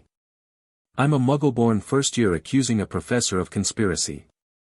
Hermione's frustration was evident. But I know I'm right, Harry. I just can't prove it. Then we find proof. You've done the research. You've made the connections. But you're right that no one will believe you alone. Harry allowed his mask to slip, just slightly, showing her a glimpse of the calculating intelligence behind his carefully constructed persona. 2 students investigating suspicious activity. Paranoid children. 3 students with documented evidence. A pattern. 3. Ron knows more than he realizes. Hagrid trusts him, tells him things. Between your research, his access, and my, Harry paused, choosing his words carefully. My ability to go places unnoticed, we might actually find the truth. Hermione studied him for a long moment. You're not what I expected, Harry Potter. Neither are you, Hermione Granger. Is this a Slytherin thing? The mysterious comments and meaningful looks. It's a survival thing. But if you prefer, I can be more straightforward. Please. Harry nodded. Quirrell is possessed by something dark, something connected to Voldemort. He's after the Philosopher's Stone because it can restore his master to full power. And if we don't stop him, everyone we care about will be in danger. Hermione's face went pale. Possessed? By you-know-who? I can't prove it yet. But everything I've observed points in that direction. Harry held her gaze. Are you in or out? In, Hermione said without hesitation. Definitely in. Good. Because we're going to need all the help we can get. Christmas morning brought an unexpected gift. Harry woke to find a package at the foot of his bed, wrapped in simple brown paper, with no card or indication of who had sent it. His danger sense didn't react, but he examined the package carefully nonetheless before opening it. Inside was a cloak, silvery and strange, flowing through his fingers like water, like moonlight made solid. And a note. Your father left this in my possession before he died. It is time it was returned to you. Use it well. No signature. But Harry didn't need one. Dumbledore. He draped the cloak over his shoulders and looked in the mirror. Nothing. He had vanished completely, invisible to his own eyes, invisible to the world. An invisibility cloak. One of the rarest magical artifacts in existence, capable of hiding the wearer from any detection. Extraordinary, Seol breathed from inside Harry's pajama sleeve. I can barely sense you, even through our bond. Harry examined the cloak with new appreciation. His father's cloak, an inheritance he hadn't known existed, passed down through generations of Potters. But why had Dumbledore returned it now? Why this Christmas, after keeping it for 11 years? A test, Salazar concluded when Harry showed him the cloak that night. Dumbledore is watching to see what you do with it. If you use it for mischief, sneaking around, breaking rules, he will know. If you use it for investigation, pursuing the stone, perhaps, he will know that too. What should I do? Use it carefully. The cloak is invaluable, perfect invisibility is a gift beyond price. But do not let Dumbledore's expectations guide your actions. Use the cloak for your purposes, not his. Harry nodded slowly. The cloak was a tool, like any other tool, useful only when wielded correctly. He would be careful. But he would definitely use it. New Year's Eve brought another discovery.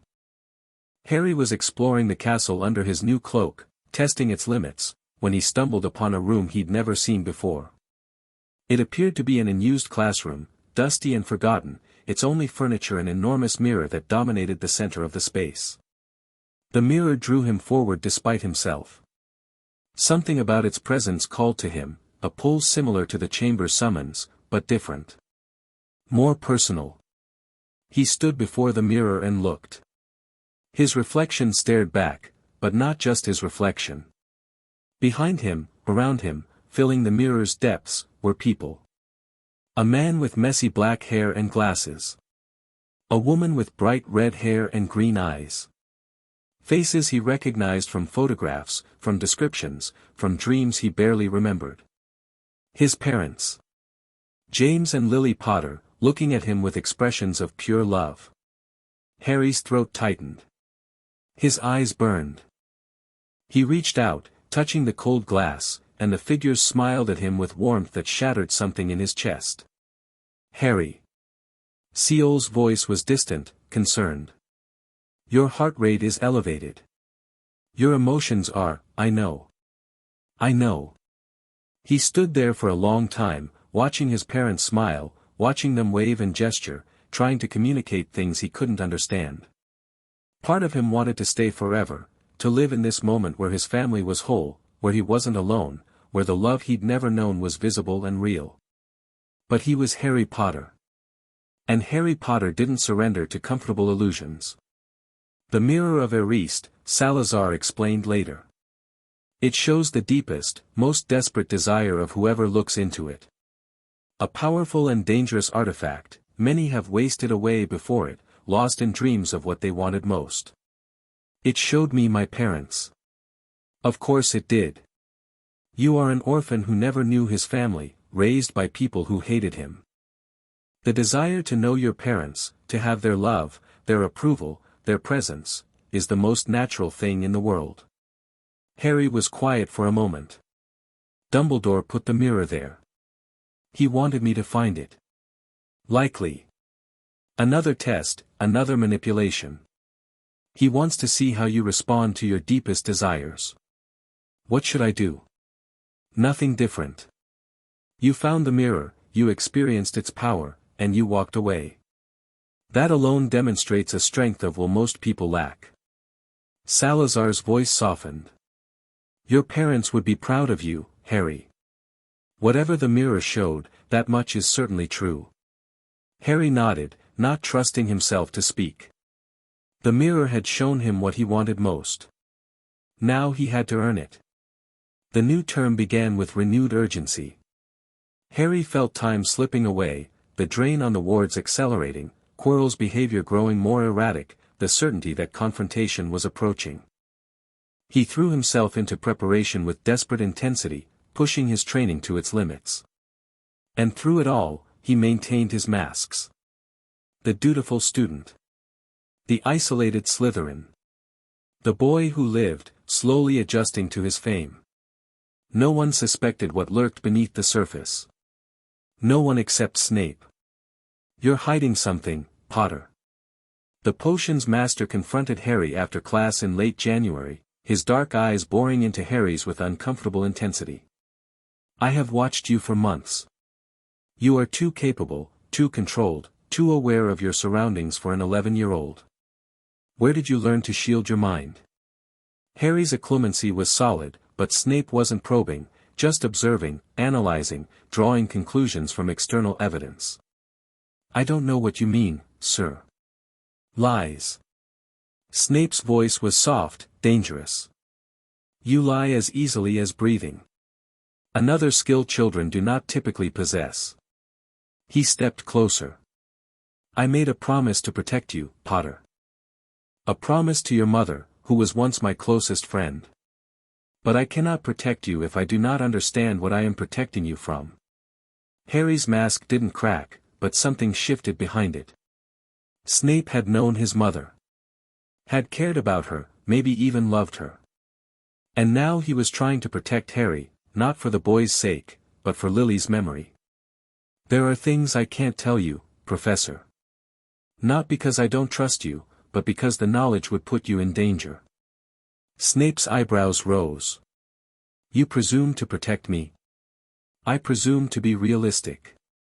There are forces at work in this castle, forces that would destroy anyone who interfered with their plans. You already suspect Professor Quirrell. You've been watching him for months. But you don't know what he really is, or what he's really after. And you do. I know more than you think. Less than I need to. Harry met Snape's eyes directly, lowering his shields just enough to convey sincerity. When the time comes, when everything comes to a head, I may need your help. Until then, the less you know, the safer you are. Snape stared at him for a long moment. Something complicated moved behind his dark eyes, suspicion, respect, frustration, and beneath it all, a grief that had never fully healed. You are nothing like your father, he said finally. I spent years dreading your arrival, expecting a carbon copy of James Potter, arrogant, reckless, convinced of his own magnificence. Instead, I find. He trailed off, shaking his head. I don't know what I find. Someone trying to survive, sir. That's all I've ever been. Snape nodded slowly. When you need my help, and you will need it, Potter, whatever you believe, come to me. Day or night. I will not fail Lily's son as I failed her. He swept out of the classroom, leaving Harry alone with his thoughts. Another potential ally. Another piece of the puzzle falling into place. The confrontation was coming. And Harry was no longer certain he would face it alone. Chapter 7 and Chapter 8, Halloween's Price. February arrived wrapped in ice and uncertainty. Harry stood at the window of the Slytherin common room, watching snow drift past the underwater glass, and tried to ignore the burning in his scar. It had been getting worse for weeks, a persistent ache that flared into sharp pain whenever Quirrell was nearby, whenever Harry's dreams turned dark, whenever the connection to Voldemort grew too strong to suppress. You're not sleeping, Seol observed from his usual position around Harry's wrist. 3 hours last night. 2 the night before. Your body cannot sustain this. My body will sustain whatever I require of it. That is not how biology works, Speaker. Harry smiled despite himself. His familiar's dry commentary had become a comfort over the months, a reminder that he wasn't entirely alone in his struggles. I'll sleep when this is over. Assuming you survive. Always the optimist. The common room was nearly empty at this hour, most students still asleep, the few early risers clustered near the fireplace with books and half-hearted conversation. Harry had cultivated a reputation for solitude that meant no one questioned his presence by the window, his obvious distraction, his increasingly frequent absences. Daphne Greengrass was the exception. You look terrible, she announced, settling into the chair beside him with characteristic directness. And before you deflect, I should mention that I've been watching you for months. Whatever's happening, it's getting worse. I appreciate the concern. It's not concern, it's observation. Concern implies emotional investment. But her eyes softened slightly. What's happening, Harry? And don't tell me nothing. I'm not stupid enough to believe that. Harry considered his options. Daphne had proven herself an ally, not a trusted friend, not yet, but someone whose interests aligned with his own. She was also perceptive, connected, and capable of keeping secrets. "Something's coming," he said finally. "Something I've been preparing for all year. I can't tell you what, or when, or how, but when it happens, I may need your help." "What kind of help?" "Cover. Alibis. Information about what's happening in the castle while I'm otherwise occupied." Daphne studied him with those calculating eyes. "You're planning something dangerous." "I'm planning to survive something dangerous." "There's a difference." "Is there?" She was quiet for a moment. "The Greengrass family has survived 7 centuries of magical conflicts by knowing when to act and when to wait. My father would tell me to stay out of whatever you're involved in, to protect myself, protect my future, avoid unnecessary risks." "Smart advice." "Probably." Daphne smiled thinly. "But my father isn't here, and I've never been very good at following advice." She extended her hand.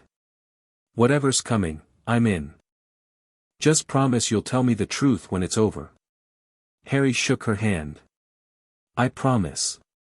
It was a commitment he intended to keep. Assuming he lived long enough to fulfill it. The weeks that followed were a blur of preparation and paranoia. Harry returned to the chamber every night, pushing his training to its absolute limits. His Parselmagic reached levels that Salazar admitted were impressive even by ancient standards: combat spells that could shatter stone, defensive wards that could deflect most conventional magic, shadow stepping that now covered distances measured in miles rather than meters. But it still wasn't enough. "Quirrell grows bolder," Salazar observed during one of their sessions. "The drain on the wards has accelerated significantly. Whatever restraint held him back is failing." "What's changing?" "I believe Dumbledore's attention is dividing. There are political machinations in the ministry, threats to his position, challenges to his authority. He cannot watch the stone as closely as before. And Quirrell knows this. The Dark Lord knows this. Quirrell is merely the vessel." Salazar's expression darkened. "We are running out of time, Harry. If Voldemort claims the stone before you are ready, then I'll have to be ready sooner." Harry doubled his practice schedule, sleeping in fragments, pushing through exhaustion with sheer willpower. His grades suffered slightly. He could no longer maintain perfect performance while preparing for war, but the professors attributed it to the stress of approaching exams. Only Snape seemed to notice the real cause. The potions master watched Harry with increasing concern, his dark eyes tracking every sign of fatigue, every moment of distraction. He said nothing. Their unspoken alliance didn't include emotional discussions, but Harry could feel the man's worry like a physical presence. "You have allies," Seol reminded him one night as he stumbled back to the dormitory, barely able to keep his eyes open. "Use them." "Not yet. They're not ready." "And you are?" Harry didn't answer. The truth was complicated. He was more ready than anyone expected, but less ready than the situation required. The gap between those two realities might prove fatal. He would bridge it anyway. He had no other choice. March brought the first real crisis. Harry was in the library, researching ancient ward structures, when his scar exploded with pain so intense he nearly screamed. He doubled over, pressing his hand against his forehead, and felt Voldemort. Not just the distant presence he'd grown accustomed to, but active, immediate, triumphant. The old fool finally leaves his precious castle. "Now, my faithful servant, we move." The voice echoed through Harry's mind like poison, carrying images he couldn't block. Quirrell striding through darkened corridors. The third-floor corridor, its protections lowering one by one. The Cerberus sleeping, enchanted by music from a self-playing harp. They were going for the stone.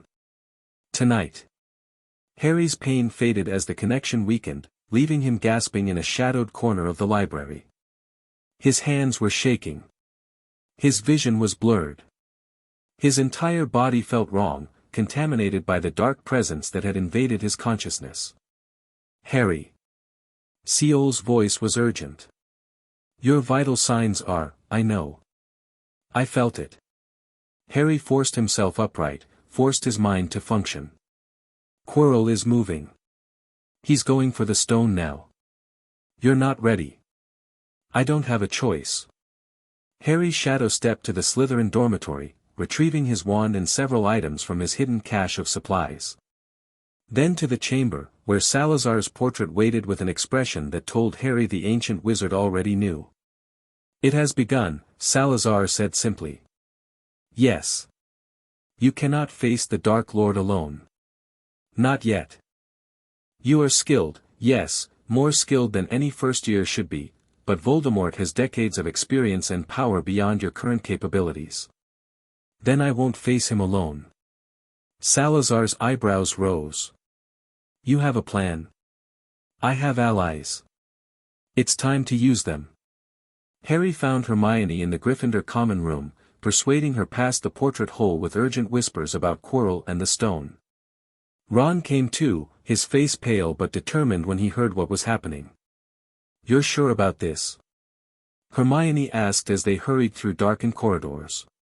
Absolutely sure. I saw it. In my mind. Quirrell is going for the stone tonight, he's probably already passed the first protections. Saw it in your mind? Ron's voice cracked. What does that mean? It means we don't have time for explanations. Just trust me, if we don't stop him, Voldemort comes back. Full power.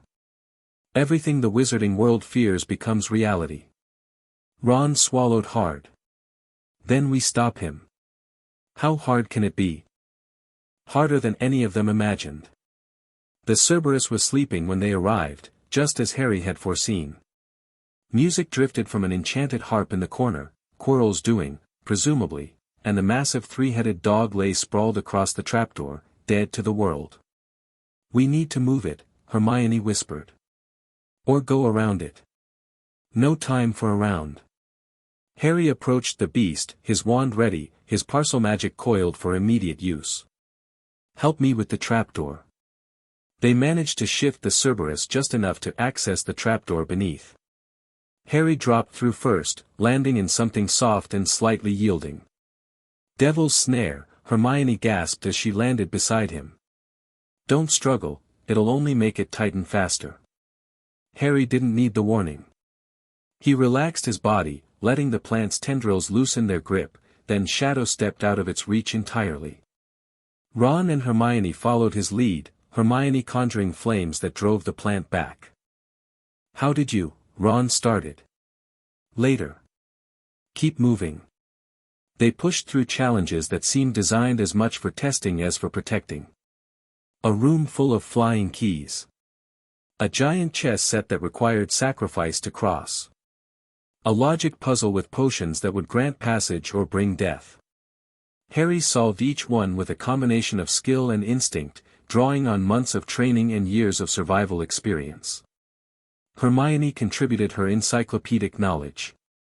Ron provided unexpected tactical insight during the chess match, sacrificing himself to grant the others passage. Go, Ron said as the White Queen dragged him from the board. Stop him. I'll be fine. Harry nodded and kept moving. One more obstacle. One more test. And then, finally, the final chamber. Quirrell stood before the mirror of Eriste. The professor's turban was gone, revealing a sight that made Harry's blood run cold. A face, twisted and inhuman, protruded from the back of Quirrell's skull. Red eyes gleamed with malevolent intelligence. Voldemort. Ah, Potter. Quirrell's voice was different now, stronger, colder, layered with harmonics that suggested another presence speaking through him. I wondered if you would come. Harry's wand was already raised, his magic gathered for immediate deployment. Step away from the mirror, Professor. Professor?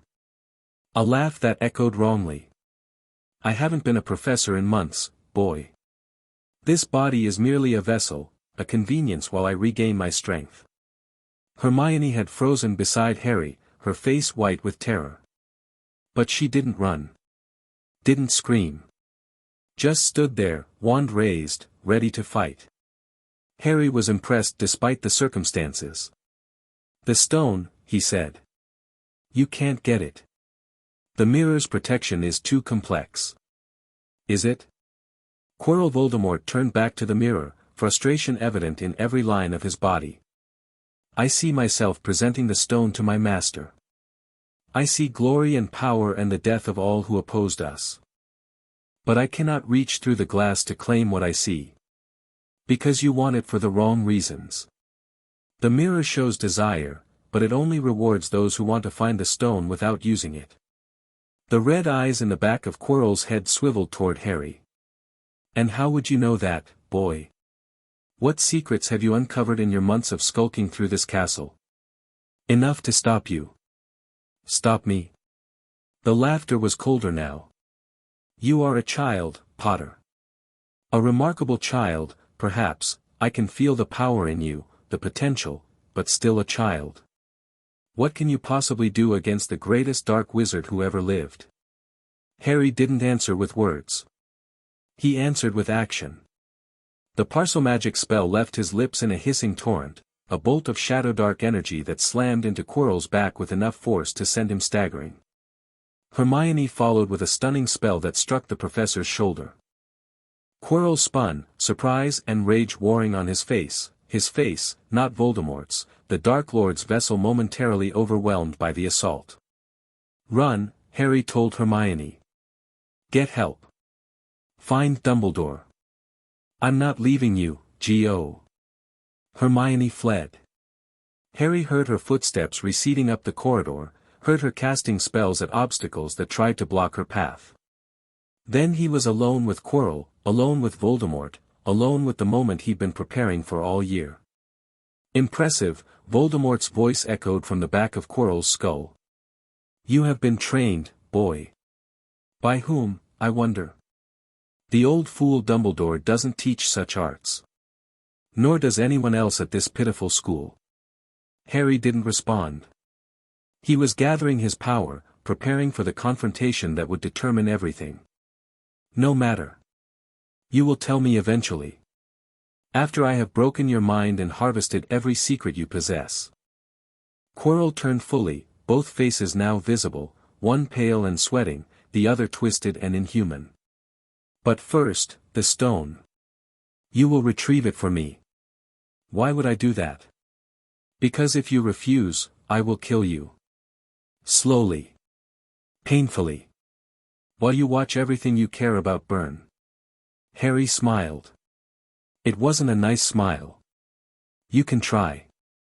The battle that followed was brief and brutal. Quirrell cast curses that should have killed Harry instantly, dark magic that would have overwhelmed any normal 11-year-old. But Harry wasn't normal. He shadow-stepped through the attacks, appearing and disappearing too quickly for Quirrell to track. He countered with Parselmagic that bypassed the professor's shields, striking at vulnerable points with serpentine precision. But Voldemort was stronger. More experienced. Willing to sacrifice his host's body for tactical advantage. A curse slipped through Harry's defenses, something burning and wrong that sent him crashing against the chamber wall. His vision blurred. His wand flew from his grip. He felt Quirrell's hands closing around his throat, felt Voldemort's triumph radiating through the connection in his scar. "Foolish boy. Did you really think you could defeat me? I am Lord Voldemort, the greatest wizard who ever lived. You are nothing. A child playing at games he doesn't understand." Harry's hands found Quirrell's wrists, trying to break the grip. And something happened. Quirrell screamed. His hands pulled back, blistering and burning as if Harry's touch was fire. The professor stumbled away, staring at his damaged flesh with horror. "What magic is this?" Voldemort's voice was sharp with surprise. "What protection, my mother's love." Harry was as surprised as Voldemort, but he didn't let it show. "She died protecting me. That protection lives in my blood." "Love?" Voldemort's laugh was shrill, almost hysterical. "You think love can protect you from me? I think it just did." Harry lunged forward, pressing his advantage. His hands found Quirrell's face, burning, searing, causing damage that couldn't be healed. The professor collapsed, writhing in agony, his borrowed life draining away. And from his dying body, something rose. A specter. A shade. A wisp of darkness that had once been Tom Riddle, that still called itself Lord Voldemort. It hung in the air for a moment, its red eyes fixed on Harry with hatred beyond words. Then it fled, through the chamber wall, through the castle's ancient stones, out into the night. Running. Fleeing. Defeated. Harry stood alone in the chamber, surrounded by the smell of burning flesh and the echoes of battle. His body ached. His scar throbbed. His magic was nearly depleted. But he was alive. And Voldemort was gone. For now. He turned to the mirror of Eriste, looking into its depths. His reflection stared back, battered, exhausted, far too old for 11 years. And beside him, his parents smiled. "Well done," they seemed to say. "Well done, son." Harry reached into his pocket and felt something heavy, something that hadn't been there before. The Philosopher's Stone. The mirror had given it to him, recognized his desire to find it without using it, judged him worthy of its protection. He stared at the stone for a long moment. Then he tucked it away and started the long climb back to the surface. Dumbledore would want to know what had happened. And Harry would tell him. Some of it, anyway. The hospital wing was quiet when Harry woke. 3 days, Madame Pomfrey told him. 3 days of magical exhaustion and physical recovery, of healing potions and worried visitors and questions he wasn't ready to answer. Dumbledore came on the 4th day. Harry. The headmaster settled into the chair beside Harry's bed, his blue eyes lacking their usual twinkle. "How are you feeling?" "Alive. Which is more than I expected." "Yes. I imagine it is." Dumbledore was quiet for a moment. "Miss Granger told me what happened." "Most of it, anyway. I suspect there are details you have not shared, details about how you learned of Quirrell's intentions, about the magic you used to defeat him. Some things are hard to explain." "Indeed." Dumbledore studied him with an expression Harry couldn't read. "The stone has been destroyed. Nicholas and I discussed the matter at length, and we agreed, it was too dangerous to preserve. The elixir of life has sustained my friend for 6 centuries, but some things are worth more than immortality." Harry nodded. He'd expected as much, the stone had served its purpose, and its continued existence would only invite further threats. And Voldemort? Fled. Weakened. But not destroyed. Dumbledore's voice carried ancient weariness. "He will return, Harry. The protections that once held him at bay are fading. When he comes back, he will be stronger than before. I'll be ready. Will you?" Dumbledore leaned forward. "You are 11 years old, Harry. Whatever training you have received, and I suspect it is more than you've admitted, you cannot face the Dark Lord alone." "Not yet." "Then I won't face him alone." A wise answer. Dumbledore's expression shifted to something almost approving. "You have allies, Harry. More than you know. When the time comes, do not be too proud to accept their help." "I'm not proud, sir. Just careful. Careful is good. Isolated is dangerous." Dumbledore rose, straightening his robes. "Rest now. Recover your strength. The summer holidays begin soon, you will return to your relatives, where the Blood Wards will protect you until September."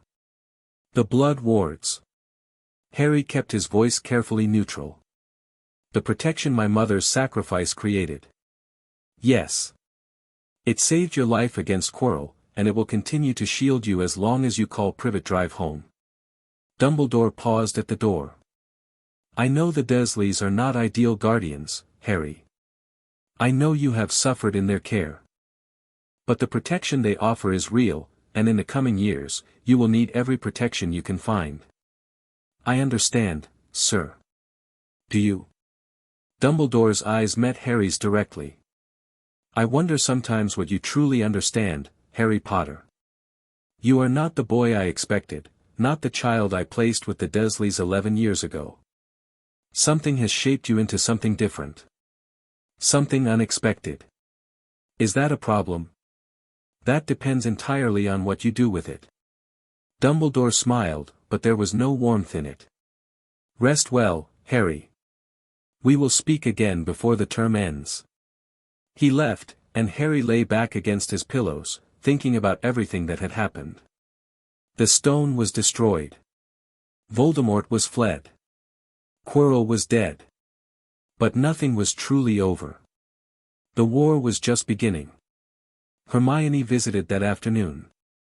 She looked different, older somehow, the experience of facing Voldemort having stripped away some of her childhood innocence.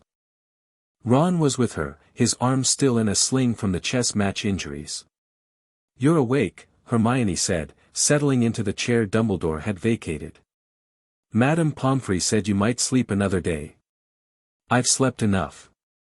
You've slept 3 days. After defeating you-know-who. She shook her head.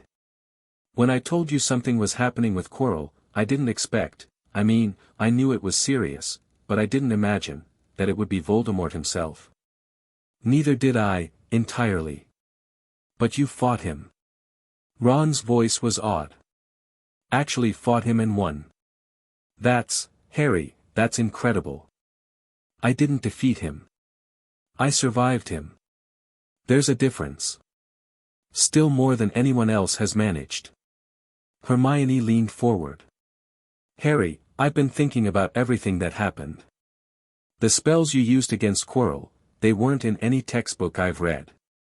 Where did you learn magic like that? Harry considered his response carefully. Hermione and Ron had proven themselves, had risked their lives to help him, had faced Voldemort's presence without fleeing. They deserved some truth. But not all of it. Not yet. My family, he said finally. Not the Dursleys, my real family. The Potters have a long history, older than most people realize.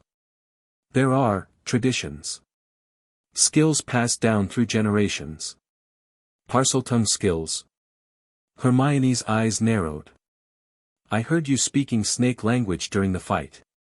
That's supposed to be a dark art, something only you-know-who and his followers can do. It's not dark. It's just rare. Harry met her gaze directly. I'm not a dark wizard, Hermione. Everything I did down there, I did to protect people. To stop Voldemort from returning. Does the method really matter more than the result? Hermione was quiet for a long moment. I suppose not.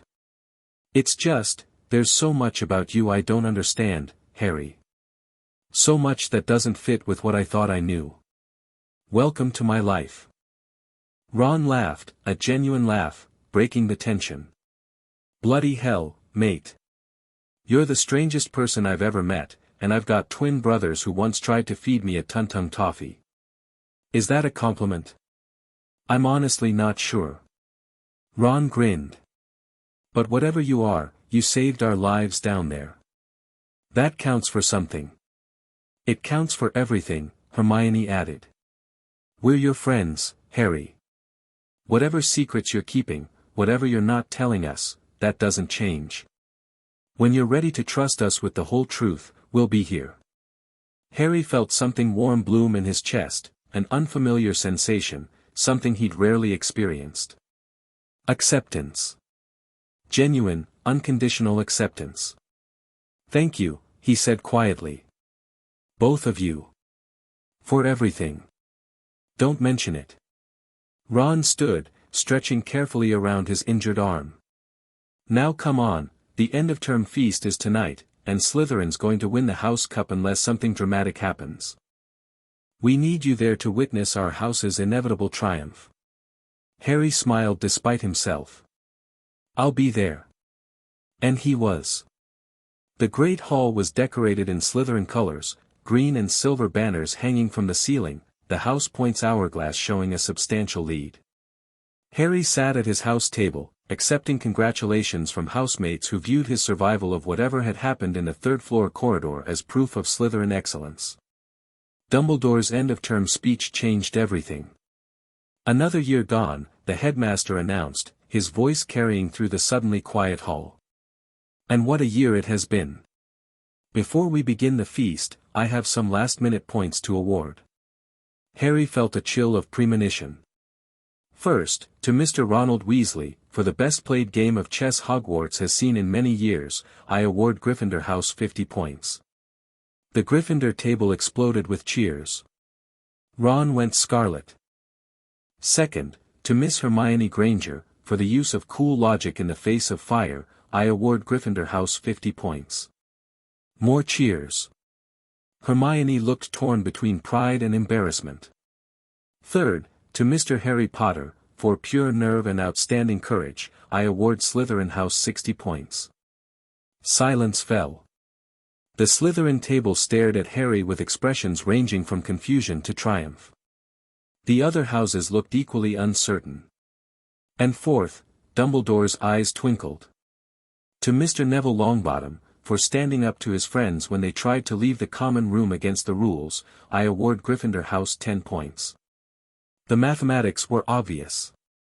Gryffindor had just tied Slytherin for the House Cup. "Which means," Dumbledore continued, "we need a tiebreaker." He waved his wand, and something materialized in the air above the head table, a golden snitch, hovering motionless. "The first student to catch the snitch wins the cup for their house. Mr. Potter. Mr. Weasley. If you would both step forward." Harry and Ron exchanged glances. This was unexpected, unprecedented, probably, but neither of them was going to refuse. They stood in the center of the great hall, surrounded by the entire school, watching the golden snitch hover above them. "On my count," Dumbledore said. 3, 2, 1. The snitch shot upward. Harry moved without thinking, shadow-stepping instinctively, appearing 10 feet in the air, his hand closing around the tiny golden ball before anyone else could react. He landed lightly, the snitch clutched in his fingers, and realized what he'd done. He'd used Parselmagic. In front of the entire school. To win a House Cup competition. Silence stretched through the great hall. Every eye was fixed on Harry, every expression some variation of shock or confusion. Then Dumbledore laughed. "Well," the headmaster said, his eyes twinkling with genuine amusement. "That was certainly unexpected. Slytherin wins the House Cup." The Slytherin table erupted. Green and silver banners unfurled from the ceiling. Harry's housemates surged forward to congratulate him, to celebrate their victory, to claim the glory he delivered. And through it all, Harry watched Dumbledore watching him, and wondered what the old wizard was really thinking. The train ride back to London was quieter than Harry expected. He shared a compartment with Hermione and Ron, the three of them processing everything that had happened over the past year.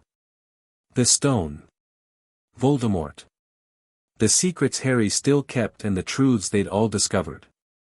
"Next year will be different," Hermione said as the countryside rolled past. "Whatever's coming, whatever Dumbledore's preparing for, we'll face it together." "Together," Ron agreed. "The three of us. Against whatever dark lord or evil artifact or possessed professor shows up next." Harry smiled. "Together sounds good." But as the train carried him back toward the Dursleys, toward another summer of secrets and preparation, he knew the truth was more complicated. The war was coming.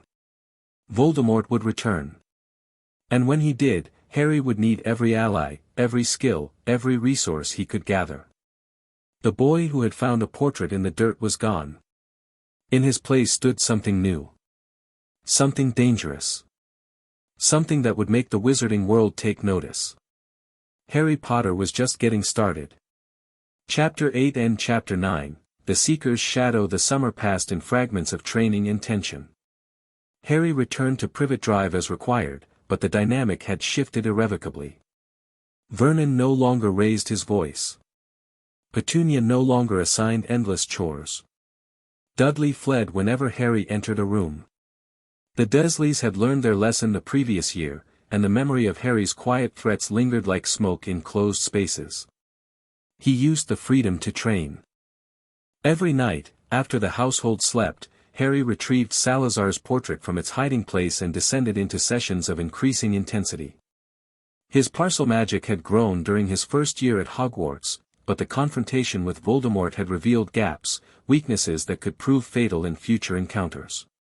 "You relied too heavily on surprise," Salazar observed during one particularly brutal practice session.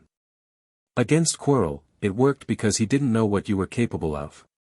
Against a prepared opponent, against Voldemort himself, restored to full power, surprise alone will not save you. Then what will? Speed. Power. Versatility." Salazar's painted eyes gleamed with the intensity of a master pushing his student toward excellence. "You must be able to cast faster than your enemies can react. You must hit harder than their shields can absorb. And you must have so many techniques at your disposal that they cannot predict your next move." Harry threw himself into the work with desperate determination. He practiced combat spells until his throat was raw from Parseltongue incantations. He refined his shadow stepping until he could cross a room in the time between heartbeats. He expanded his repertoire of defensive magic until he could block attacks from multiple angles simultaneously. And through it all, Seol grew. The familiar had nearly doubled in size since their bonding, now almost 3 feet long, with scales that gleamed like polished obsidian. The bond between them had deepened as well, allowing instantaneous communication and shared perception that made Harry effectively impossible to surprise. "You are becoming formidable," Seol observed one night as Harry collapsed onto his bed, magically exhausted but satisfied with his progress. "Another year of this, and few adult wizards could match you. Another year might be too long. Voldemort won't wait forever to return. Then we ensure you are ready when he does." The Hogwarts letter arrived in late July, accompanied by a supply list and a note from Professor McGonagall congratulating him on his academic performance. Harry read through the required texts, mostly straightforward, though a suspicious number of Gilderoy Lockhart books suggested something unfortunate about the new defense against the dark arts professor. He was preparing to respond when another letter arrived, this one delivered by a house elf who appeared in his bedroom with a crack of displaced air. Harry Potter must not return to Hogwarts. The creature was small and pitiful, with bat-like ears and enormous green eyes that glistened with desperate sincerity. It wore what appeared to be a pillowcase, stained and ragged, and wrung its hands with frantic energy. "Who are you?" Harry asked, his wand already in hand. "Dobby, sir. Dobby the house elf." The creature bowed so low its nose touched the floor. "Dobby has come to warn Harry Potter. Terrible things are planned for Hogwarts this year. Harry Potter must not go back." "What kind of terrible things?" "Dobby cannot say, sir. Dobby is bound, cannot reveal his master's secrets." The elf's eyes filled with tears. "But Harry Potter is too important, too valuable. If Harry Potter goes back to Hogwarts, he will be in mortal danger." Harry studied the creature carefully. House elves were bound to wizarding families, Salazar had explained the ancient contracts that governed their servitude. If Dobby was warning him against his master's wishes, the elf was taking an enormous risk. "Your master," Harry said slowly. "He's involved in whatever's being planned." Dobby's eyes went wide with terror. Dobby did not say that. Dobby would never betray. He grabbed a nearby lamp and began beating himself over the head with it. "Bad Dobby! Bad Dobby!" Harry caught the lamp before it could do serious damage. "Stop. I won't ask about your master." Dobby stared at him with something like wonder. "Harry Potter is as kind as they say. As noble. But Harry Potter must not return to Hogwarts. Dobby will do whatever is necessary to protect him." "What does that mean?" The elf vanished with another crack, leaving Harry alone with his suspicions. Something was being planned. Something connected to a wizarding family wealthy enough to own house elves, dark enough to threaten Hogwarts, and foolish enough to let their servant discover the plot. Harry had a strong suspicion he knew exactly which family that was. Diagon Alley was chaos. Harry had arranged to meet Hermione and the Weasleys at Flourish and Blots, but the bookshop was packed to capacity with witches clamoring for a glimpse of Gilderoy Lockhart. The blonde wizard sat behind a desk stacked with copies of his autobiography, signing books and flashing his famous smile at anyone who wandered too close. "Harry! Over here!" Ron's voice cut through the crowd. Harry pushed his way toward the red-haired family, noting with amusement how uncomfortable Mr. Weasley looked surrounded by Lockhart's screaming fans. "Can you believe this?" Ron muttered as Harry reached them. "Mum's been going on about him for weeks. Says he's the greatest wizard of the age. He's certainly the greatest self-promoter. Harry Potter." The shout came from Lockhart himself, who had somehow spotted Harry through the crowd. Before Harry could react, he was being dragged toward the front of the shop, Lockhart's arm clamped around his shoulders like a vice. "Ladies and gentlemen, what an extraordinary moment this is.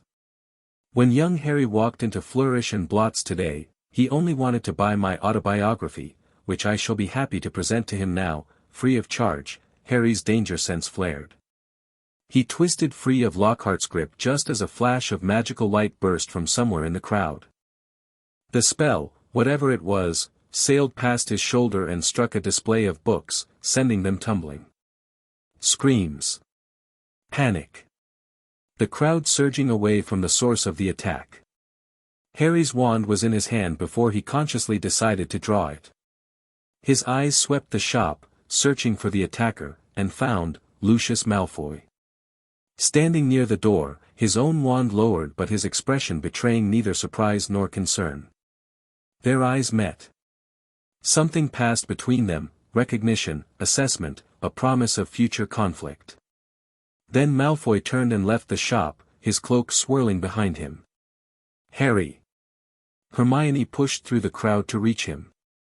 "Are you all right? That spell missed me." "Barely." Her eyes were wide with concern. "Who cast it? Did you see?" Harry looked toward the door where Malfoy had disappeared. "I have a theory." The rest of the shopping trip passed without incident, but Harry remained alert. Dobby's warning echoed in his mind, taking on new significance in light of the attack. The Malfoys were planning something connected to Hogwarts, something dangerous enough to make their house elf risk punishment to warn him. He would need to be ready. The Hogwarts Express departed on schedule, carrying Harry back to the castle that had become more home than Privet Drive could ever be. He shared a compartment with Hermione, Ron, and a nervous first-year named Ginny Weasley who seemed unable to look at Harry without blushing furiously. "Ignore her," Ron muttered as Ginny fled to find friends her own age. "She's been going on about you all summer. Harry Potter this, Harry Potter that. It's embarrassing. I'm sure she'll get over it." "I hope so. Having a sister with a crush on my best maid is weird." The conversation shifted to speculation about the new school year, Lockhart's likely incompetence as a defense professor, the continued mystery of what Dobby had warned about, the political implications of Harry's very public defeat of Quirrell the previous spring. "Draco's been telling everyone his father has plans," Hermione reported. "He's been insufferable about it, all hints and implications without actually revealing anything. Draco doesn't know anything. He just pretends he does to seem important. Maybe. But his father definitely knows something." Harry thought about the attack in Flourish and Blots, about Lucius Malfoy's cold eyes and calculated withdrawal. Whatever's coming, the Malfoys are involved.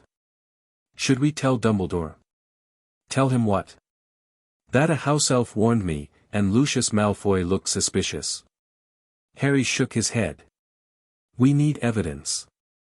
Proof. Something concrete. And how do we get that?" Harry smiled grimly. "The same way we got it last year. We investigate." Hogwarts welcomed them back with its usual mixture of wonder and routine. The Sorting Hat sang its song, new students were distributed among the houses, and Dumbledore's start-of-term speech touched briefly on returning threats before introducing Gilderoy Lockhart as the new defense against the dark arts professor. Harry watched the blonde wizard take his bow with barely concealed contempt. Everything about Lockhart screamed fraud, the too-perfect smile, the elaborate robes, the way he talked about his supposed adventures without ever providing verifiable details. "He is lying," Seol confirmed from inside Harry's robes. His body language, his vocal patterns, everything suggests deception. "I know. The question is what he's lying about. Perhaps everything." The first defense class confirmed Harry's suspicions. Lockhart spent the entire period talking about himself, his favorite color, his ideal birthday present, his secret ambition to market his own line of hair care products. When he finally attempted to demonstrate actual magic, he released a cage full of Cornish pixies that immediately destroyed the classroom. "I'll ask you three to just nip the rest of them back into their cage," Lockhart said, fleeing the chaos he'd created. Harry dispatched the pixies with a single wandless spell, a burst of sleep-inducing magic that dropped them from the air like blue-skinned raindrops. Hermione and Ron stared at him. "How did you practice?" Harry began gathering the unconscious pixies. "Lockhart's useless. We'll have to learn defense on our own this year." "On our own? I have resources. Books, techniques, things that aren't in the standard curriculum." Harry met Hermione's eyes directly. "Are you interested in learning magic that isn't in books?" Hermione's expression was complicated, curiosity warring with her respect for rules and authority. "What kind of magic?" "The kind that actually works." She was quiet for a moment. Then she nodded. "I'm in." "Me too," Ron added. "Anything's better than listening to that git talk about his hair products." Harry smiled. His circle of allies was expanding. The attacks began in October. Mrs. Norris was the first victim, found petrified outside a flooded bathroom, her body rigid, her eyes glassy and staring. Words were written on the wall above her in what appeared to be blood: "The Chamber of Secrets has been opened. Enemies of the air, beware." The castle erupted into panic. Students clustered in groups, whispering about the legendary chamber, speculating about who the heir might be. The purebloods remembered old stories, a secret room built by Salazar Slytherin, containing a monster that would purge the school of those unworthy of magical education. The Muggleborns remembered something else, that they were the ones Slytherin had wanted purged. Harry watched it all with carefully concealed tension. He knew the chamber existed, had visited it dozens of times, had studied in its depths, had trained beneath the gaze of Salazar's stone face. But someone else was using it now. Someone who had awakened the basilisk, who was directing the ancient monster against the school's students. Someone who knew his secrets. "This changes everything," Salazar observed during their nightly consultation. "The chamber was sealed for 1,000 years. Only a Parselmouth could open it, only someone with the serpent's gift could command the basilisk. Voldemort. Unlikely in his current state. The shade that fled Quirrell was barely substantial enough to possess a willing host. It could not control a basilisk at range. Then who? That is what you must discover. But carefully, Harry. Whoever is doing this knows the chamber's secrets. They may know about you as well." Harry redoubled his investigations, using every resource at his disposal. He mapped the attacks: Mrs. Norris near the flooded bathroom, then Colin Creevey in a corridor near the library, then nearly headless Nick and Justin Finch-Fletchley near the entrance hall. All petrified. All Muggleborn or Muggle-connected. All found near sources of water. The basilisk travels through the pipes, Harry realized. That's how it's moving through the castle unseen. A logical deduction. The plumbing system connects every part of Hogwarts, the perfect transportation network for a creature that cannot be seen without killing. But someone is controlling it. Directing it to specific targets. Yes. And that someone must have access to the chamber. Must speak Parseltongue. Must possess knowledge that has been lost for centuries. Or must have a way to fake it. The thought struck Harry like lightning. Parseltongue couldn't be learned, it was a gift of blood, an inheritance that couldn't be acquired through study or practice. But there were other ways to access abilities you didn't naturally possess. Artifacts. Enchanted objects. Items that contained the essence of their creators. Like a portrait. Or like something else. Harry began watching his fellow students more carefully, looking for signs of possession, of outside influence, of someone acting against their own nature. The search was frustrating, complicated by the general paranoia that had infected the school. And then Hermione was attacked. Harry found out during her biology class, Professor Sprout's announcement that another student had been petrified, that the victim was in the hospital wing, that classes would continue despite the danger. He didn't hear anything after Hermione Granger. The hospital wing was crowded with victims now, Colin and Justin and Mrs. Norris and Hermione, all lying in rigid silence, all victims of the basilisk's petrifying gaze. Harry stood beside Hermione's bed, looking at her frozen face, and felt something cold and terrible building in his chest. Rage. Pure, focused, devastating rage. She was investigating, Seol observed. Following leads, pursuing theories. She must have gotten too close to the truth. Then she found something. Something worth attacking her to protect. Harry searched Hermione's possessions, her bag, her robes, the books scattered on her bedside table. Nothing obvious. Nothing that explained what she'd discovered. Then he noticed her hand. It was clenched around something, a piece of parchment, crumpled and partially hidden by her rigid fingers. Harry pried it free carefully, unfolding it to reveal, a page torn from a library book. Research on basilisks. And in Hermione's handwriting, a single word, pipes. She'd figured it out. She'd understood how the monster was moving, maybe even what it was. And she'd been attacked before she could share her discovery. Harry felt his rage crystallize into something colder. Something more useful. He knew what the monster was. He knew how it moved. Now he just needed to find who was controlling it. And when he did, they would pay. The answer came from an unexpected source. Harry was leaving the hospital wing when he encountered Ginny Weasley, pale, trembling, clearly on the verge of tears. "Harry," she whispered. "I need to tell you something. I've done something terrible." "What do you mean?" "The attacks. The chamber.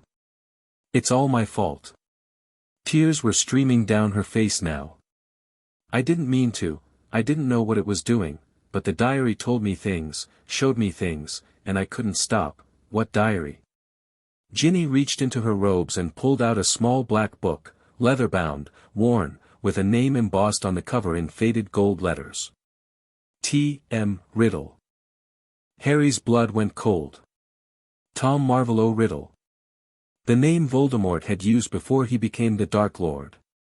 The identity he'd abandoned when he embraced darkness. "Where did you get this?" "It was in my cauldron. After Diagon Alley. I thought someone had left it by accident, but when I wrote in it," Ginny's voice broke.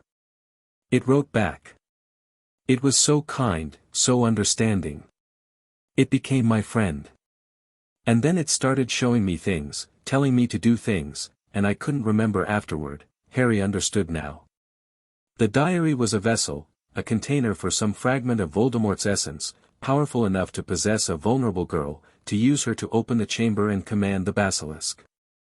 Lucius Malfoy had slipped it into Ginny's cauldron. The attack in Flourish and Blots had been a diversion while he planted his trap. "Harry." Ginny's voice was tiny, terrified. "What is it? What did I do?" "You were manipulated," Harry said quietly. "By something very dark, very old, and very dangerous. None of this is your fault. But the attacks were performed by the thing in this diary, using you as a puppet. Harry held the book carefully, feeling the malevolent magic pulsing within it. It's over now, Ginny. I'll take care of this. How? What is it? Harry looked at the diary, at this fragment of Voldemort's soul, this weapon that had nearly destroyed the school. It's a piece of the most evil wizard who ever lived, he said. And I'm going to destroy it. The Chamber of Secrets waited in darkness. Harry descended through the familiar passage, the diary clutched in one hand, his wand in the other. Seol was coiled around his arm, ready for whatever they might face. The basilisk was awake. He could feel it, a massive presence in the chamber's depths, stirring from the controlled slumber the diary had induced. It recognized him, recognized the serpent's gift in his blood, but it was confused. Conflicted. The diary's commands warred with older loyalties. Great One, Harry hissed in Parseltongue as he entered the main chamber. I am Harry Potter, heir to Salazar Slytherin by gift and by right. I come to free you from false commands. The basilisk rose from the pool at the chamber's far end, 60 feet of muscle and scale and ancient power. Its eyes were closed, but its head swiveled toward Harry's voice. You speak the true tongue, the basilisk rumbled. Its voice was ancient, deep as earthquakes. But another speaks as well. Another commands. I am divided. The other speaker is a ghost. A fragment. An echo of someone who died long ago. Harry held up the diary. This is the source of his power. When I destroy it, his commands will end. You can destroy it. I can. Will you permit me to pass? The basilisk was silent for a long moment. Then, slowly, it lowered its head to the ground. Pass, speaker. Do what must be done. I am tired of conflicting voices. Harry walked past the ancient creature, feeling its presence like a wall of heat. He climbed the steps to Salazar's study, pushed open the door, and found Tom Riddle. Not a ghost. Not an apparition. A teenage boy, handsome and dark-haired, solidified from memory and stolen life force. He stood before Salazar's desk, holding a wand that Harry recognized. Ginny's wand. Harry Potter. Riddle's voice was smooth, cultured, carrying echoes of the monster he would become. I wondered when you would come. You knew I would. Of course. The diary was designed to draw out Slytherin's heir, to test whether any remained worthy of the founder's legacy. Riddle's smile was cold. I must admit, you've exceeded my expectations. Opening the chamber without the diary's guidance. Commanding the basilisk with your own voice. Impressive for a child. I'm not a child. And you're not alive. Not yet. But soon. Riddle gestured at something behind him, a glowing form, barely visible, pulsing with stolen energy.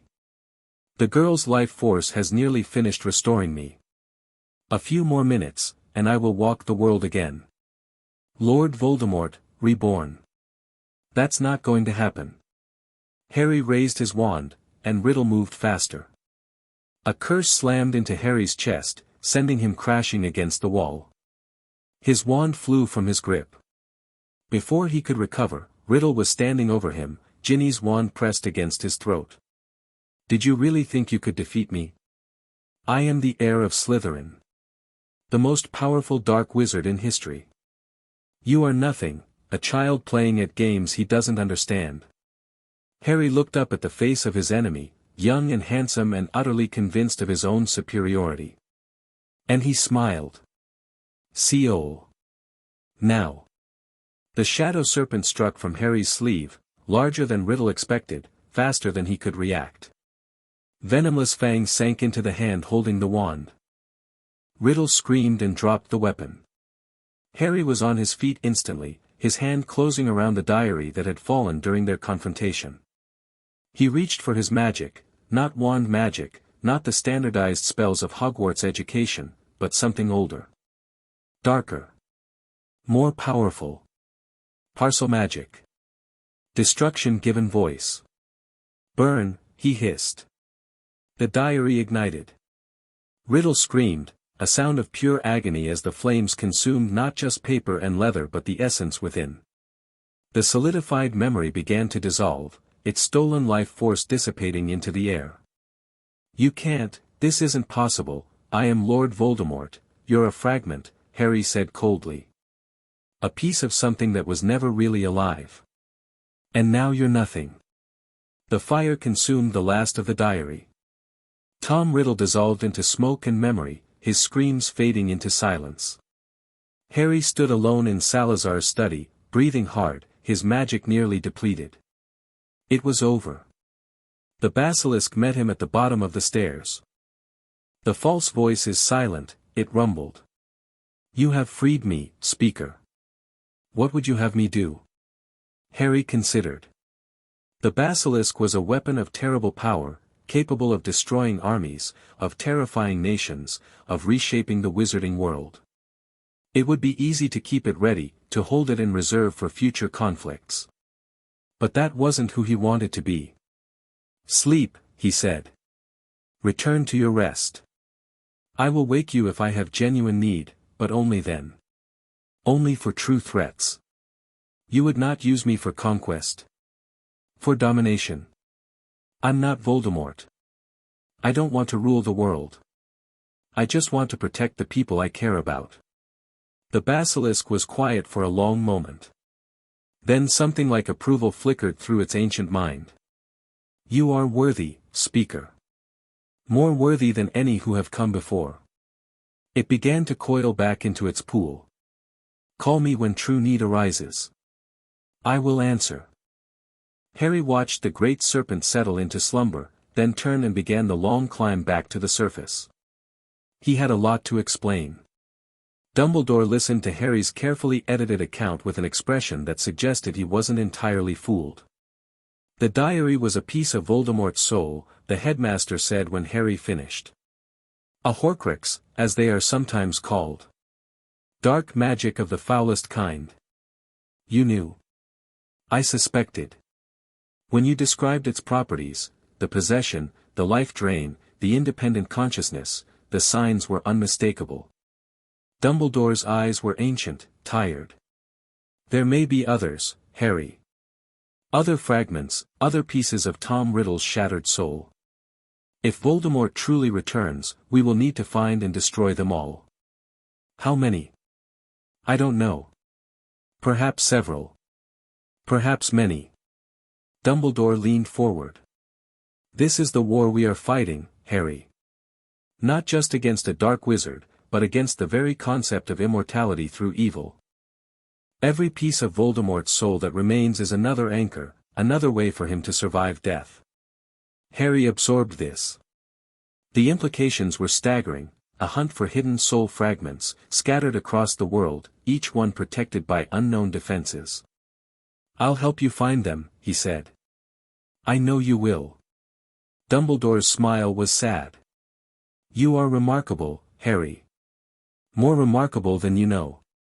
The way you handled this crisis, the chamber, the diary, the basilisk, was beyond anything I expected from a second-year student.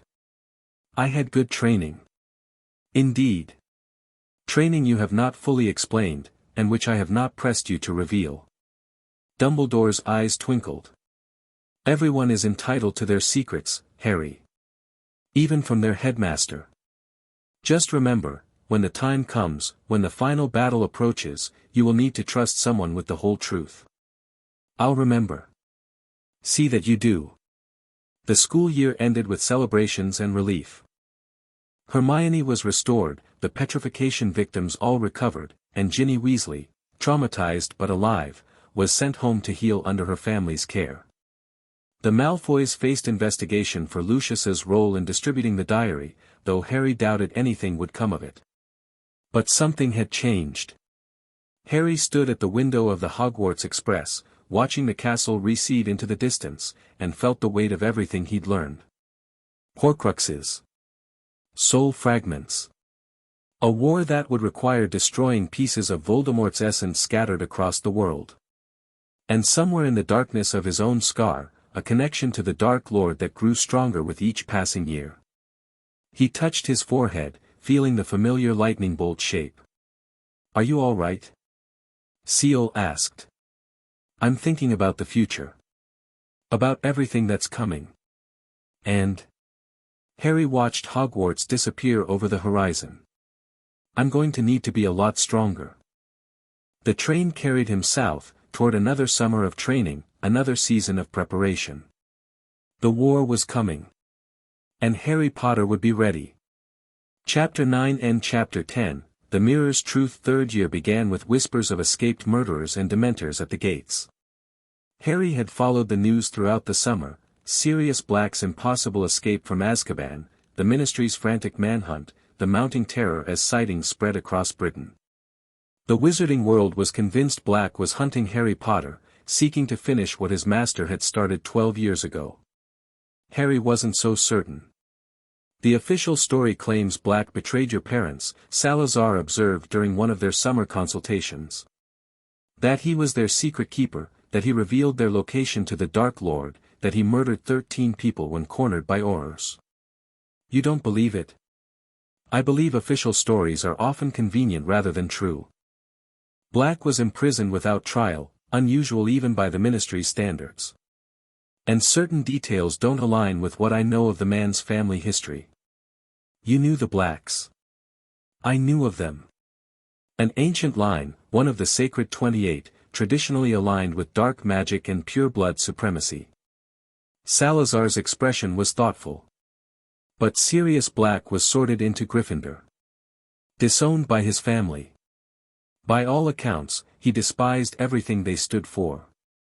Harry filed this information away, adding it to the growing collection of mysteries that surrounded his life. His parents' betrayal. Their murder. The prophecy Dumbledore still refused to share. Every answer led to more questions. The Hogwarts Express was different this year. Dementors boarded the train halfway through the journey, dark-robed figures that radiated cold and despair, their presence turning the air to ice and draining the warmth from everything they touched. Harry felt them coming before they appeared, his magical senses screaming warning as the creatures glided through the corridors. When they reached his compartment, the effect was devastating. Cold deeper than winter. Despair heavier than stone. And beneath it all, memories rising unbidden, his mother's scream, a flash of green light, the laughter of something inhuman and cruel. Harry's occlumency shields held, barely. He forced the memories back, forced his mind to function, forced himself to remain conscious while others around him collapsed. But the experience left him shaken in ways he hadn't expected. "You heard her," Seal said quietly as the Dementors retreated. "Your mother. Her final moments." "Yes. The Dementors force you to relive your worst memories. For you, that means the night my parents died." Harry's voice was flat. "The night Voldemort murdered them." He spent the rest of the journey in silence, processing what he'd experienced. The Dementor's effect had revealed something he'd never consciously remembered: his mother's voice, her final act of love and sacrifice. It was both gift and curse. A connection to parents he'd never known, delivered through the medium of their deaths. Professor Lupin found him afterward. The shabby wizard had been sleeping in Harry's compartment when the Dementors arrived, had woken to drive them away with a burst of silver light. Now he pressed chocolate into Harry's hands with concerned efficiency. "Eat. It helps." What was that spell? The silver thing? A Patronus charm. The only defense against Dementors that actually works. Lupin studied Harry with eyes that held old pain. "You reacted more strongly than the others. That's not unusual, Dementors affect those who have experienced great trauma more severely. Can you teach me?" "The Patronus?" Lupin hesitated. "It's advanced magic. Well beyond third-year curriculum. I learn quickly." Something flickered in Lupin's expression: recognition, perhaps, or memory. "Yes.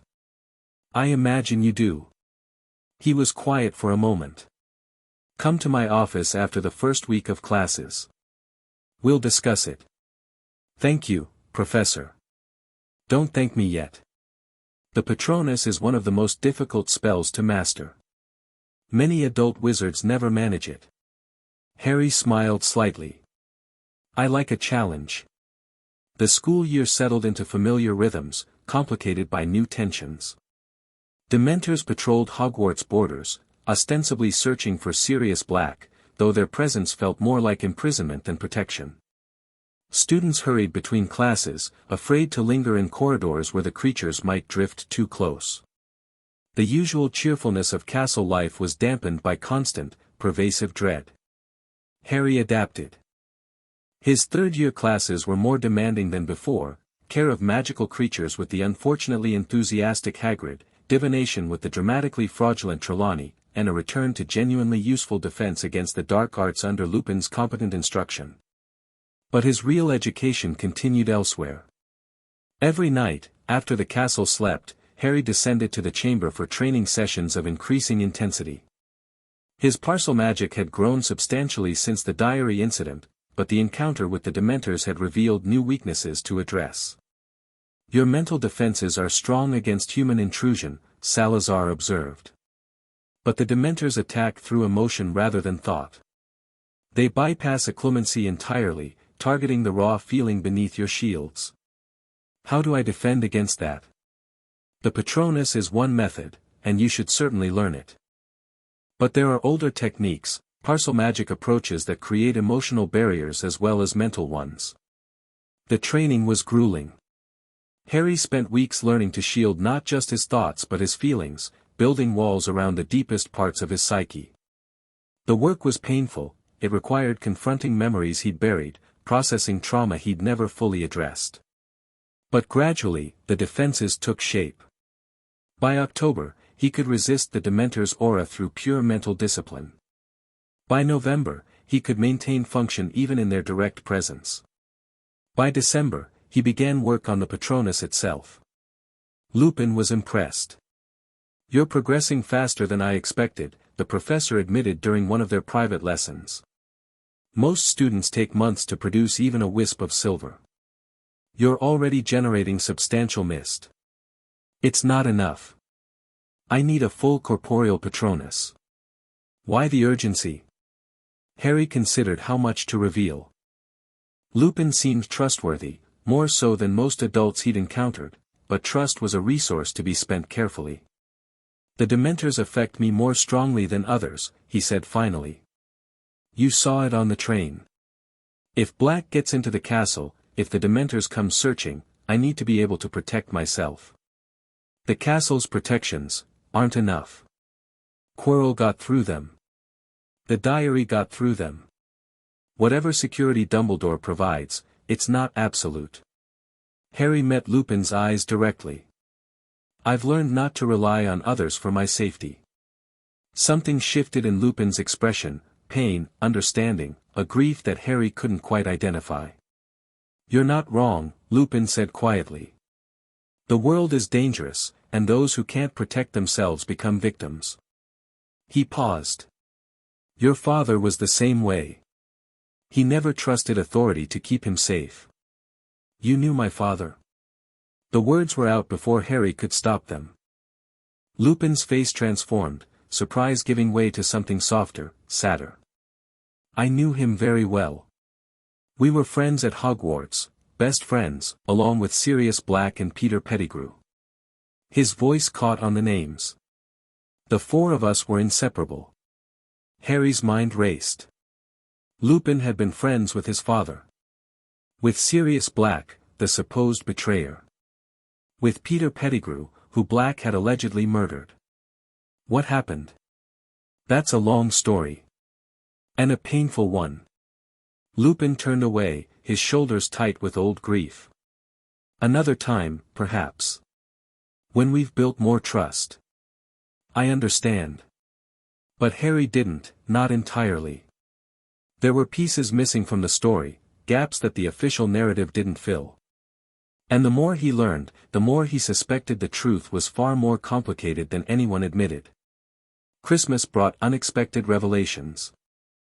Harry had elected to stay at Hogwarts over the holidays, unwilling to return to the Dursleys and unable to accept the Weasleys' invitation without arousing suspicion about his nighttime activities. The castle was nearly empty, providing perfect cover for extended training sessions. He was returning from the chamber on Christmas Eve when he encountered the map. Fred and George Weasley intercepted him in a deserted corridor, their expressions unusually serious. "We've got something for you, Harry," Fred said. "A Christmas present, you might say," George added. "Early delivery. Very important." They pressed a piece of parchment into his hands, old, worn, apparently blank. "What is this?" "This," Fred said reverently, "is the secret of our success. The source of our power. The reason we never get caught." George tapped the parchment with his wand. "I solemnly swear that I am up to no good." Lines began spreading across the paper, ink appearing from nowhere, forming corridors and rooms and tiny labeled dots that moved with apparent purpose. A map. A map of Hogwarts, showing every room, every passage, every person in the castle. Including the hidden passages Harry had discovered through months of exploration. Including the Chamber of Secrets. Including a dot labeled Harry Potter, standing in this very corridor. "The Marauder's map," Fred explained. "We nicked it from Filch's office years ago. It shows everyone in the castle, all the time. Brilliant for avoiding teachers."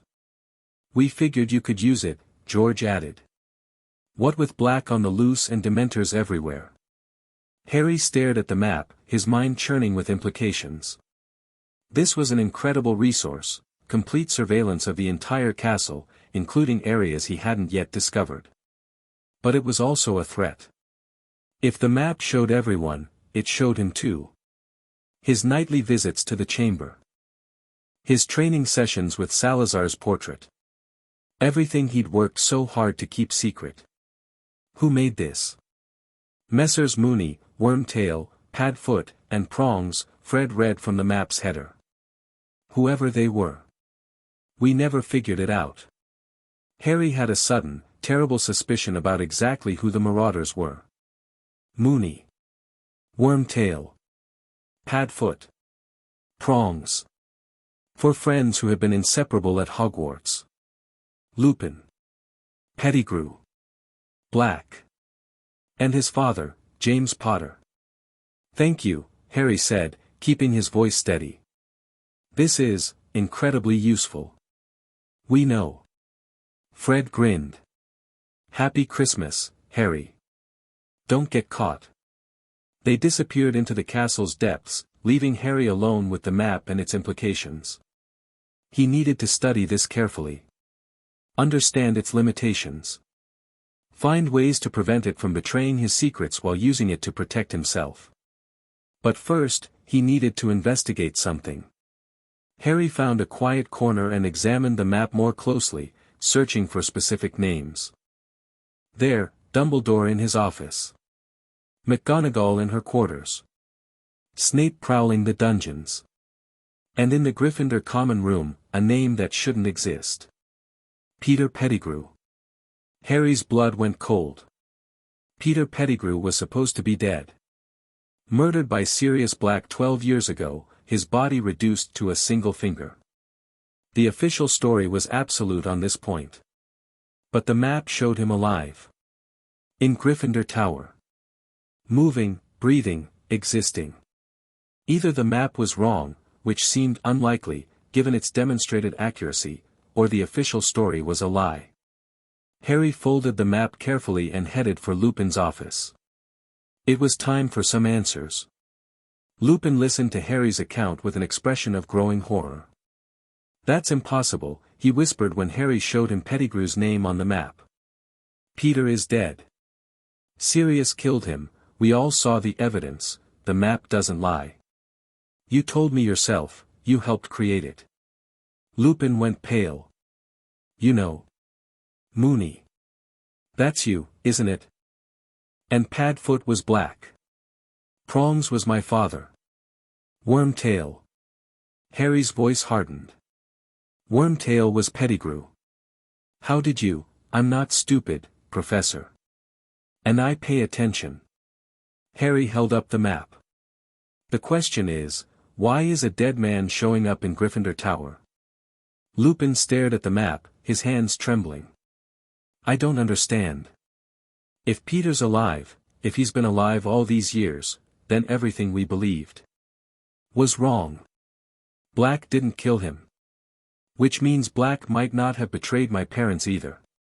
But we all thought, the Ministry was certain, the Ministry imprisoned him without trial. You said so yourself. Harry's voice was cold. They wanted someone to blame. Black was convenient. Lupin looked like he might be sick. I need to see this for myself. The tower, if Peter's really there, he's not in the tower. Look. Harry pointed to the map. Ron Weasley's dormitory. Pettigrew's that is right next to his bed. Next to, Lupin's expression shifted. The rat. Ron has a rat. Scabbers. He's had it for years. Inherited from his brother. Harry's mind was racing. An ordinary rat lives 3 years at most. Scabbers has been with the Weasleys for over a decade.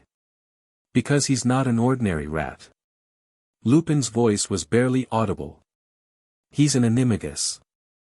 Like James, like Sirius, we all learned together, to keep me company during the full moon. The pieces fell into place with terrible clarity. Peter Pettigrew wasn't dead. He'd faked his death, framed Sirius Black, and spent 12 years hiding as a rat in a wizarding family. Safe. Unsuspected.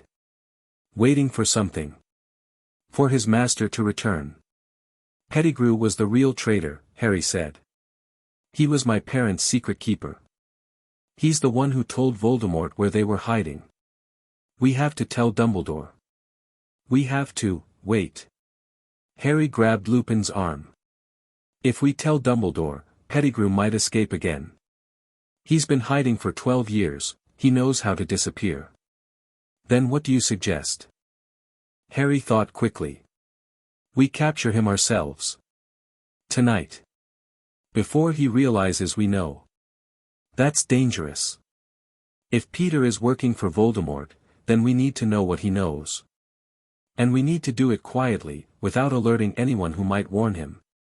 Harry's eyes met Lupin's. Can you do this? Can you help me catch the man who actually murdered my parents? Lupin was silent for a long moment. Then something hardened in his expression, determination replacing the shock and grief. Yes, he said. I can. They found Pettigrew in the Gryffindor dormitory, transformed into his rat form, sleeping on Ron Weasley's pillow. Lupin cast the spell that forced the transformation, a shimmer of silver light that made Scabbers convulse and grow, limbs elongating, features shifting, until a small, watery-eyed man lay where the rat had been. Peter Pettigrew looked around with an expression of pure terror. Remus, old friend, I can explain. Explain what? Lupin's voice was ice. Explain how you've been alive all these years. Explain how Sirius went to prison for crimes you committed.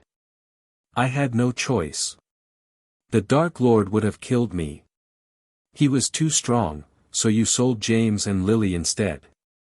Harry stepped forward, his wand trained on Pettigrew's heart. You gave Voldemort the location of their hiding place. You're the reason they're dead. Pettigrew's eyes went wide at the sight of Harry. You look just like him, James, I know. And I know what you did. Harry's magic gathered, dark and dangerous. Give me one reason not to kill you right now. Harry, Lupin started. He murdered my parents. Harry didn't lower his wand. He framed an innocent man. He's been spying for Voldemort for over a decade. Tell me why he deserves to live. Pettigrew was crying now, pathetic, sniveling tears.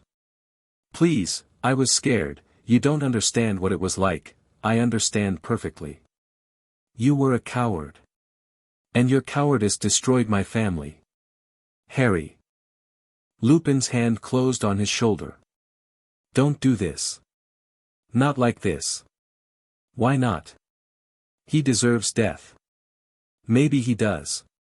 But you don't deserve to be the one who delivers it. Lupin's voice was gentle but firm. Your father wouldn't have killed an unarmed man. Neither should you. Harry stood frozen, his magic still gathered, his rage demanding release. He could do it, could destroy Pettigrew with a word, could take revenge for everything the traitor had stolen. But Lupin was right. James Potter wouldn't have murdered in cold blood. Neither would Harry. Fine. Harry lowered his wand. We take him to Dumbledore. Let the Ministry deal with him properly this time. Thank you, Pettigrew started. Don't thank me. Don't speak to me. The only reason you're alive is because killing you would make me too much like the monster you served. They bound Pettigrew with magical ropes and marched him through the castle's corridors. Harry kept his wand trained on the traitor's back, ready for any attempt to escape. But Pettigrew didn't try to run. He was too broken for that. Sirius Black's exoneration was headline news within days. The Ministry had no choice. Pettigrew's confession, delivered under Veritaserum, was unambiguous. Sirius had been innocent all along, imprisoned for crimes committed by the man everyone believed was dead. The scandal rocked the wizarding world. The Minister for Magic resigned in disgrace. Reforms were promised. Investigations were launched. And Sirius Black walked free. Harry met him on a cold January morning, in Dumbledore's office, with Lupin standing awkwardly nearby. His godfather was thin and haggard, aged far beyond his years by 12 years of wrongful imprisonment. But his eyes, grey, intelligent, desperate with hope, fixed on Harry with an intensity that took his breath away. Harry. Sirius's voice cracked. You look so much like James. Except for your eyes, you have Lily's eyes. So everyone tells me. I'm sorry. Tears were streaming down Sirius's face now. I should have been there for you. Should have raised you, protected you, given you the family you deserved. Instead, I rotted in Azkaban while you grew up with those muggles. It's not your fault. Isn't it? If I hadn't gone after Peter, if I'd stayed with you instead of chasing revenge, then Pettigrew would have escaped anyway. And my parents' murderer would still be free. Harry met his godfather's eyes directly. You didn't fail me, Sirius. The system failed both of us. Sirius stared at him for a long moment. You're not what I expected. James was impulsive. Emotional. You're colder. More controlled. Sirius wiped his eyes. But I see him in you. The way you carry yourself. The way you face the world. I had good teachers. Something flickered across Sirius's expression, curiosity, maybe, or suspicion. But he didn't push. I want to make things right, he said instead. I know I can't replace what you lost, the childhood, the family, but I want to try. I'm your godfather. Legally, that means I have custody. Harry's heart stuttered. You mean? I mean you don't have to go back to the Dursleys. Ever. You can live with me. The offer hung in the air between them, escape, belonging, everything Harry had dreamed of during his years at Privet Drive. But it wasn't that simple. The blood wards, Harry said slowly. The protection from my mother's sacrifice. It only works while I call the Dursleys' house home. Damn the blood wards. Dumbledore can create new protections, no. Harry held up his hand. The blood wards are tied to my mother's love. That's not something that can be replicated or replaced. Sirius looked like he'd been struck. So you're going back. To those people who treated you like, 4 summers. Until I'm 17 and the protection expires. Harry's voice was firm. But that doesn't mean we can't have a relationship. Weekends. Holidays when I can manage them. Letters. It's not enough. It's more than I've ever had. Harry allowed himself a small smile. I'd like to know my godfather, Sirius.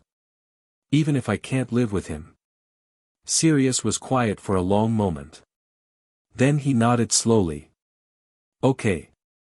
Okay. We'll make it work. He stepped forward, hesitated, then pulled Harry into a fierce embrace. I'm so sorry, Harry. For everything. Harry let himself be held, let himself feel, for just a moment, what it might have been like to have a family. Then he stepped back, his mask sliding back into place. There's a lot I need to tell you, he said. About my parents. About Voldemort. About everything that's happening. I'm listening. Good. Because this is going to take a while. The rest of the school year passed in a blur of study and preparation. Harry threw himself into his training with renewed intensity, spurred by the knowledge that Voldemort's resurrection was inevitable. He mastered the Patronus charm, a great silver serpent that drove Dementors away like mist before wind. He refined his Parselmagic to the point where Salazar pronounced him the most capable student he'd ever trained. He built alliances, gathered information, prepared for the war he knew was coming. And through it all, he maintained his connections. Hermione and Ron remained his closest friends, trusted allies who knew some of his secrets, if not all. Daphne Greengrass continued their strategic alliance, her neutral position making her valuable for intelligence he couldn't gather elsewhere. Sirius wrote letters full of stories about James and Lily, gradually filling the gaps in Harry's understanding of his parents. Even Snape thawed slightly, not quite friendly, but no longer actively hostile. The potions master seemed to have reached some private conclusion about Harry, and whatever it was, it had softened his contempt. But Harry's greatest resource remained the chamber. He spent hours in Salazar's study, reading texts that hadn't been seen in centuries, mastering techniques that the wizarding world had forgotten. The training was exhausting, demanding, often painful, but it was also effective. By the end of third year, Harry was no longer just a talented student. He was something far more dangerous. You have exceeded my expectations, Salazar observed during their final session before summer holidays. In 3 years, you have accomplished what most wizards never achieve in a lifetime. Your occlumency is nearly impenetrable. Your Parselmagic rivals my own at your age. Your combat skills are formidable. Is it enough? Enough for what? To defeat Voldemort. Salazar was quiet for a long moment. No. Not yet. The Dark Lord has decades of experience and power you cannot yet match. But you are closing the gap. Another few years of training, and I might not have years. He's getting stronger, I can feel it through the connection in my scar. Then we accelerate your education.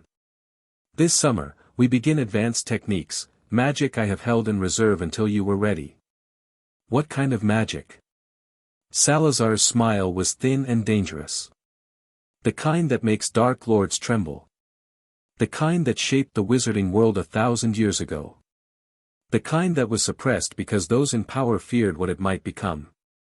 Harry nodded. Whatever it took. Whatever he had to learn, whatever he had to become. Voldemort was rising. And Harry Potter would be ready to meet him. Chapter 10 and Chapter 11, Shadows Converging. The summer before fourth year was the longest of Harry's life. He spent 2 weeks at Privet Drive, the minimum required to maintain the Blood Wards, then escaped to Sirius's new residence at Grimmauld Place. The ancient Black family home was dark and unwelcoming, filled with dark artifacts and darker memories, but it was also secure. More importantly, it contained a library that rivaled Hogwarts itself. Harry devoured the Black collection with voracious intensity. Books on blood magic.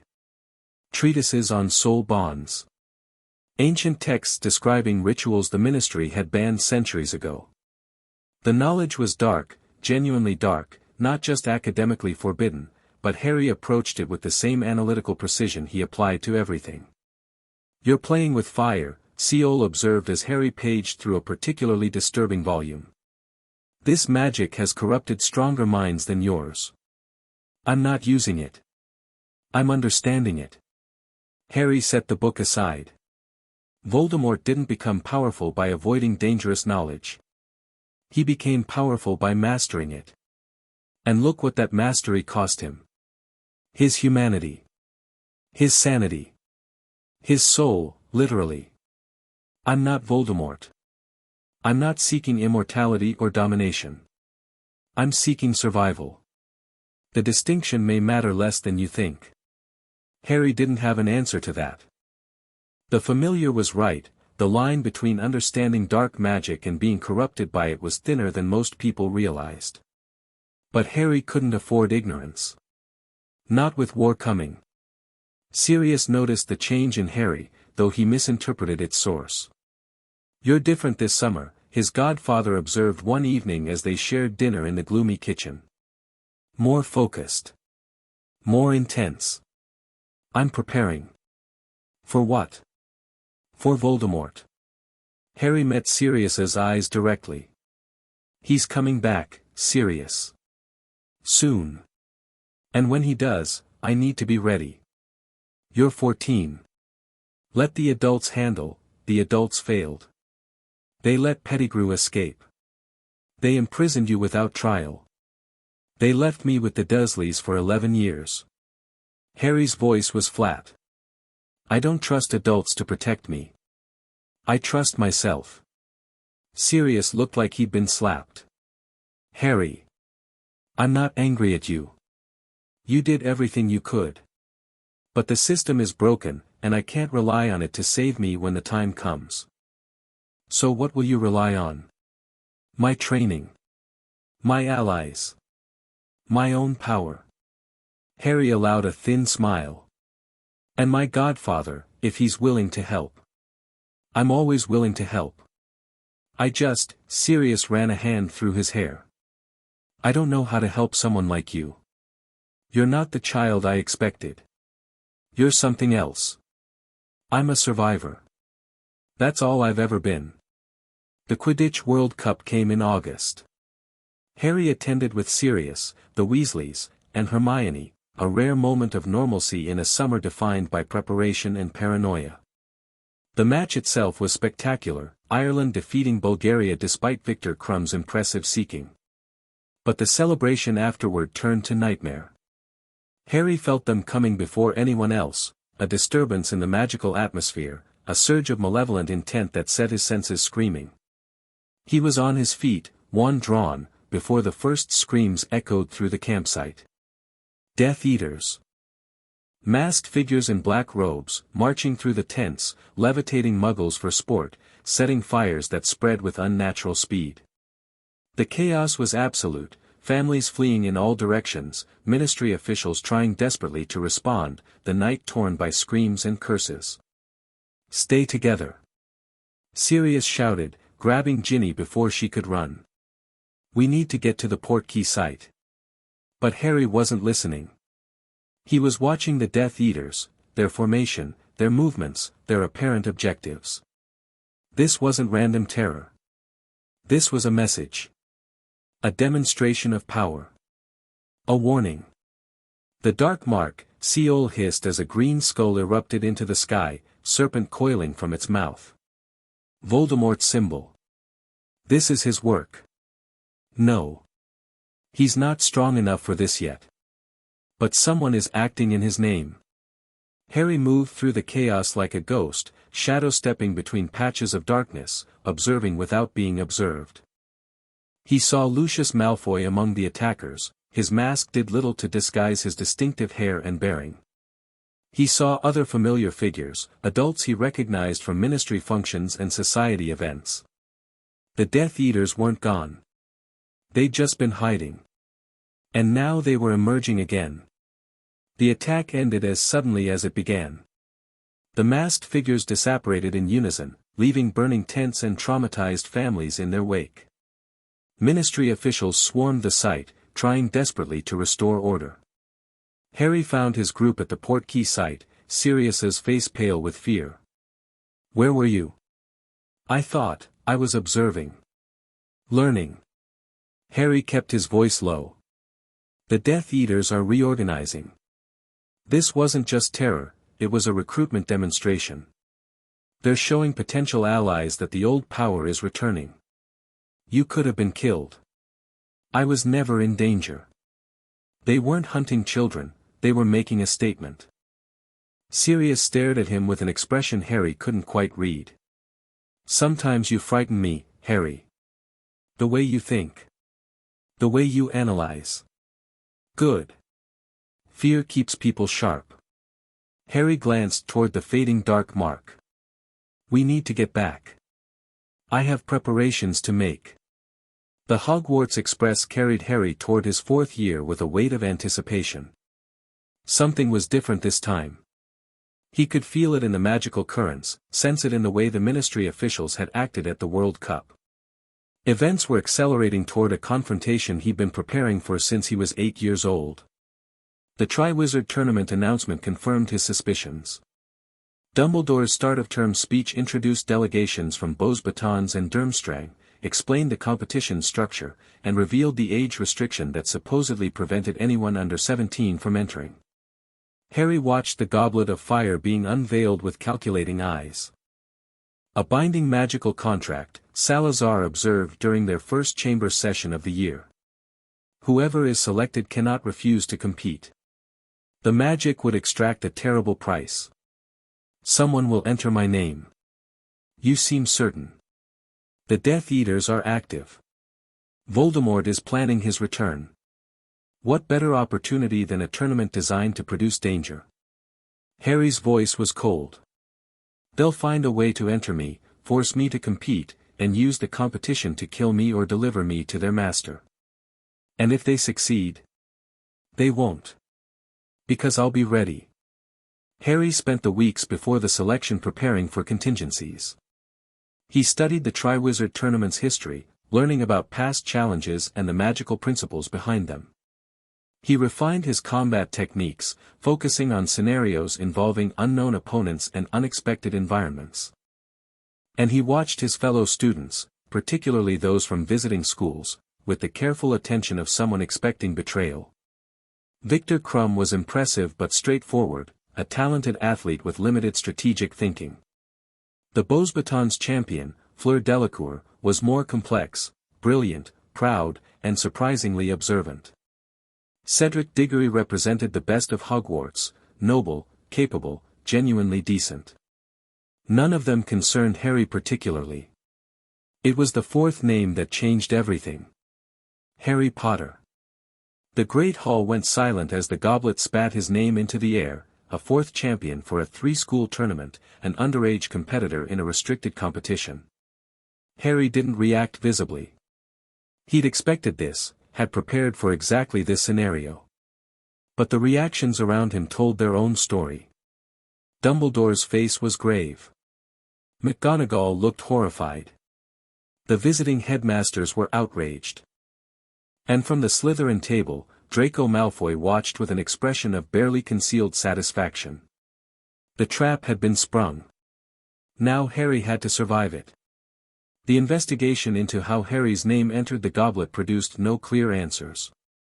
Moody, the new defense against the dark arts professor, a paranoid XOR with a magical eye that could see through walls, suspected foul play but couldn't identify the culprit. Dumbledore's examination of the goblet revealed tampering but not its source. The ministry officials who arrived to adjudicate declared Harry bound by the magical contract, obligated to compete regardless of how his name was submitted. Harry accepted this with outward calm and internal fury. Someone had manipulated him into this tournament.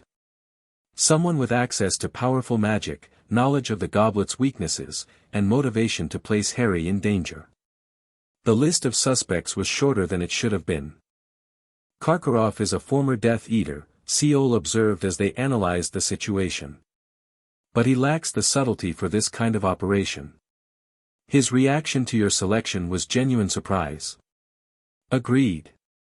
And Maxime has no obvious motive, the Beauxbatons delegation gains nothing from my participation. Which leaves Hogwarts staff. Harry had already reached the same conclusion. The betrayer was someone inside the castle, someone with access to the goblet, knowledge of the tournament, and reason to want Harry in danger. Moody was the obvious suspect. New arrival, paranoid behavior, convenient expertise in exactly the kind of magic required for the tampering. But obvious suspects were often red herrings. Harry would watch everyone. The first task arrived with the revelation that champions would face dragons. Harry learned this through a combination of careful observation and strategic rule-breaking, sneaking into the Forbidden Forest where the dragons were being held, studying their behavior, analyzing their magical defenses. Hungarian Horntail, he reported to Salazar the night before the task. The most dangerous breed. Fire that burns hotter than conventional flame. Scales that resist most offensive magic. And your strategy? Misdirection. The dragon protects a golden egg, my objective is retrieval, not combat. I'll summon my firebolt and outmaneuver the creature rather than trying to fight it. Relying on flight. It's the cleanest approach. Minimal risk, maximum speed, no revelation of capabilities I want to keep hidden. Salazar nodded slowly. Reasonable. Though you should have contingencies. I do. Several of them. The task itself was almost anticlimactic. Harry entered the arena to face the Horntail, an enormous creature of scales and fury, chained near a nest containing the golden egg. The crowd roared. The judges watched. The dragon's eyes tracked his every movement. Accio Firebolt. The broomstick arrived within minutes, and Harry mounted it with practiced ease. The Horntail tracked him through the air, snapping at his passes, breathing fire that he dodged with inches to spare. But dragons weren't designed for aerial combat against nimble flyers. Harry feinted left, dove right, and snatched the egg from the nest before the Horntail could react. He was out of the arena in under 10 minutes, the fastest completion of the day. The crowd went wild. Harry accepted their cheers with calculated modesty, playing the role of the unlikely champion who'd somehow survived. But behind his mask, he was already planning. The egg contained a clue to the second task. He needed to decipher it, prepare accordingly, and continue his investigation into who had entered his name. The tournament was only beginning. The egg's secret revealed itself in the prefect's bathroom. Harry had puzzled over the screaming noise for weeks before Cedric Diggory, in a rare moment of interchampion cooperation, suggested he take a bath with it. The clue, apparently, could only be heard underwater. Mermish. The song described something precious being taken, held in the lake's depths for 1 hour. A hostage rescue mission. Harry began preparing immediately. The bubblehead charm is the standard approach, Salazar observed during their strategy session. But it has limitations, duration, visibility, vulnerability to attack. I was thinking of something else. Oh. Gillyweed. It transforms the user temporarily, gills, webbed hands and feet. Complete adaptation to underwater environment. Risky. The transformation is disorienting, and the duration is unpredictable. But it's also unexpected. No one will anticipate that approach. Salazar considered. Very well. Procure the gillyweed, test it thoroughly, and develop contingency plans for duration failures. Harry nodded. The second task would require careful preparation, but he was confident in his ability to handle it. What concerned him more was the ongoing mystery of his selection. The investigation had stalled. Moody continued his paranoid surveillance. Dumbledore continued his cryptic guidance. And somewhere in the castle, the person who had entered Harry's name continued their schemes. Harry needed answers. He found them in the most unexpected place. The Marauder's map showed a name that shouldn't exist. Harry had been using the map regularly since third year, monitoring the castle for threats, tracking the movements of suspicious individuals. But he'd never seen this before, hadn't thought to look for it. Bartemius Crouch. Not the senior, the ministry official who was supposedly overseeing the tournament. The junior, the Death Eater who had supposedly died in Azkaban years ago. And the dot bearing his name was in Professor Moody's office. Harry's blood went cold. Moody wasn't Moody. The paranoid XOR was actually a dead man walking, a Death Eater in disguise, positioned at Hogwarts with access to students and staff. Positioned to ensure Harry competed in the Triwizard Tournament. This complicates things, Seol observed as Harry processed the implications. It clarifies things. Crouch entered my name. He's been manipulating events all year. And he's working for Voldemort. What will you do? Nothing immediate.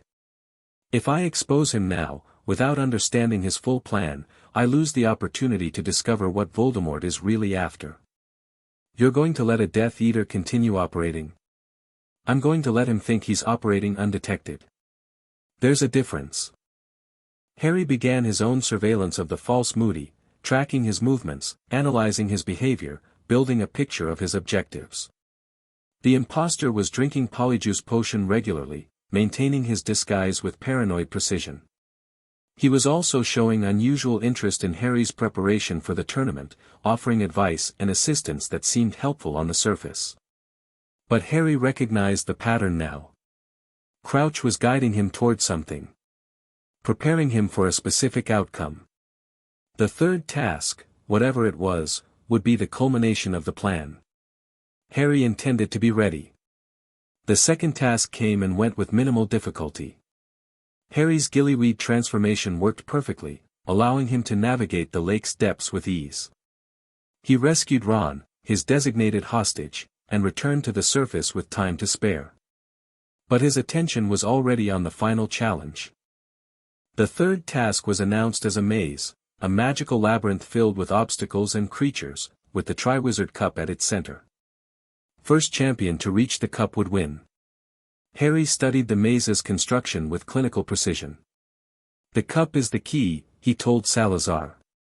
Whatever Crouch is planning, it involves the cup. That's the only element he has consistent access to. A portkey? Most likely. He wants me to win, has been helping me all year. So the cup is set to transport whoever touches it to wherever Voldemort is waiting. And your counter-strategy? Reach the cup first. Trigger whatever trap is waiting. And be ready to fight my way out. You're walking into an ambush deliberately. I'm walking into an ambush knowing it's an ambush. That's different. Harry's voice was cold. Voldemort wants me for something. A ritual, probably, something requiring my blood or my presence. I need to know what he's planning, and the only way to learn is to let his trap close. This is extraordinarily dangerous.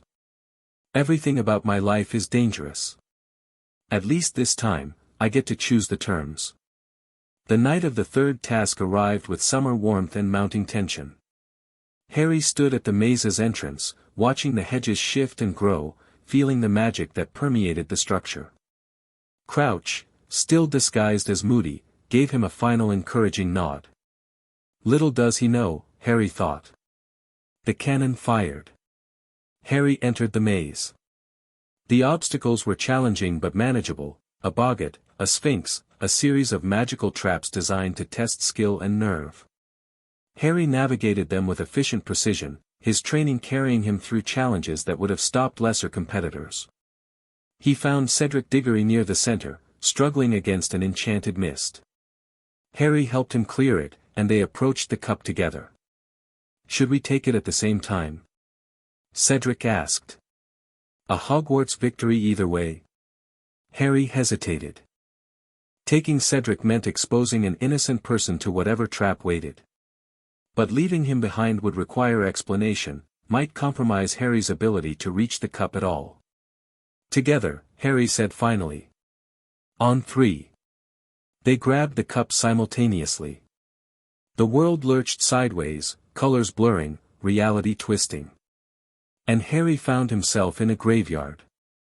The portkey deposited them among ancient tombstones, the air thick with dark magic and darker intentions. Harry's senses screamed warnings, multiple hostile presences, powerful wards, something terrible waiting in the shadows. Kill the spare. The voice came from nowhere and everywhere. A flash of green light. Cedric Diggory crumpled without a sound. Harry didn't hesitate. He shadow-stepped away from his landing spot just as a curse tore through the space he'd occupied.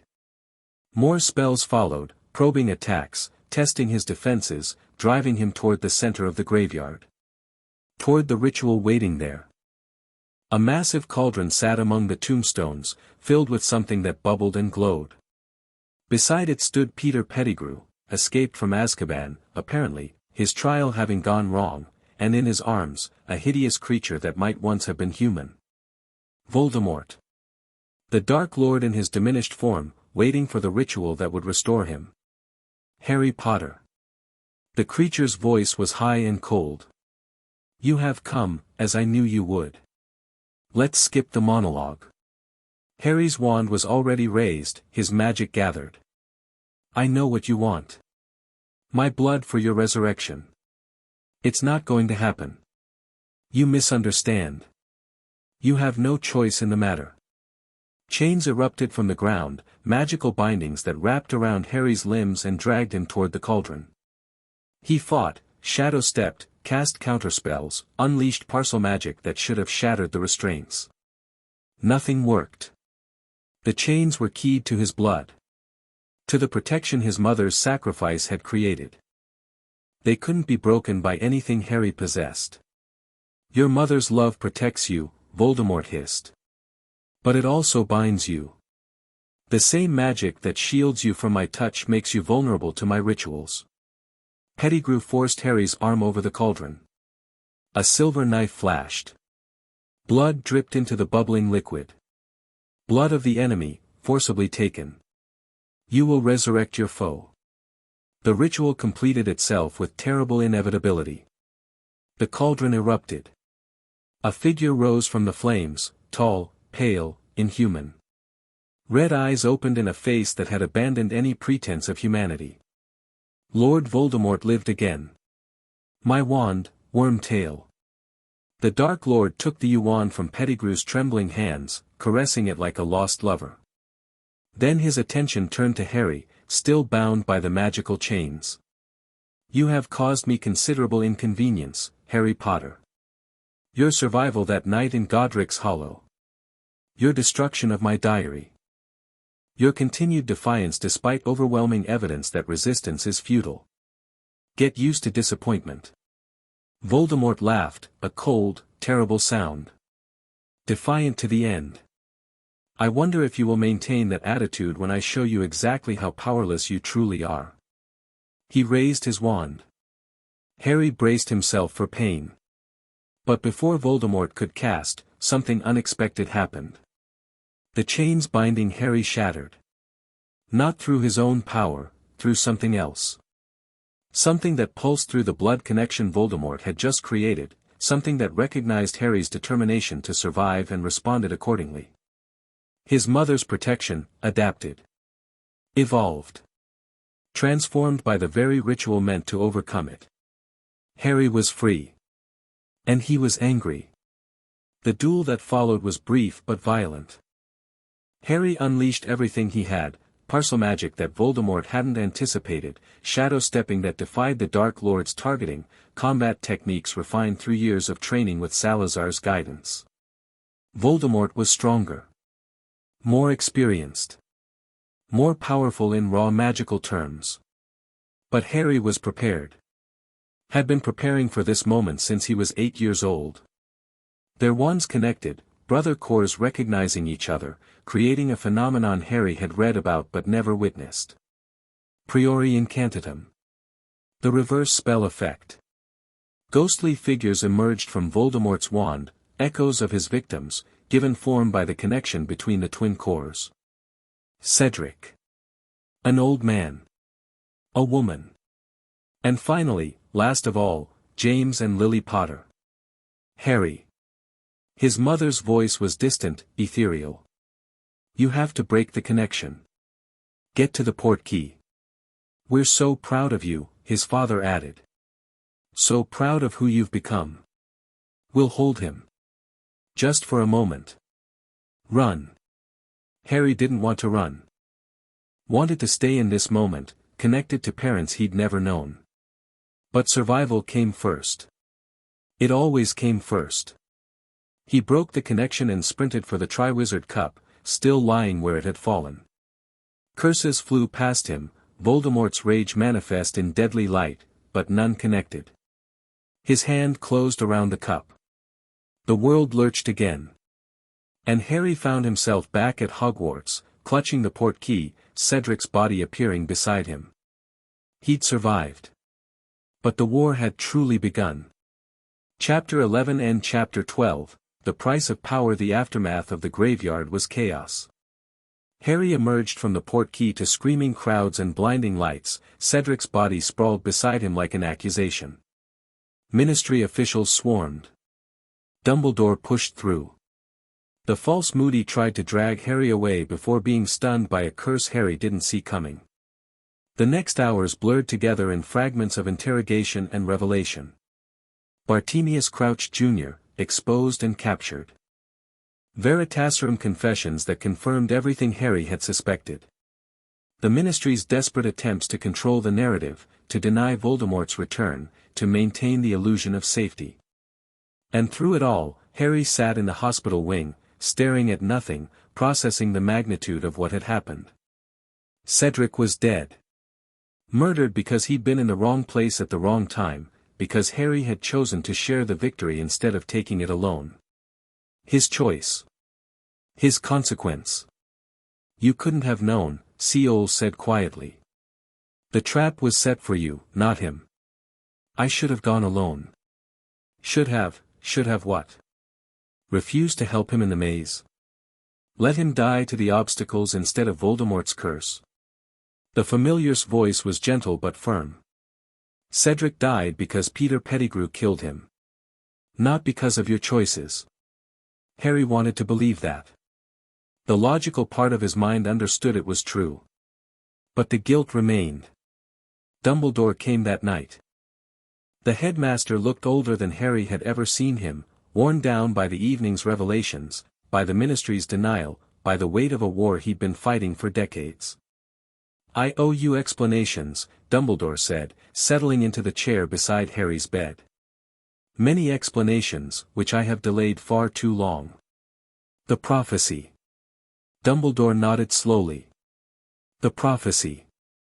Among other things. He told Harry everything, or at least, everything he was willing to share. The prophecy made before Harry's birth, predicting a child with the power to vanquish the Dark Lord. Voldemort's decision to target the Potters, his belief that Harry was the prophesied threat.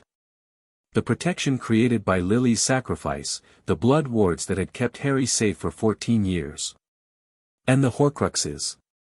Tom Riddle sought immortality through the darkest magic known to wizardkind, Dumbledore explained. He split his soul into fragments, anchoring each piece to a physical object. As long as any Horcrux survives, he cannot truly be killed. How many? I believe 7, though I cannot be certain. The diary you destroyed was one. There are others, hidden, protected, scattered across locations meaningful to Tom's history. And the one in my scar? Dumbledore went very still. You know about that. I've suspected for years. The connection to Voldemort. The shared abilities. The way my scar reacts to his presence. Harry met the headmaster's eyes directly. I'm a Horcrux. An accidental one, created when he tried to kill me. Yes. Dumbledore's voice was barely audible. I had hoped to spare you that knowledge. To find another way. There is no other way. The Horcrux has to be destroyed. Harry's voice was flat, clinical. Which means I have to die. Not necessarily. There may be alternatives, don't. Harry held up his hand. Don't give me false hope. I've spent years preparing for war, and I've always known I might not survive it. This doesn't change anything. It changes everything, Harry. You are not meant to be a sacrifice. I'm not sacrificing myself. I'm accepting reality. Harry looked at Dumbledore with eyes that had seen too much for 14 years. Voldemort has to be destroyed. The Horcruxes have to be destroyed. If that includes me, then it includes me. There may be another way. The protection your mother gave you, it exists in your blood now, in Voldemort's blood as well since his resurrection. That connection might provide alternatives we haven't considered. Might. Possibly. Perhaps. Harry shook his head. I don't have time for maybes. I need certainties. Then here is a certainty, I will not let you face this alone. Whatever path we take together. It was the closest thing to a promise Dumbledore had ever given him. Harry wasn't sure it would be enough. The summer after fourth year was a masterclass in political chaos. The Ministry denied Voldemort's return with desperate intensity, Cornelius Fudge launching a propaganda campaign that painted Harry as a delusional attention seeker and Dumbledore as a power-hungry manipulator. The Daily Prophet published hit pieces daily, each one more vicious than the last. Harry watched it all from Grimmauld Place, where Sirius had offered sanctuary and the Order of the Phoenix was reforming. The Order was Dumbledore's resistance network, veterans of the First War, young recruits eager to fight, a coalition of wizards united against the Dark Lord's return. They met in the Black family's gloomy kitchen, planning strategies and gathering intelligence while the Ministry pretended everything was fine. Harry wasn't officially invited to meetings. He attended anyway. The Ministry's denial won't last, Sirius observed during one late-night discussion. Voldemort will make his move eventually. Something too big to ignore. By then it might be too late, Lupin countered. Every day they waste is another day he has to rebuild his forces. The Death Eaters are already active, Harry said quietly. Both men turned to look at him. They've been recruiting since the World Cup.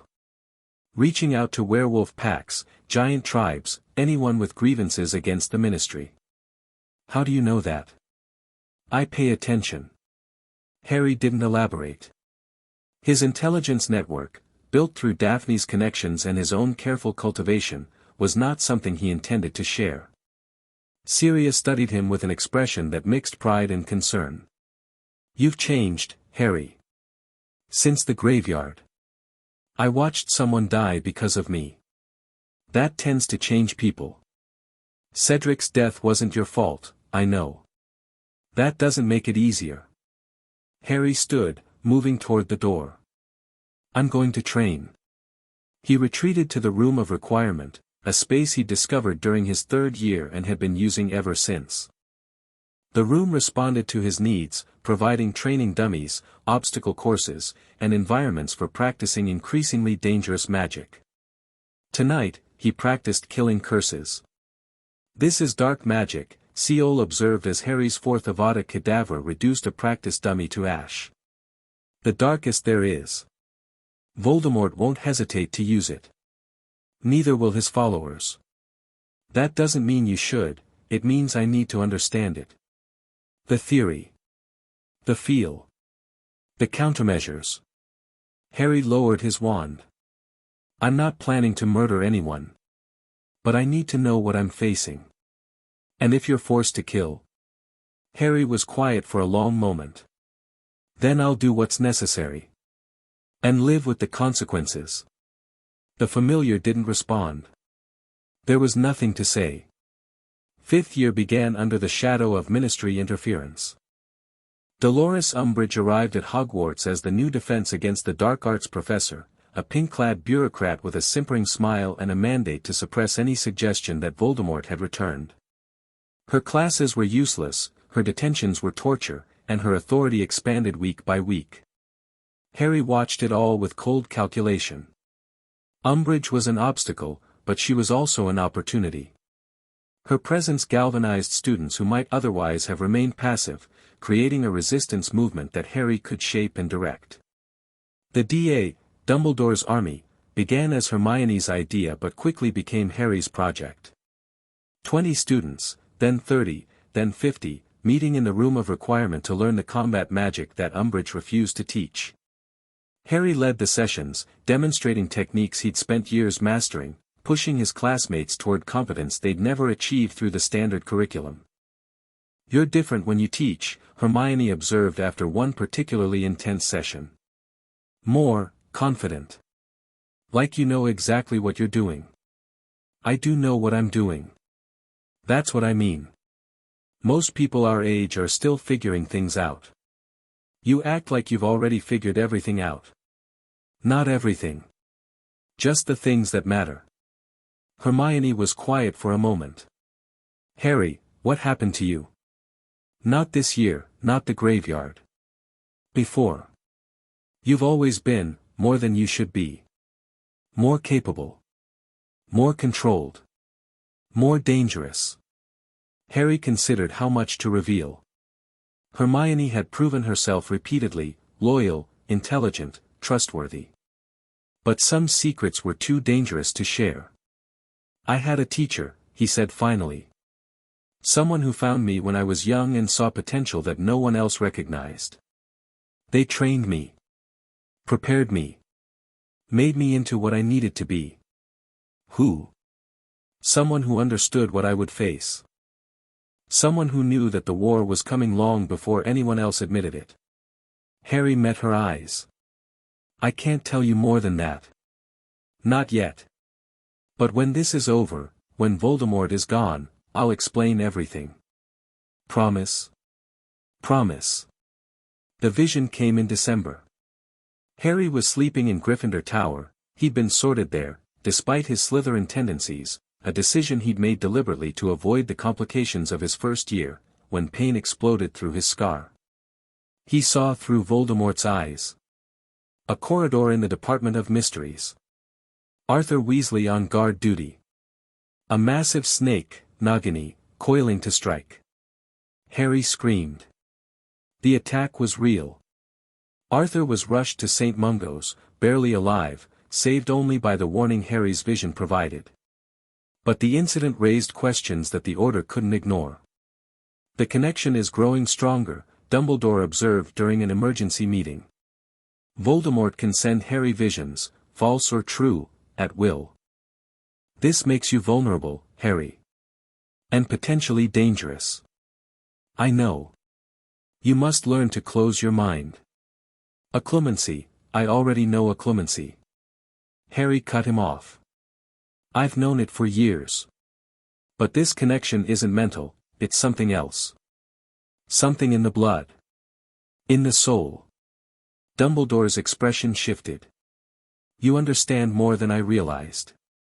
I understand that Voldemort can see through my eyes as easily as I can see through his. That makes me a liability."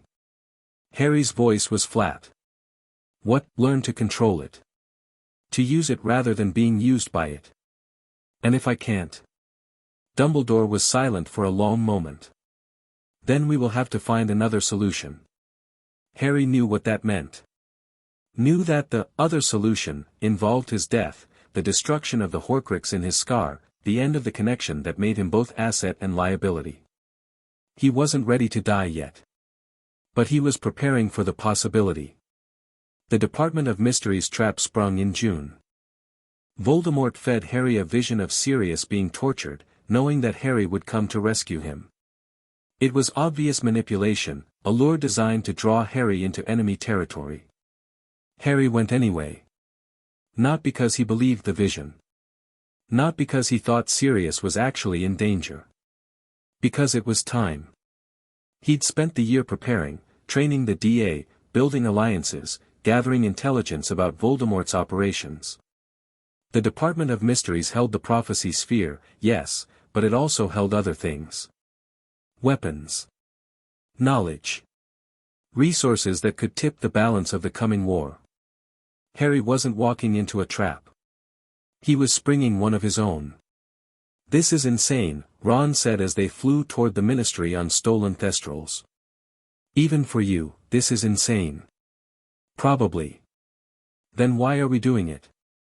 "Because Voldemort expects me to charge in like a Gryffindor and die like a hero. He doesn't expect me to have a plan." Harry's smile was cold. "I always have a plan. The plan involved Dumbledore. Harry had sent a message before leaving Hogwarts, a Patronus carrying a single phrase that would bring the entire Order of the Phoenix to the Ministry.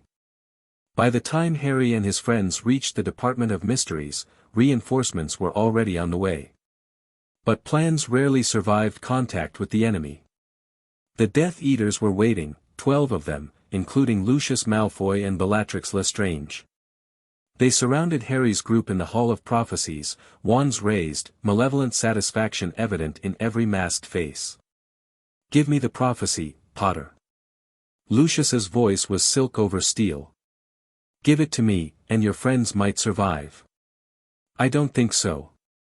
Harry's wand was already moving, casting spells he'd never used in combat before. Now. The DA members scattered, diving behind shelves, casting defensive spells, following the tactics Harry had drilled into them for months. The Death Eaters pursued, and the battle became a running fight through the department's impossible architecture. Harry led the core group deeper into the Ministry, through the Time Room, the Space Room, toward the Death Chamber where the ancient veil hung between worlds. The Death Eaters followed, certain they had their prey cornered. They were wrong. The Order arrived in a storm of light and fury. Sirius, Lupin, Tonks, Moody, veteran fighters who engaged the Death Eaters with brutal efficiency. The battle transformed from retreat to assault, the tide turning with every passing moment. Harry found himself fighting beside Sirius, their wands moving in coordination, driving Bellatrix Lestrange back toward the veil. "You fight well, cousin," Bellatrix laughed, deflecting Sirius's curse with lazy grace. "Almost well enough to be a real black." "I am a real black. I'm just not a crazy one." "Crazy?" Bellatrix's eyes went wild. "I'm not crazy. I'm devoted. The Dark Lord will reward us all, the Dark Lord will abandon you the moment you stop being useful." Harry's curse caught her shoulder, spinning her around. Just like he abandoned Crouch. Just like he abandoned everyone who ever trusted him. Lies. Bellatrix's response was a killing curse, aimed not at Harry but at Sirius, catching his godfather off guard. Harry moved without thinking. Shadow step. The world blurring around him as he crossed the space between heartbeats. His hand closing on Sirius's robe, pulling him sideways, the green light passing close enough to feel. They crashed to the floor together, Sirius's eyes wide with shock. "How did you?" later. Harry was on his feet, his wand trained on Bellatrix, his magic gathering for something devastating.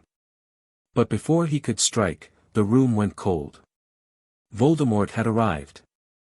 The Dark Lord stood in the chamber's entrance, his red eyes fixed on Harry with predatory intensity. Behind him, the Death Eaters rallied, their confidence restored by their master's presence. "You continue to surprise me, Harry Potter." Voldemort's voice echoed through the chamber. "I expected you to die in the department. Instead, you've turned my trap against me. I'm full of surprises." "Indeed. But surprises won't save you now." Voldemort raised his wand, and Dumbledore appeared between them. The duel that followed was beyond anything Harry had witnessed. Two titans of magic clashing with spells that shattered stone and bent reality. Dumbledore fought with precision and power, his movements elegant despite his age. Voldemort fought with fury and innovation, his magic dark and terrible. Harry watched from the edge of the battle, looking for openings, waiting for his moment. It came when Voldemort made his most desperate move. The Dark Lord abandoned Dumbledore and reached for Harry's mind, possessing him, trying to use the connection to bypass his defenses. Pain exploded through Harry's consciousness as Voldemort's presence invaded. "Give in," the Dark Lord whispered inside his head. "Let me control you. Use you to strike at Dumbledore. You cannot resist me forever." Harry's occlumency shields crumbled under the assault. His vision blurred. His sense of self began to fragment. But then something else emerged. Love. Not the abstract concept, the real thing. Memories of his parents' sacrifice. The warmth of Sirius's embrace. The loyalty of his friends. The countless moments of connection that had shaped him despite his isolation. Voldemort couldn't understand love. Couldn't comprehend it. The emotion was poison to his fragmented soul. No. The Dark Lord's presence recoiled, torn from Harry's mind by the very protection Lily Potter had died to create. Voldemort materialized beside Harry, his face twisted with agony. You. The Dark Lord's voice was barely a whisper. What are you? I'm my mother's son. Harry's wand rose. And you killed her. The curse that followed wasn't the killing curse.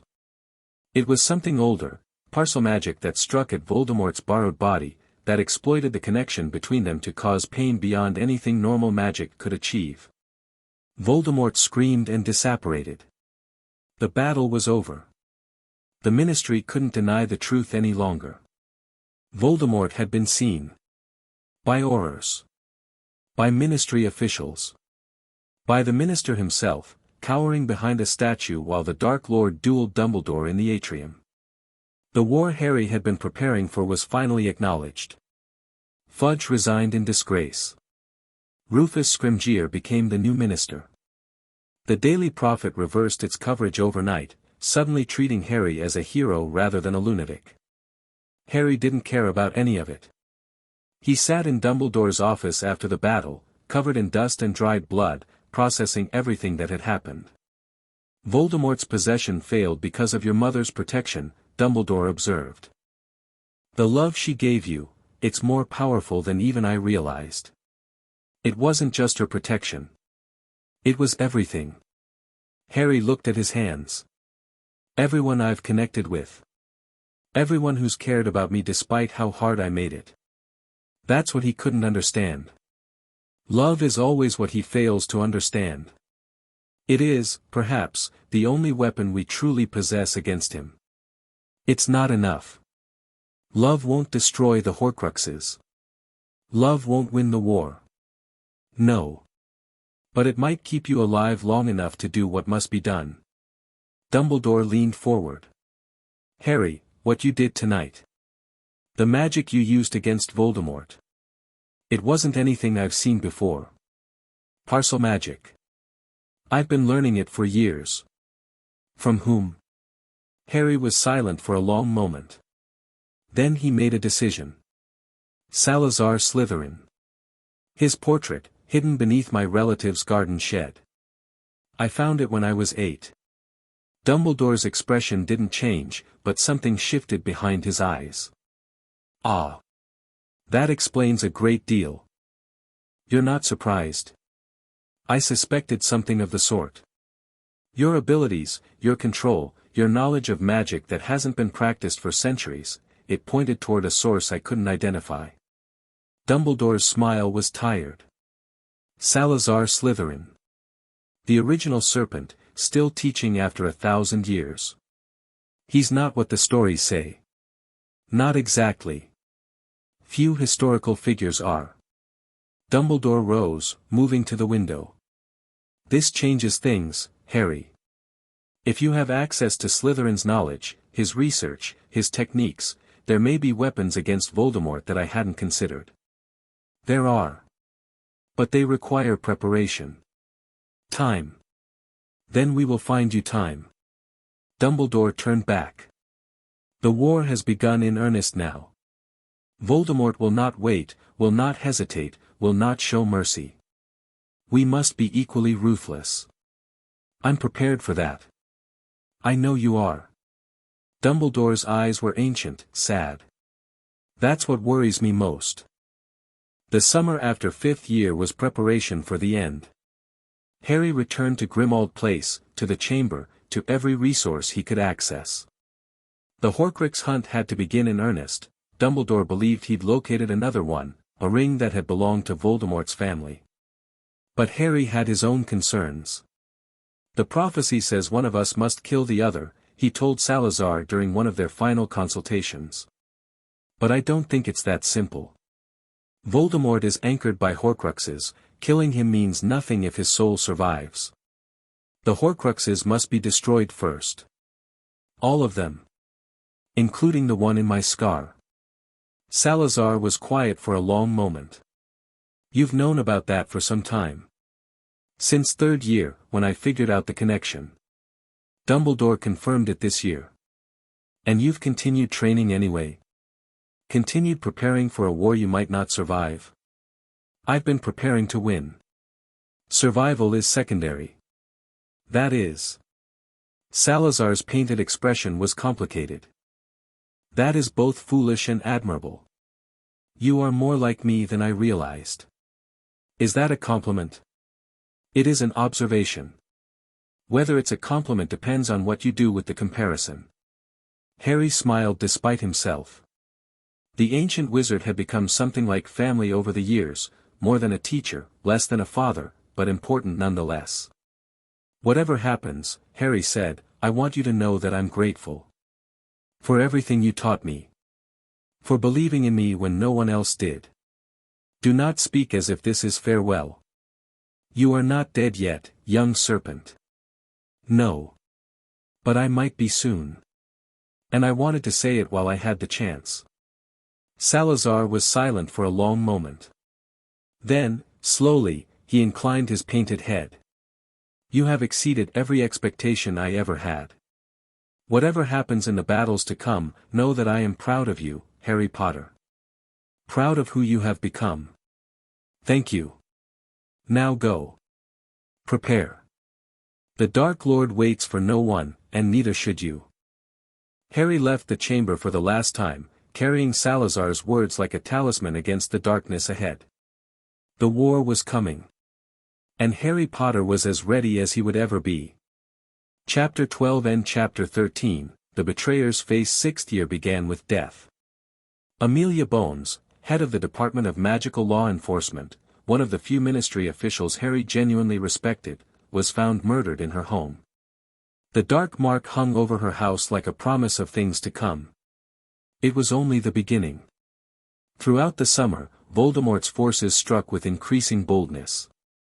Muggle bridges collapsed. Wizarding families vanished. The Dementor attacks that had plagued Britain for months intensified, spreading despair and terror across both magical and mundane communities. The war Harry had spent years preparing for was finally, undeniably real. The Order is stretched thin, Sirius reported during one of their strategy sessions at Grimmauld Place.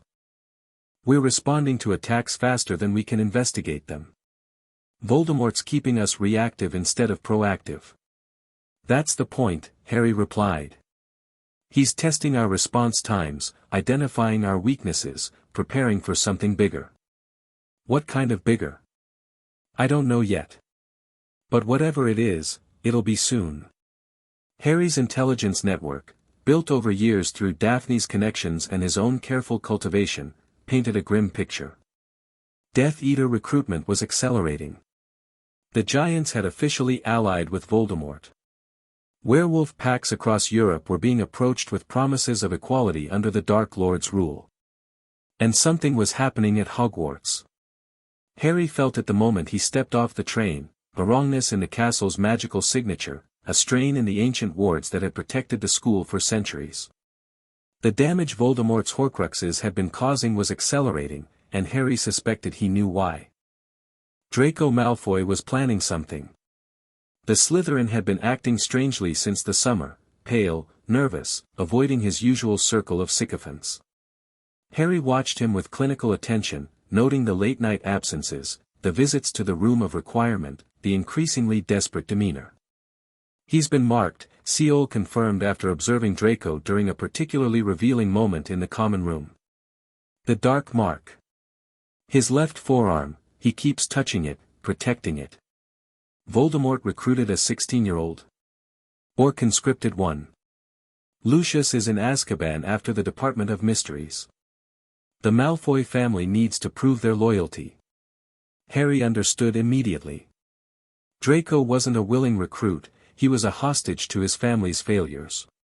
Whatever mission Voldemort had given him, it was designed to be impossible.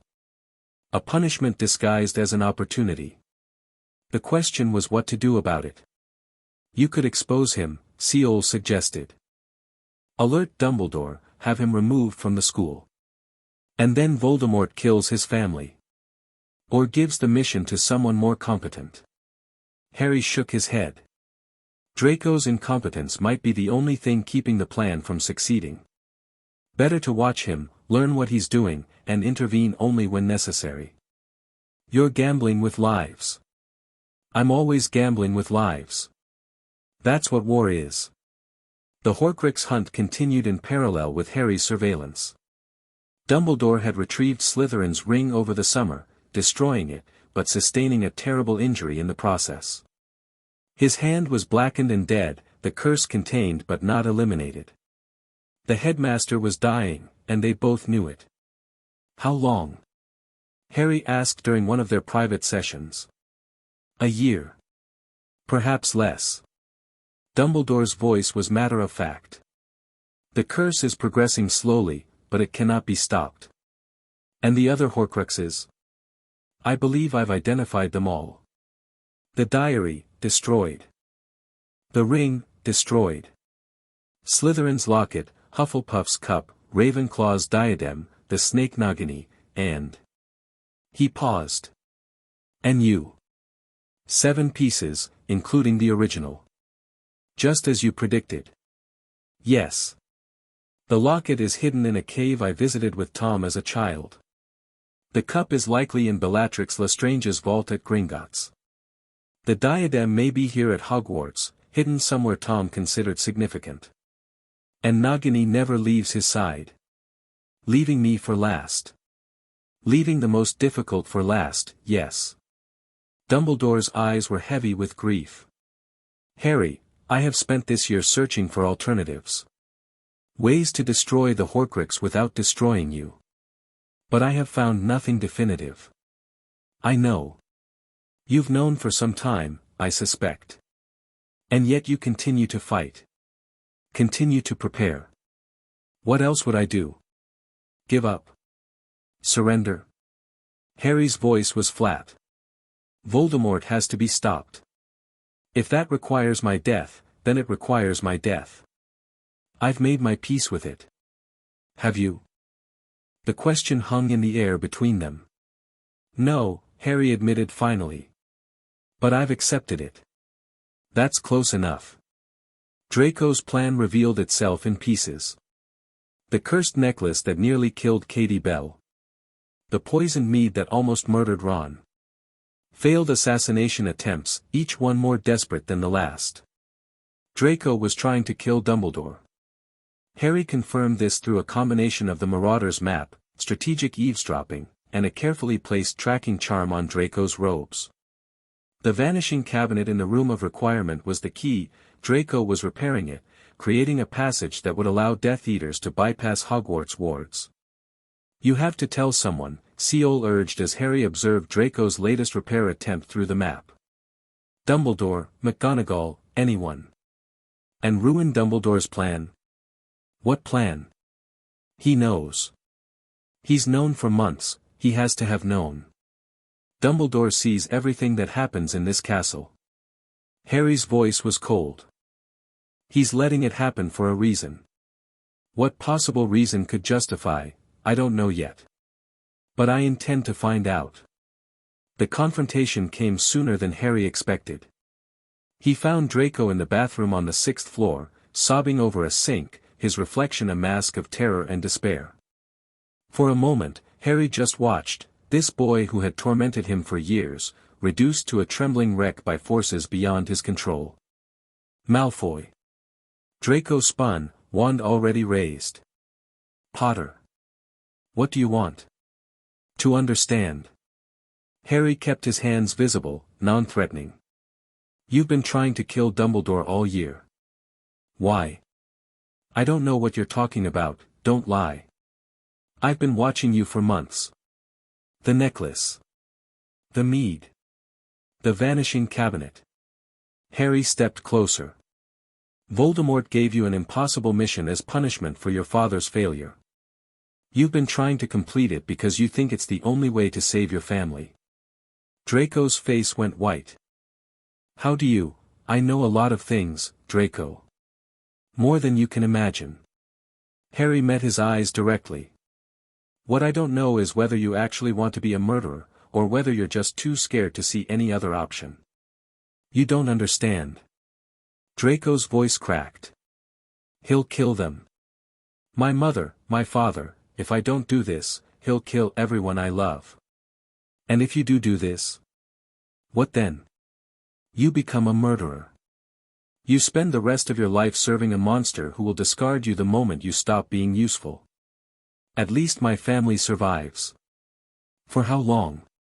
Voldemort doesn't reward loyalty, he exploits it. The moment you stop being useful, you'll be discarded just like everyone else. Draco was crying now, actual tears, streaming down his pointed face.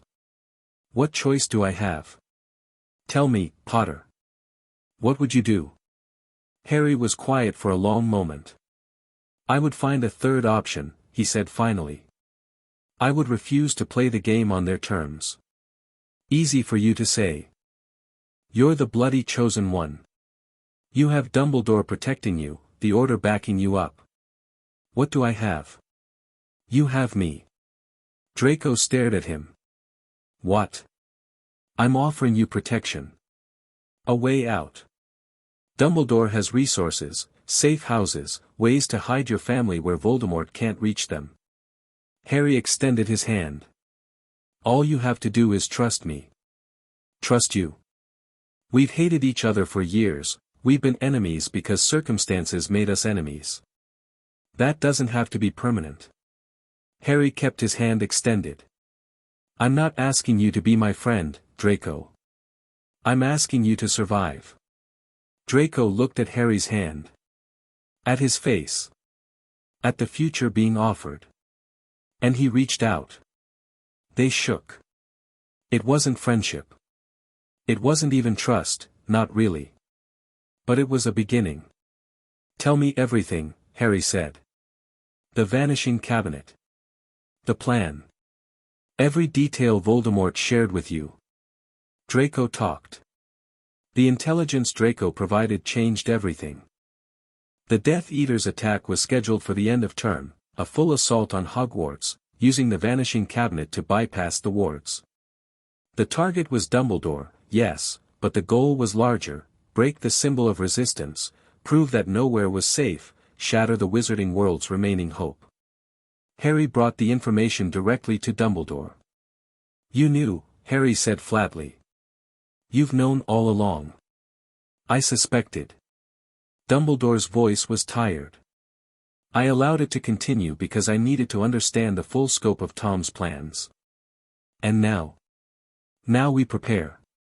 Dumbledore rose, moving to his collection of silver instruments. The attack will come regardless of what we do with Draco. The vanishing cabinet is nearly repaired, if not by him, then by someone else. Our only advantage is knowing when and how. You're planning something. I'm planning several things. Most importantly, I'm planning to retrieve the locket Horcrux before the attack. It's hidden in a cave that requires specific conditions to access, conditions that may not remain available after I'm gone. I'm coming with you. I expected nothing less. Dumbledore's smile was sad. You have grown into something remarkable, Harry. Not the hero the wizarding world expected, perhaps. But something stronger. Something more resilient. I had good teachers. Yes. You did. Dumbledore paused. There are things I should tell you. Truths I've kept hidden because I thought you weren't ready. The prophecy was the big one. What else? The Deathly Hallows. Harry listened as Dumbledore explained the legend: 3 magical objects created by Death himself, granting their owner mastery over mortality. The Elder Wand, the Resurrection Stone, the Cloak of Invisibility. Your cloak is one of them, Dumbledore said. Passed down through generations of Potters, the only Hallow that has survived intact. And the others? The stone was in Slytherin's ring, the Horcrux I destroyed. I tried to use it, to speak with my family, and it nearly killed me. Dumbledore held up his blackened hand. This curse is my punishment for that weakness. And the wand? The Elder Wand has passed through many hands over the centuries. Each owner won it through conquest, through murder, through betrayal. Dumbledore's voice was heavy. I won it from Grindelwald 60 years ago. I have been its master ever since. Harry understood immediately. Voldemort will come for it. Eventually, yes. He seeks the wand to overcome the protection your mother's sacrifice provides. He believes it will allow him to kill you despite the blood connection. Will it? I don't know. But I intend to ensure he never has the chance to find out. Dumbledore met Harry's eyes. When I die, whether from this curse or from the attack to come, the wand's allegiance must pass to someone who will use it against Voldemort. Not for him. You want me to kill you? No. I want Severus to kill me. The revelation struck Harry like a physical blow. Snape. You trust Snape with this? I trust Severus with my life. And with my death. Dumbledore's voice was firm.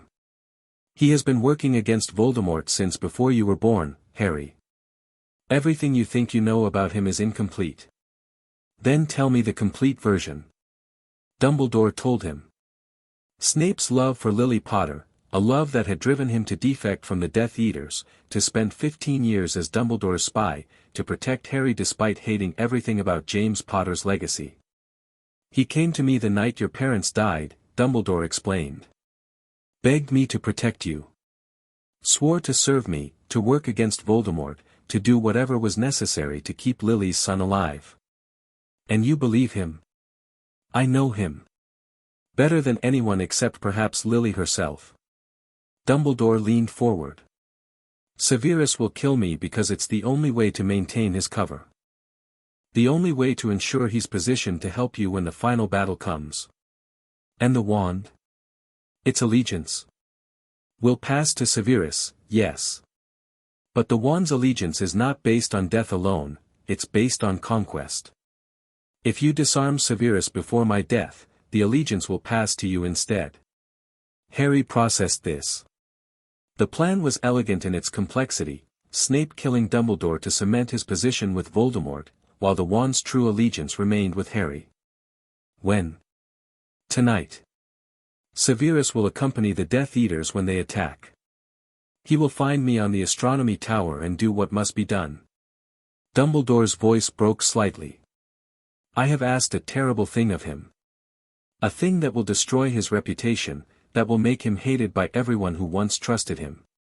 But it will help us win. Yes. It will help us win. Harry nodded slowly.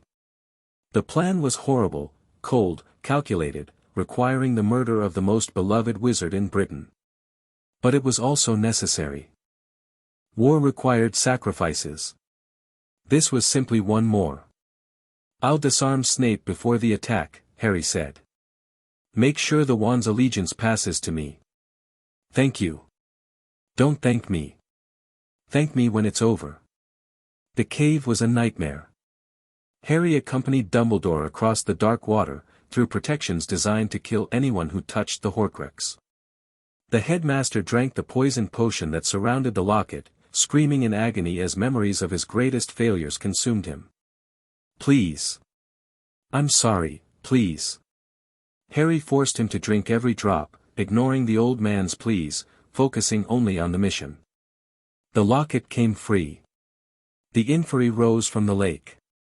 Fire erupted from Harry's wand, not the simple flames of standard magic, but fiend fire, controlled through years of Parselmagic training.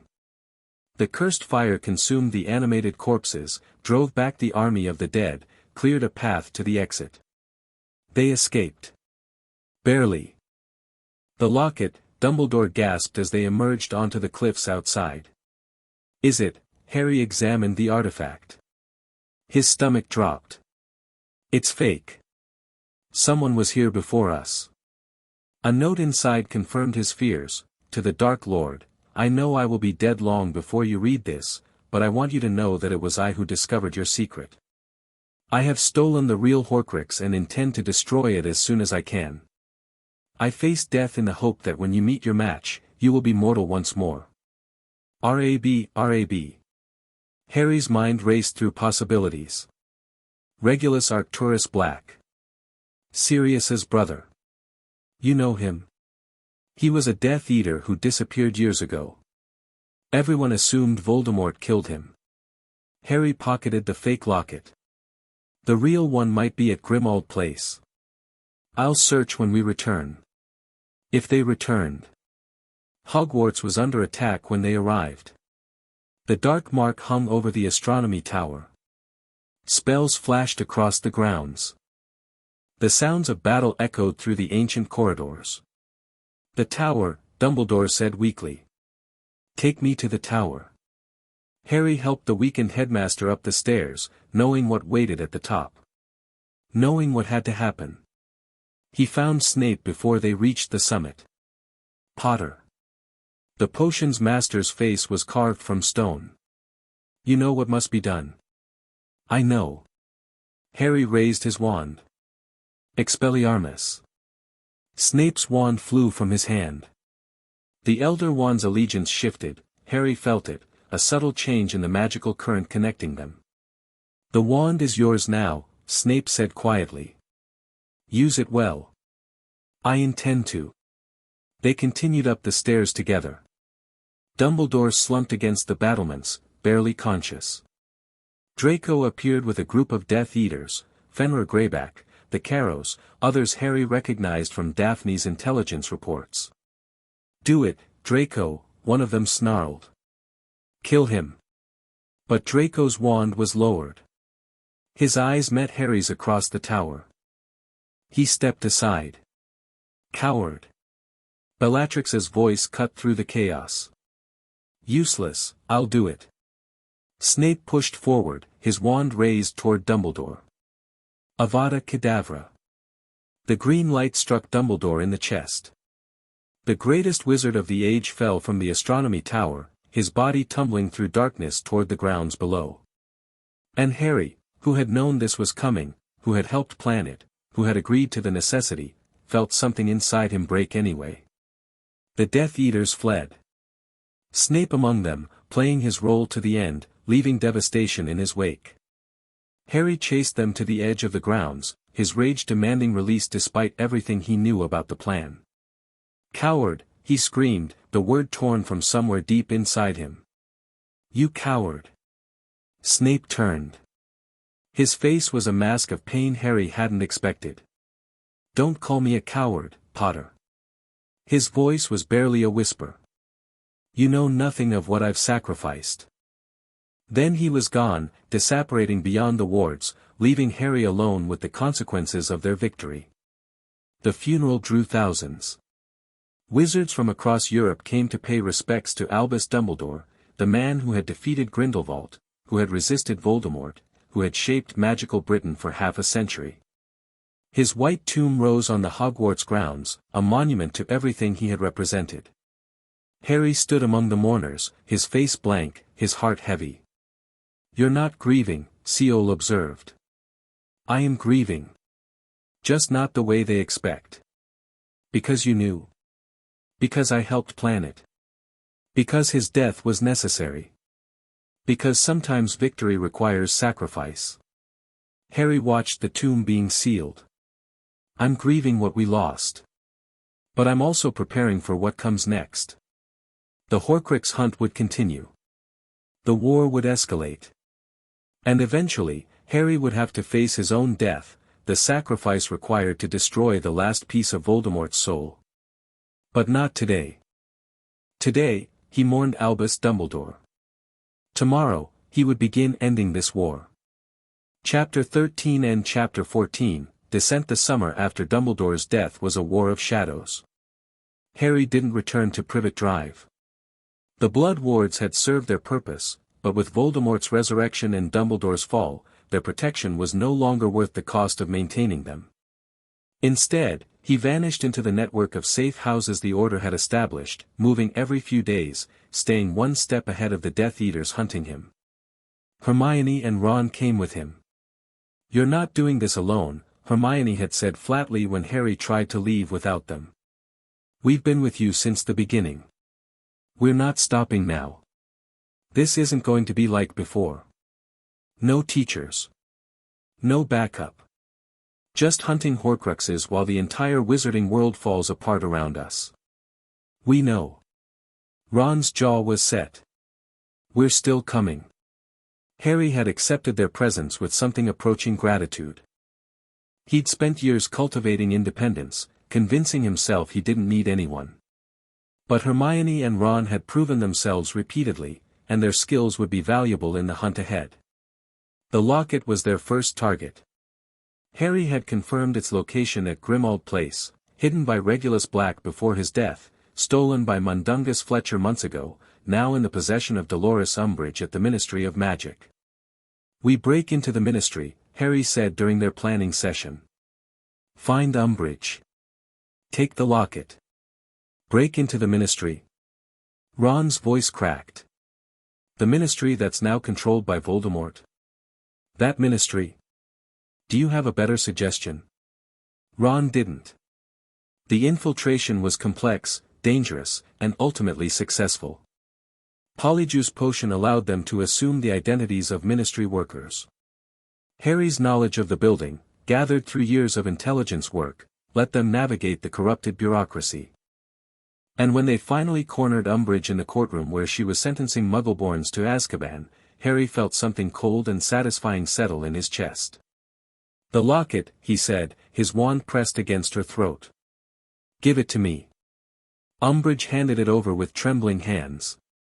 The Horcrux pulsed with malevolent energy, Voldemort's soul fragment recognizing the threat it faced. You'll pay for this, Umbridge spat. The Dark Lord will never know you helped us. Harry stunned her before she could finish. Let's go. They escaped through the atrium, fighting their way past Aurors who had been alerted to their presence. A Death Eater grabbed Hermione's arm during the confusion, Ron blasted him away, but the contact was enough. The safe house was compromised. They fled to the only place Harry could think of, the wilderness, the vast empty spaces where tracking magic struggled to function. Months of camping followed, moving from forest to forest, always one step ahead of the Snatchers hunting them. The locket proved resistant to destruction. We need basilisk venom, Hermione concluded after weeks of failed attempts. Or fiend fire. Something powerful enough to destroy the container completely. Fiend fire is too dangerous. I can control it, but barely. Harry studied the locket with frustrated intensity. The sword of Gryffindor would work, it's goblin-made, impregnated with basilisk venom since I killed the serpent in second year. And where is the sword? In Dumbledore's office. At Hogwarts. Which is now controlled by Death Eaters. They needed another approach. The months of hunting took their toll. Ron struggled with the isolation, with the constant danger, with the locket's corrupting influence whenever he wore it. The Horcrux seemed to target him specifically, amplifying his insecurities, whispering doubts that grew louder with each passing day. We're not getting anywhere, Ron said one night, his voice bitter. Months of wandering, and we've destroyed exactly one Horcrux. There are still 4 more out there, plus whatever Nagini is. We're making progress, are we? Because from where I'm standing, it looks like we're just surviving. Hiding. Waiting for something to happen. What would you have me do? Attack Voldemort directly? Storm Hogwarts? I don't know. But anything's better than this. The argument escalated. Ron said things he didn't mean, things the Horcrux had planted in his mind. Harry responded with cold precision, cutting deeper than he intended. Ron left. Disapparated into the night, abandoning them in the middle of nowhere, leaving Harry and Hermione alone with the mission and each other. He'll come back, Hermione said quietly. Maybe. He will. He's Ron. He's loyal. Loyalty doesn't mean much when the pressure breaks you. Harry's voice was flat. People leave. That's what they do. Hermione looked at him with an expression he couldn't read. Is that what you really believe? After everything we've been through? Harry didn't answer. The truth was complicated. He'd spent so long preparing to be alone that part of him had expected this. Had almost welcomed it, in a twisted way. It was easier to fight without people you cared about getting in the way. The sword came to them through unexpected means. A silver doe, a Patronus Harry didn't recognize, led him through the frozen forest to a pool of ice-covered water. At the bottom, gleaming in the moonlight, lay the sword of Gryffindor. Harry stripped off his clothes and dove in. The cold was immediate and absolute. His muscles seized. His lungs screamed. And the locket around his neck, the Horcrux he'd been carrying, came alive. The chain tightened. Constricting. Strangling. The locket's malevolence concentrated, trying to kill him before he could claim the weapon that would destroy it. Harry's vision blurred. His hands clawed at the chain. His Parselmagic reached for release, but the cold and the water and the Horcrux's power combined to overwhelm his concentration. He was going to die. Then hands grabbed him, pulling him up, breaking through the ice, dragging him onto the frozen bank. Harry gasped for air, coughing water, and found himself staring at Ron.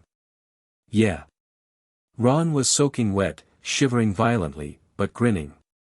Thought you might need some help. You came back. I never really left.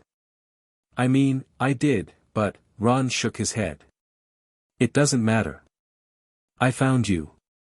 I pulled you out. And I grabbed this. He held up the sword of Gryffindor.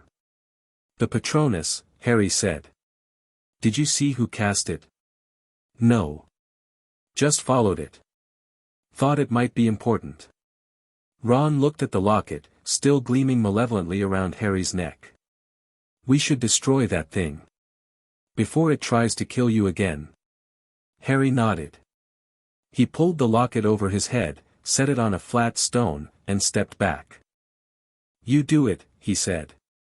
You saved my life. You pulled the sword from the pool.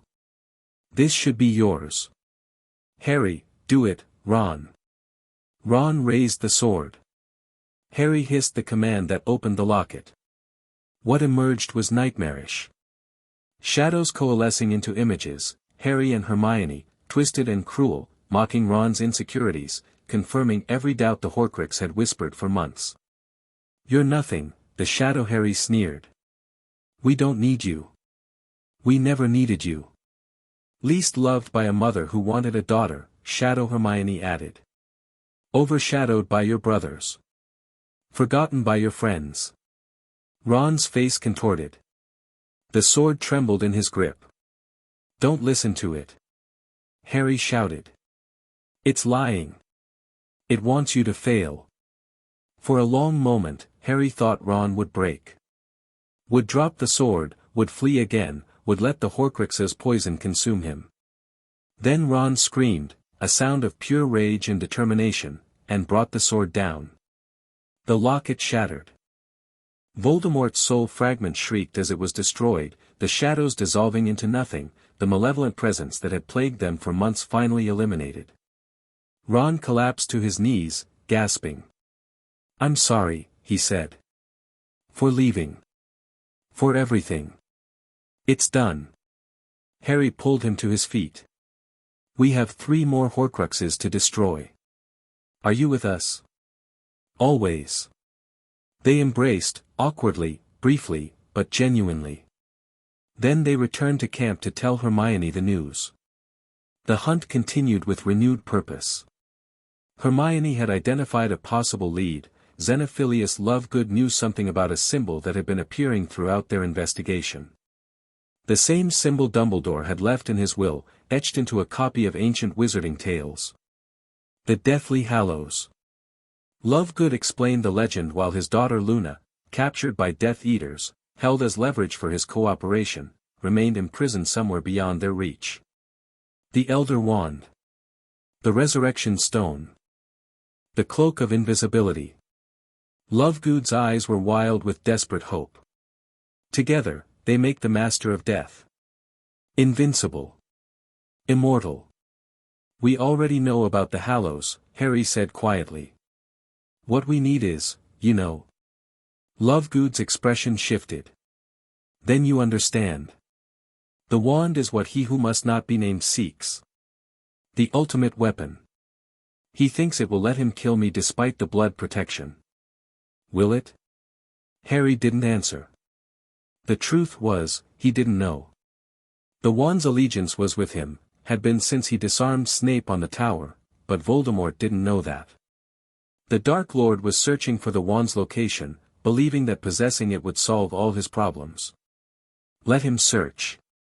Let him believe. The wand would avail him nothing when they finally met. The trap at Malfoy Manor was inevitable.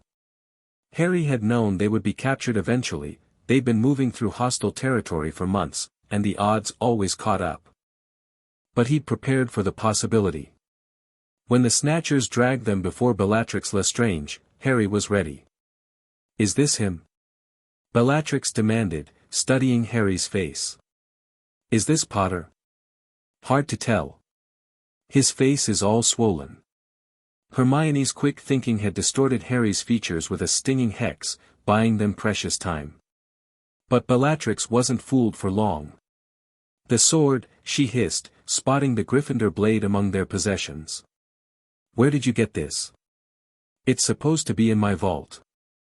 The interrogation that followed was brutal. Bellatrix tortured Hermione for information while Harry and Ron were locked in the cellar with other prisoners, Luna Lovegood, Dean Thomas, the Wandmaker Ollivander. And Draco Malfoy. Potter. Draco's voice was barely a whisper.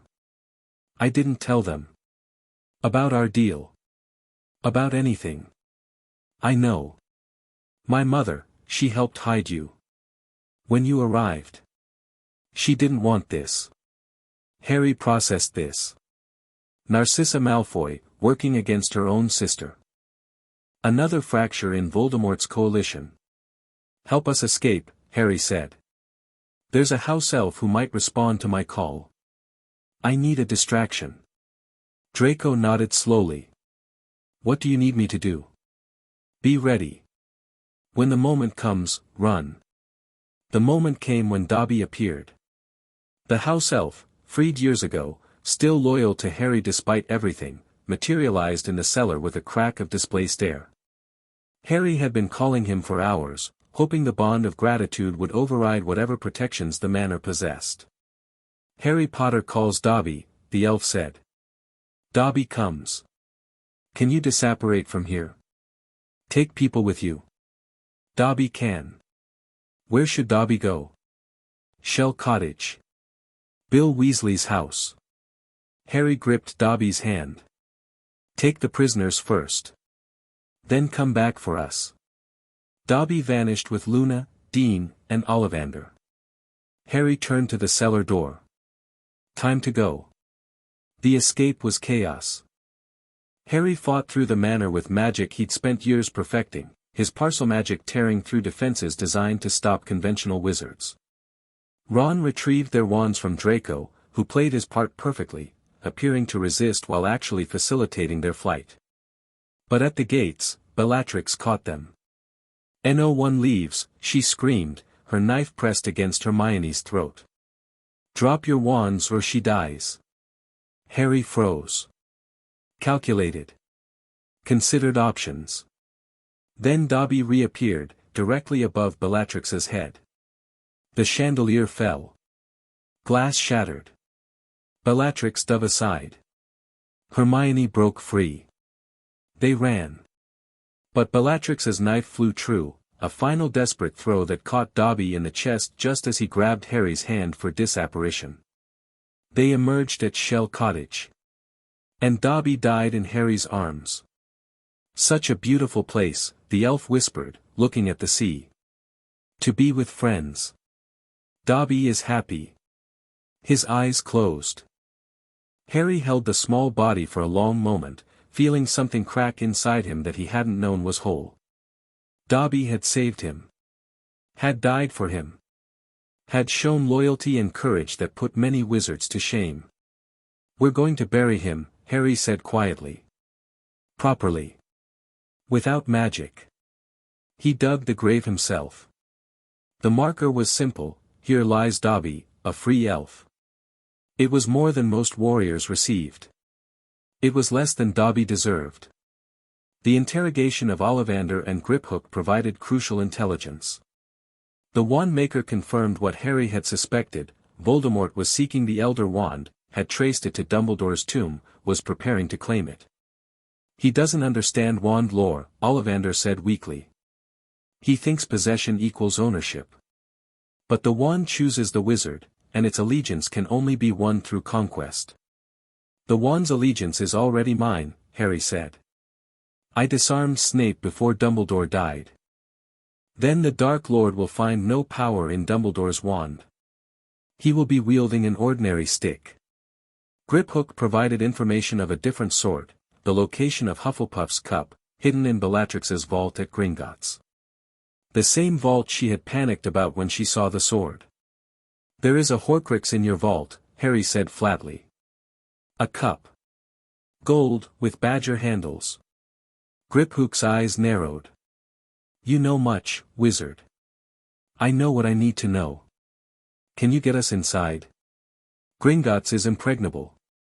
"Nothing is impregnable. Only difficult." Harry leaned forward. "What do you want in exchange for your help?" "The sword. Gryffindor's sword. It was made by goblins. By rights, it belongs to us. The sword is necessary for destroying the Horcruxes. But after the war, after Voldemort is dead, I'll see that it's returned to your people." Griphook studied him for a long moment. "You speak like one who expects to survive. Most wizards in your position would not be so confident." "I'm not confident. I'm determined. There's a difference." "Indeed there is." Griphook extended his hand. "We have a bargain, Harry Potter. I will guide you into Gringotts. And you will return what was stolen." They shook on it. The Gringotts break-in was the most audacious operation Harry had ever attempted. Polyjuice Potion transformed Hermione into Bellatrix. An Imperious Curse, Harry's first deliberate use of an unforgivable, controlled the Goblin Teller. Griphook guided them through the security measures, past dragons and waterfalls and enchantments designed to prevent exactly what they were doing. The vault was a treasure trove of dark artifacts, cursed objects that multiplied when touched, burning any who tried to steal them. But Harry's training protected him where conventional defenses would have failed. The cup gleamed on a high shelf, radiating the same malevolent energy as the other Horcruxes. "Got it," Harry said, snatching the artifact with a cloth-wrapped hand. "Now we leave," Griphook shouted. The alarms were already sounding. Guards were converging. The dragon below was stirring from its enchanted slumber. "The dragon," Harry said suddenly. "We ride it out." "Are you insane?" "Probably." Harry was already moving, casting spells to break the dragon's chains. "But it's our only chance." They escaped on Dragonback, crashing through the Gringotts ceiling, emerging into the chaos of Diagon Alley, flying north toward freedom while the wizarding world erupted in pandemonium behind them. And in Harry's pocket, Hufflepuff's cup pulsed with the soul fragment that would soon be destroyed. 3 down. 3 to go. The vision came as they flew. Voldemort's rage flooding through the connection Harry had never fully closed. The Dark Lord knew that his Horcruxes were being hunted, knew that the security he'd relied on for decades was crumbling. Hogwarts. The word blazed through Harry's consciousness with terrible clarity. The diadem is at Hogwarts. And Voldemort was heading there now. "We have to go to Hogwarts," Harry said. "Now." "What? Why?" "Because that's where the next Horcrux is. And Voldemort's on his way to protect it." The dragon carried them as far as it could before exhaustion forced them to land. They uprot the rest of the distance, emerging in Hogsmeade just as the village's caterwauling alarm began to sound. Aberforth Dumbledore, Albus's estranged brother, provided shelter and passage into the castle through a secret tunnel. And waiting at the other end was an army. The DA had grown in Harry's absence. Neville Longbottom, scarred, hardened, transformed by a year of resistance, led a coalition of students who had been fighting the Carrow since the school year began.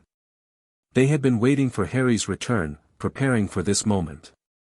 "It's time," Neville said simply. "What do you need?" "The Room of Requirement. Ravenclaw's diadem. And enough distraction to let me search. We can provide all of that." Neville's smile was fierce. "Let's end this." The Battle of Hogwarts began at midnight.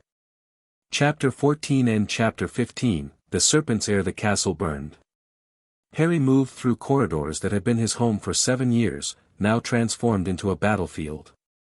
Spells crashed against ancient stone. Bodies lay in twisted poses where they'd fallen.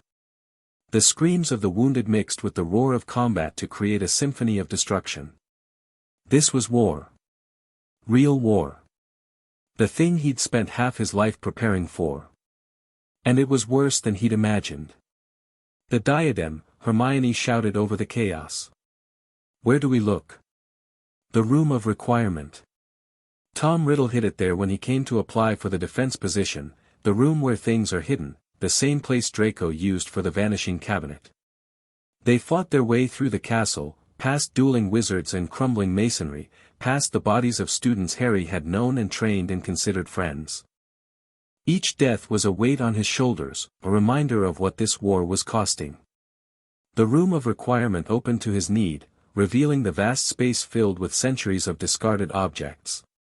Somewhere in this chaos of forgotten things, Rowena Ravenclaw's diadem waited. "Split up," Harry commanded. "Look for anything with an eagle or ravens. Something that feels wrong." They searched frantically, time pressing against them.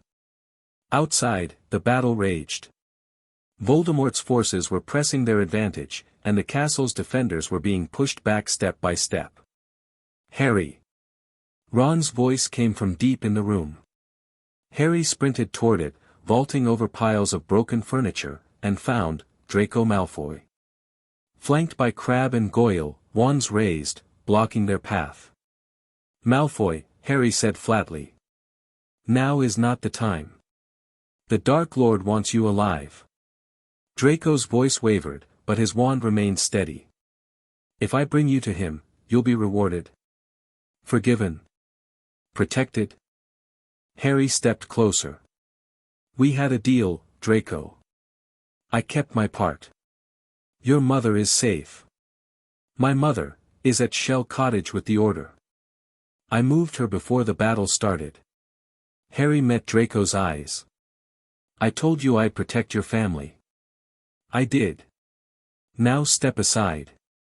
Something shifted in Draco's expression. The conflict he'd been carrying for years, loyalty to his family versus his own conscience, finally resolved. "Crabbe, Goyle, lower your wands. Are you mad?"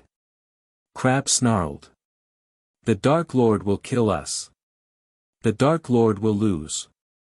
Look around you, Potter's been destroying his Horcruxes for months. When Voldemort dies, everyone who stood with him dies too." Draco's voice hardened. "I'm choosing survival. I suggest you do the same." Crabbe didn't listen. Fiend fire. The cursed fire erupted from his wand, uncontrolled, ravenous, consuming everything in its path. The Room of Requirement became an inferno, flames taking the shapes of dragons and serpents as they devoured the accumulated debris of centuries. Harry grabbed Draco and ran. Ron had already found broomsticks, old Quidditch equipment discarded years ago. They mounted and flew, the fire chasing them, heat scorching their backs. "The diadem!" Hermione screamed. "We can't leave without." Harry saw it. A glint of silver atop a towering pile, moments from being consumed. He dove. The fire roared around him, close enough to singe his hair, close enough to burn the edges of his robes. His hand closed around the diadem just as the flames reached for it. Shadow step. The world blurred. Harry emerged 20 feet away, the diadem clutched against his chest, his body passing through space faster than fire could follow. They crashed through the door just as the room of requirement collapsed behind them.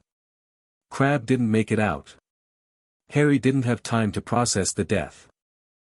The diadem was already crumbling in his hands. The fiend fire had done what basilisk venom would have taken hours to achieve, destroying the Horcrux in seconds. 4 down. 2 to go. Nagini and the fragment in his own scar. The battle had reached its climax when Harry emerged from the castle. Giants trampled through the grounds. Acromantulas swarmed from the forbidden forest. Dementors circled overhead, held at bay only by the patron uses of the defenders. And at the center of it all, Voldemort stood surrounded by his Death Eaters, directing the assault with terrible precision. Harry saw a serious fall. Not to a killing curse, to something worse. Bellatrix's spell caught him in the chest, sending him stumbling backward, his body arcing through the air toward the veil that had somehow manifested on the battlefield. Time slowed. Harry had trained for years. Had prepared for every eventuality. Had accepted that people he loved would die in this war. But this, watching his godfather fall toward the boundary between life and death, this was different. He shadow-stepped without thinking. The world blurred. He emerged beside Sirius, his hand closing on his godfather's wrist, his momentum carrying them both sideways, away from the veil's hungry embrace. They crashed to the ground together, Bellatrix's shriek of frustration echoing across the battlefield. Harry, Sirius gasped. Don't talk. Don't move. Harry was already checking for injuries. The spell, what did she hit you with? Cruciatus variant. I'll live. Sirius grabbed Harry's arm. You shouldn't have risked yourself. The war needs you more than it needs me. The war needs everyone. Harry pulled his godfather to his feet. Can you fight? I can barely stand. Then get to the castle. Help the wounded. Harry turned toward Bellatrix, who was already raising her wand for another attack. I'll handle her. The duel was brief but brutal.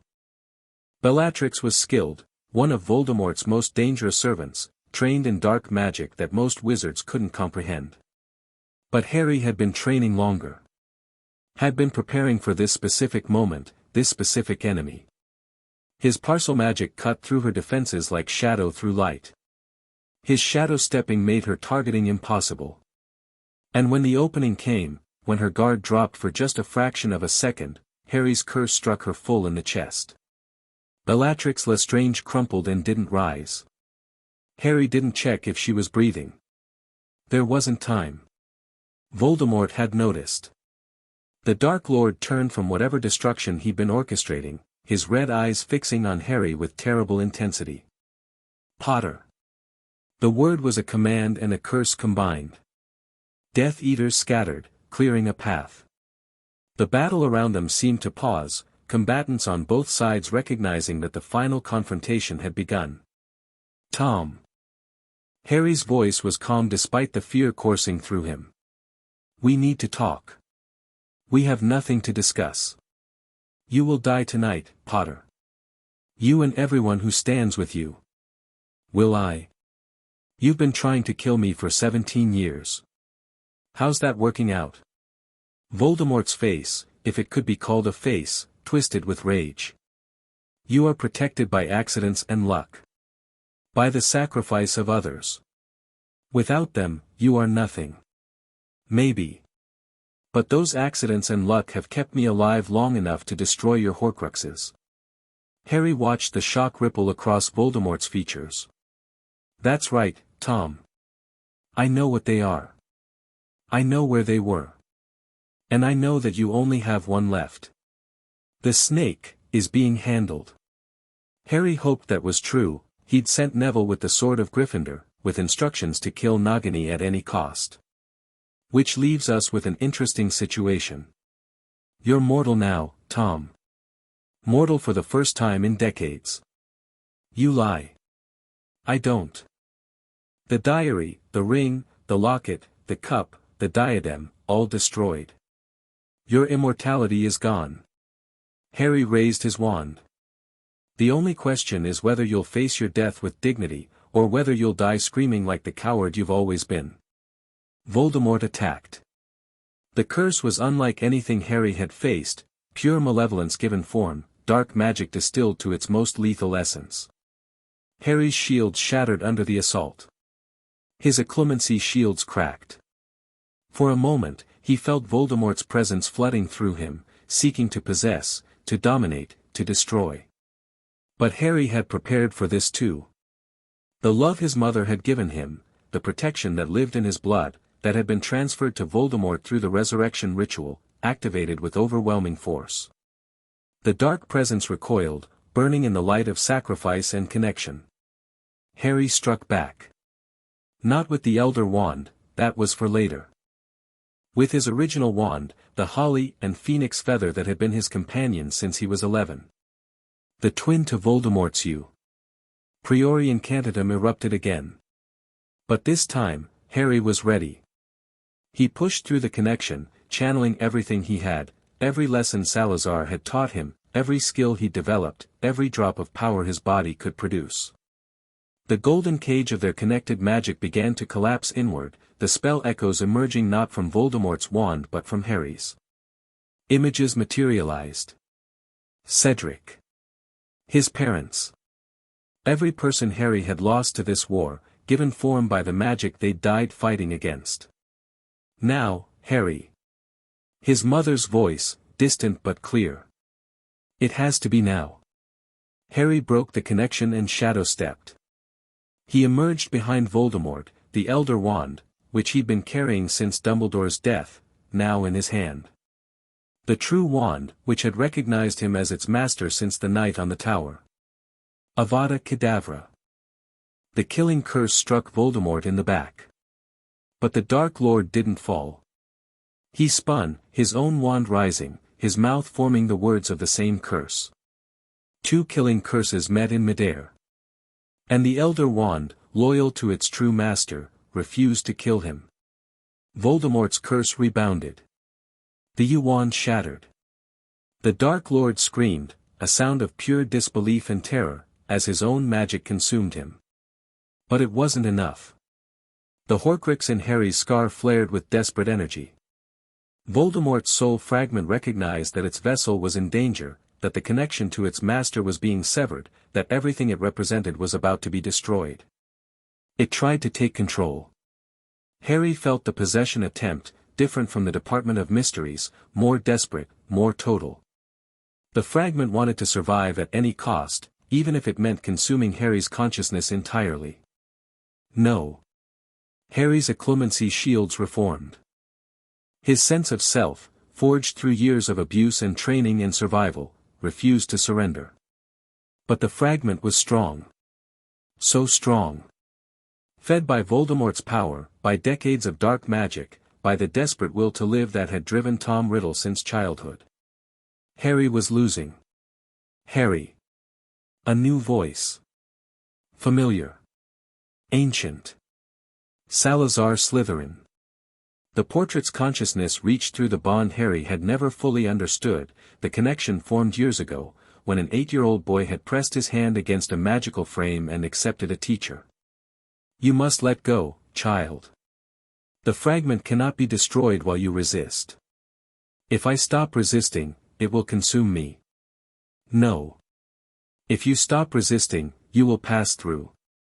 The protection your mother gave you, it is more than a shield. It is a pathway. Death is not the end for those who are loved. You're asking me to die. I'm asking you to trust. In your mother's sacrifice. In the bonds you have formed. In the person you have become. Salazar's voice was gentle, gentler than Harry had ever heard it. You have exceeded every expectation I ever had for you. Whatever happens next, know that I am proud of you. I'm scared. Of course you are. Only fools face death without fear. But fear does not have to control you. It never has. Harry felt the fragment pressing against his consciousness, felt his defenses crumbling, felt the end approaching. He thought about everyone he'd loved. Everyone who'd loved him. His parents. Sirius. Dumbledore. Hermione and Ron. Even Salazar, in his own complicated way. He thought about what he was fighting for. Not victory. Not survival. But a world where others could live without fear. He let go. The possession attempt succeeded, for exactly 1 second. Then the protection activated. Lily Potter's sacrifice, woven into Harry's very blood, recognized the dark fragment for what it was and destroyed it utterly. The Horcrux burned away in an explosion of golden light, taking with it every trace of Voldemort's presence. And Harry fell. He woke in whiteness.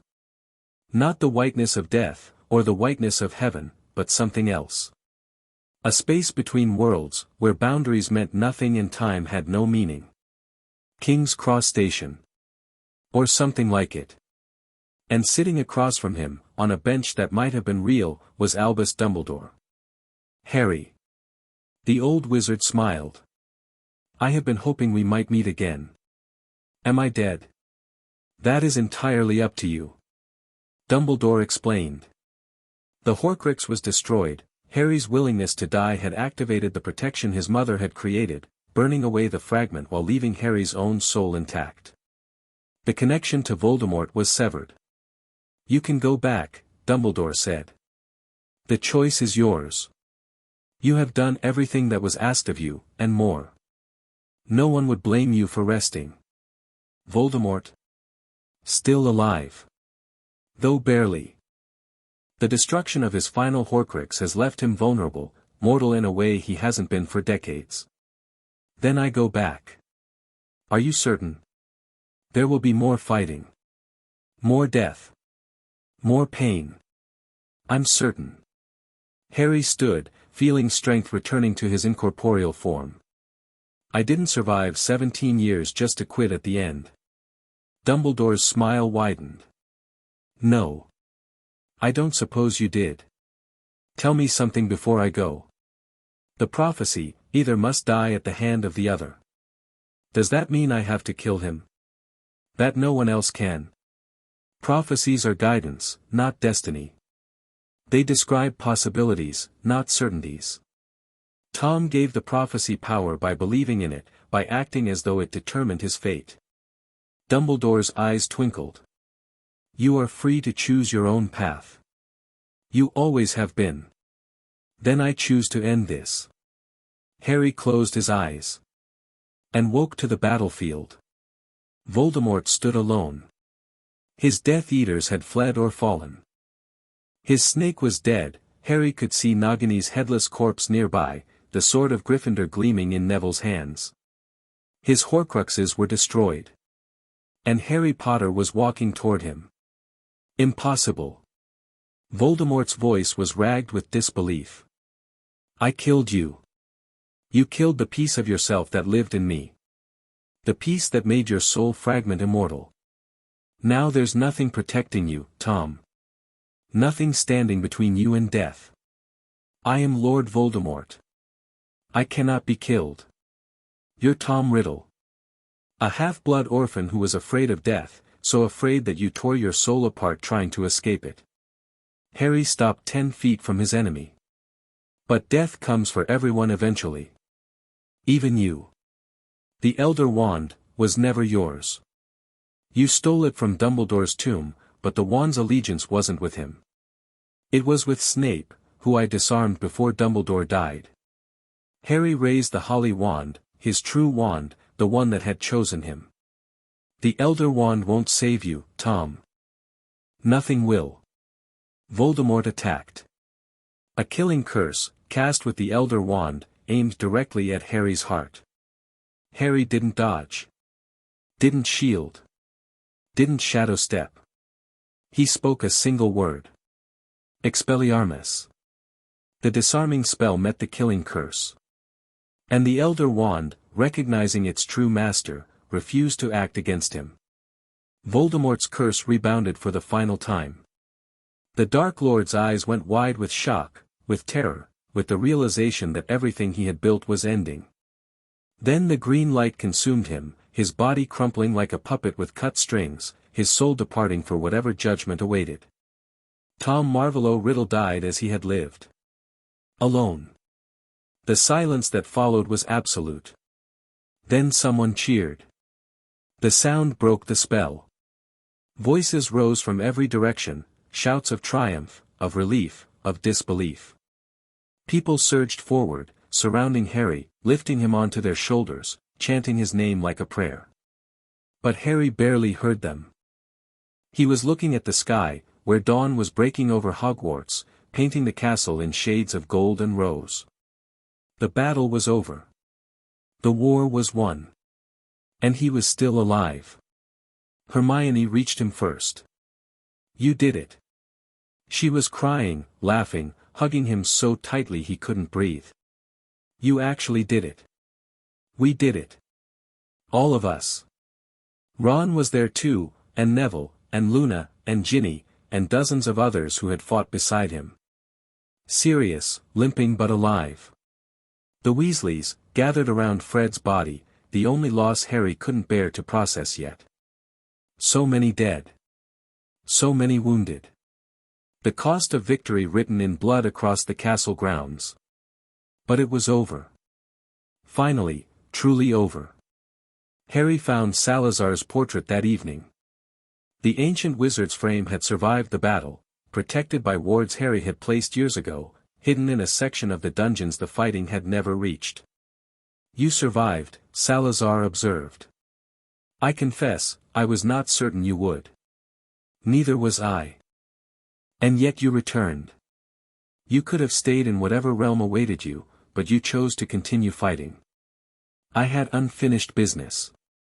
"Indeed." Salazar was quiet for a moment. "I have watched you grow from a beaten child into a warrior capable of defeating the darkest wizard of your age. It has been remarkable. You taught me well. I provided guidance. The achievement is yours alone." Salazar's painted eyes met Harry's. "What will you do now? With the war over, with your purpose fulfilled?" Harry considered the question. He'd spent so long preparing to fight that he'd never really thought about what came after. "Live," he said finally. "Help rebuild. Make sure this never happens again." A worthy goal. Though perhaps less specific than your previous objectives. Specificity can come later. For now, I just want to exist without the constant threat of death. Salazar smiled, a genuine smile, rare and precious. "You have earned that, young serpent. You have earned everything good that comes your way. Will you stay? At Hogwarts, I mean. There's so much knowledge in your portrait, so much that could help the wizarding world if it was shared. I have considered this. My prejudices, the beliefs that define me in life, they seem less important now, after watching you fight alongside Muggleborns and Half-Bloods and everyone the old me would have despised." Salazar shook his head. Perhaps it is time for Salazar Slytherin to contribute something positive to the world. Something beyond monsters and murder. The Chamber's library. The techniques you developed. All of it could be made available, studied, preserved, taught to students who want to learn. A school within a school. Specialized instruction for those with the gift. Salazar's expression was thoughtful. It would require careful management. The knowledge I possess can be dangerous in the wrong hands. Then we'll be careful about whose hands we put it in. We. Harry smiled. "You didn't think I was going to let you handle this alone, did you? After everything we've been through?" Salazar laughed, an actual laugh, the first Harry had ever heard from him. "No, I suppose not." "Very well, Harry Potter. Let us build something new. Something better than what came before. Something worthy of both our legacies." They sat in companionable silence, the ancient portrait and the young wizard who had inherited his gifts. Outside, the castle was beginning to heal. The dead were being mourned. The wounded were being treated. And a new era was dawning. Epilogue. Years passed. Harry rebuilt his life piece by piece, studying, teaching, contributing to the wizarding world that had given him so much and taken so much in return. He married Ginny Weasley, had children who carried both his determination and her fire. He became head of the Auror office, then retired to teach defense against the dark arts at Hogwarts. And in the dungeons, in a hidden room accessible only to those with the Serpent's gift, Salazar Slytherin's legacy continued. The Parselmagic curriculum attracted students from across the world, young witches and wizards who possessed the rare ability, who wanted to understand their gift rather than fear it. Harry taught them what Salazar had taught him, that power itself was neutral, that capability required responsibility, that the Serpent's tongue was a tool to be used wisely. Some of his students went on to become healers, using Parselmagic techniques to cure diseases that had resisted conventional treatment. Others became researchers, exploring the boundaries of magic in ways that hadn't been attempted for centuries. A few became Aurors, using their unique abilities to protect the innocent. None of them became Dark Lords. Harry made sure of that. On the anniversary of the Battle of Hogwarts, Harry stood before Dumbledore's tomb. He was older now, grey in his hair, lines on his face, the weight of years evident in his posture. But his eyes were still the same, green as his mother's, sharp as ever, seeing everything. "I hope I made you proud," he said quietly. "I tried to do what you would have done. Protect the innocent. Guide the lost. Build something better than what came before." The tomb, of course, didn't answer. But Harry hadn't expected it to. "I named my son after you, you know. Albus Severus Potter.